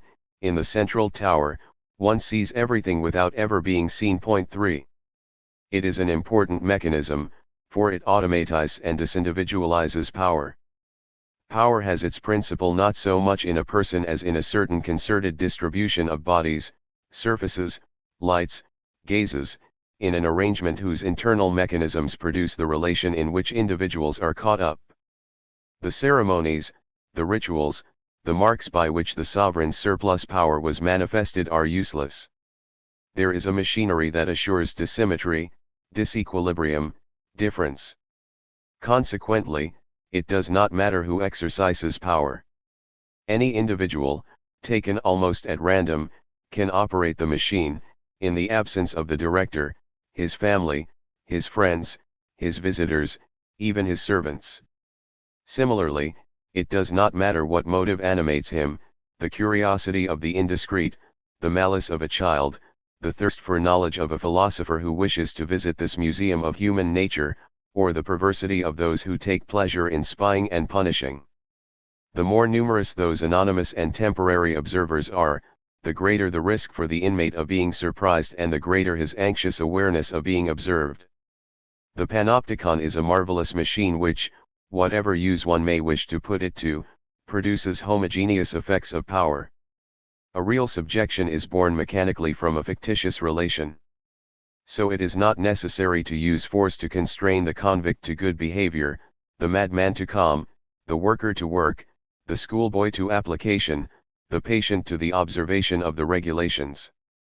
Bentham was surprised that panoptic institutions could be so light. There were no more bars, no more chains, no more heavy locks. All that was needed was that the separations should be clear and the openings well arranged. The heaviness of the old houses of security, with their fortress-like architecture, could be replaced by the simple, economic geometry of a house of certainty. The efficiency of power, its constraining force have, in a sense, passed over to the other side, to the side of its surface of application. He who is subjected to a field of visibility, and who knows it, assumes responsibility for the constraints of power.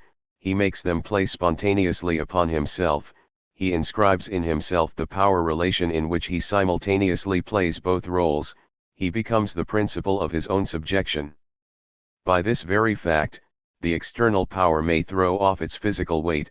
It tends to the non-corporal, and, the more it approaches this limit, the more constant, profound, and permanent are its effects. It is a perpetual victory that avoids any physical confrontation and which is always decided in advance. Bentham does not say whether he was inspired, in his project, by L. E. Vaux's menagerie at Versailles, the first menagerie in which the different elements are not, as they traditionally were, distributed in a park. At the center was an octagonal pavilion which, on the first floor, consisted of only a single room, the king's salon. On every side large windows looked out onto 7 cages, containing different species of animals. By Bentham's time, this menagerie had disappeared. But one finds in the program of the panopticon a similar concern with individualizing observation, with characterization and classification, with the analytical arrangement of space. The panopticon is a royal menagerie. The animal is replaced by man, individual distribution by specific grouping, and the king by the machinery of a furtive power. With this exception, the panopticon also does the work of a naturalist.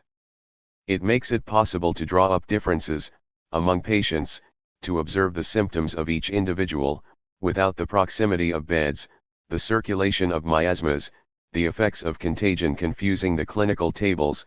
Among school children, it makes it possible to observe performances, to map aptitudes, to assess characters, to draw up rigorous classifications and, in relation to normal development, to distinguish laziness and stubbornness from incurable imbecility.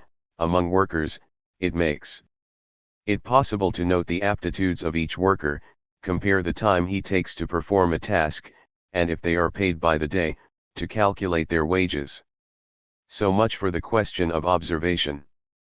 But the panopticon was also a laboratory.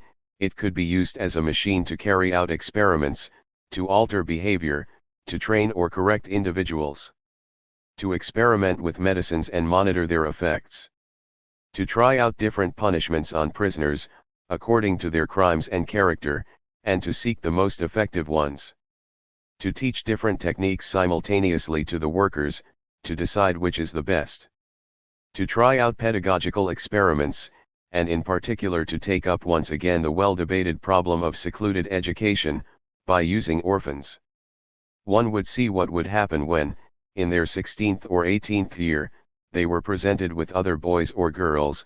One could verify whether, as Helvetius thought, anyone could learn anything. One would follow the genealogy of every observable idea. One could bring up different children according to different systems of thought, making certain children believe that 2 and 2 do not make 4 or that the moon is a cheese, then put them together when they are 20 or 25 years old. One would then have discussions that would be worth a great deal more than the sermons or lectures on which so much money is spent. One would have at least an opportunity of making discoveries in the domain of metaphysics. The panopticon is a privileged place for experiments on men, and for analyzing with complete certainty the transformations that may be obtained from them. The panopticon may even provide an apparatus for supervising its own mechanisms. In this central tower, the director may spy on all the employees that he has under his orders, nurses, doctors, foremen, teachers, warders. He will be able to judge them continuously, alter their behavior, impose upon them the methods he thinks best, and it will even be possible to observe the director himself.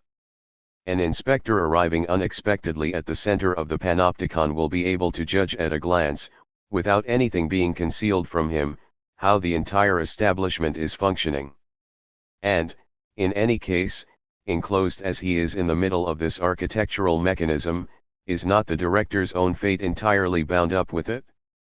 The incompetent physician who has allowed contagion to spread, the incompetent prison governor or workshop manager will be the first victims of an epidemic or a revolt. By every tie I could devise, said the master of the panopticon, my own fate had been bound up by me with theirs. The panopticon functions as a kind of laboratory of power. Thanks to its mechanisms of observation, it gains in efficiency and in the ability to penetrate into men's behavior. Knowledge follows the advances of power, discovering new objects of knowledge over all the surfaces on which power is exercised.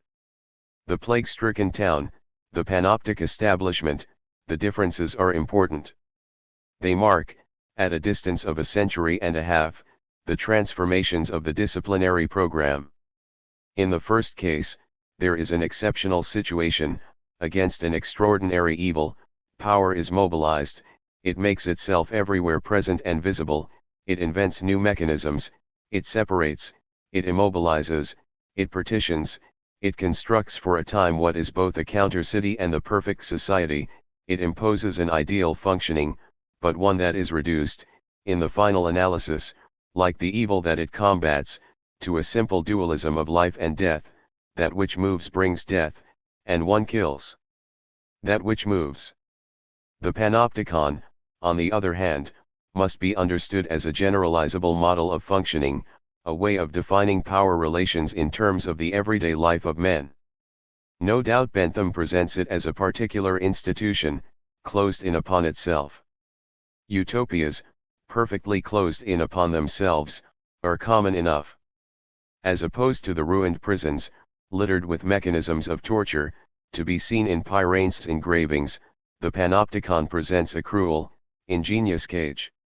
The fact that it should have given rise, even in our own time, to so many variations, projected or realized, is evidence of the imaginary intensity that it has possessed for almost 200 years. But the panopticon must not be understood as a dream building. It is the diagram of a mechanism of power reduced to its ideal form.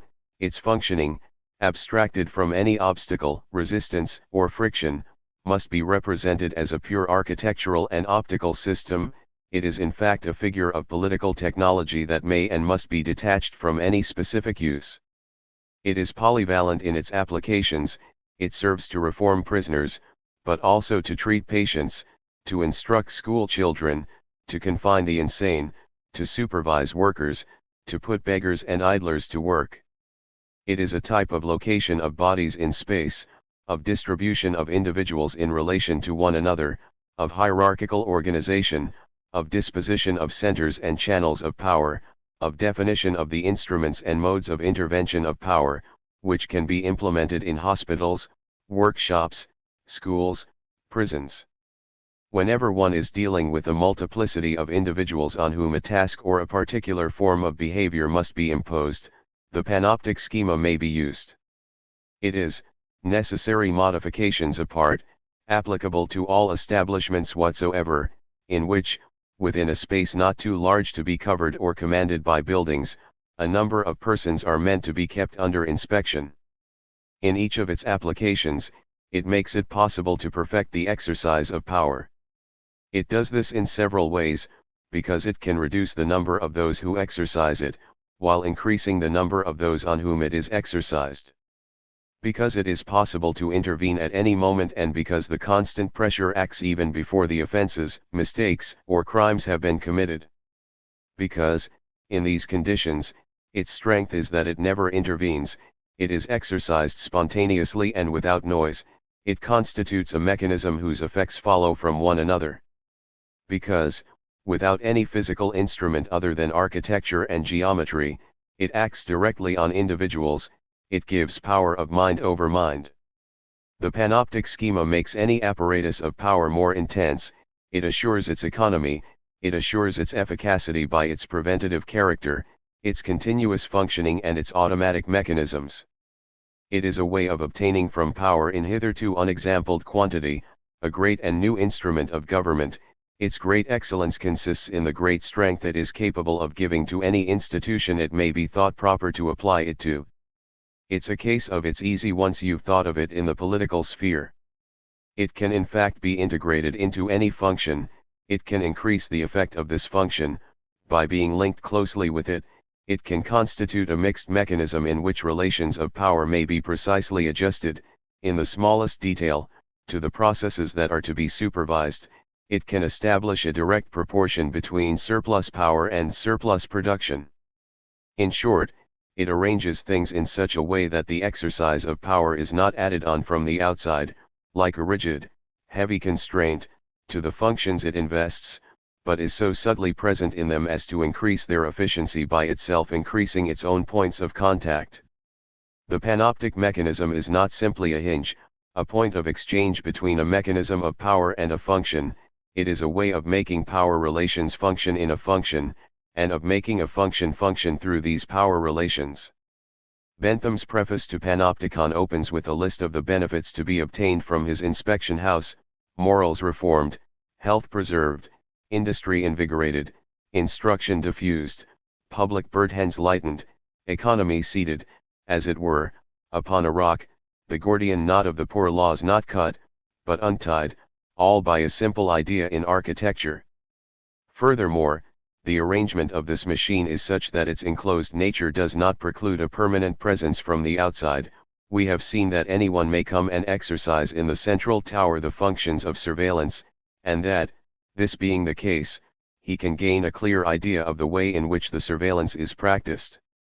In fact, any panoptic institution, even if it is as rigorously closed as a penitentiary, may without difficulty be subjected to such irregular and constant inspections, and not only by the appointed inspectors, but also by the public. Any member of society will have the right to come and see with his own eyes how the schools, hospitals, factories, prisons function.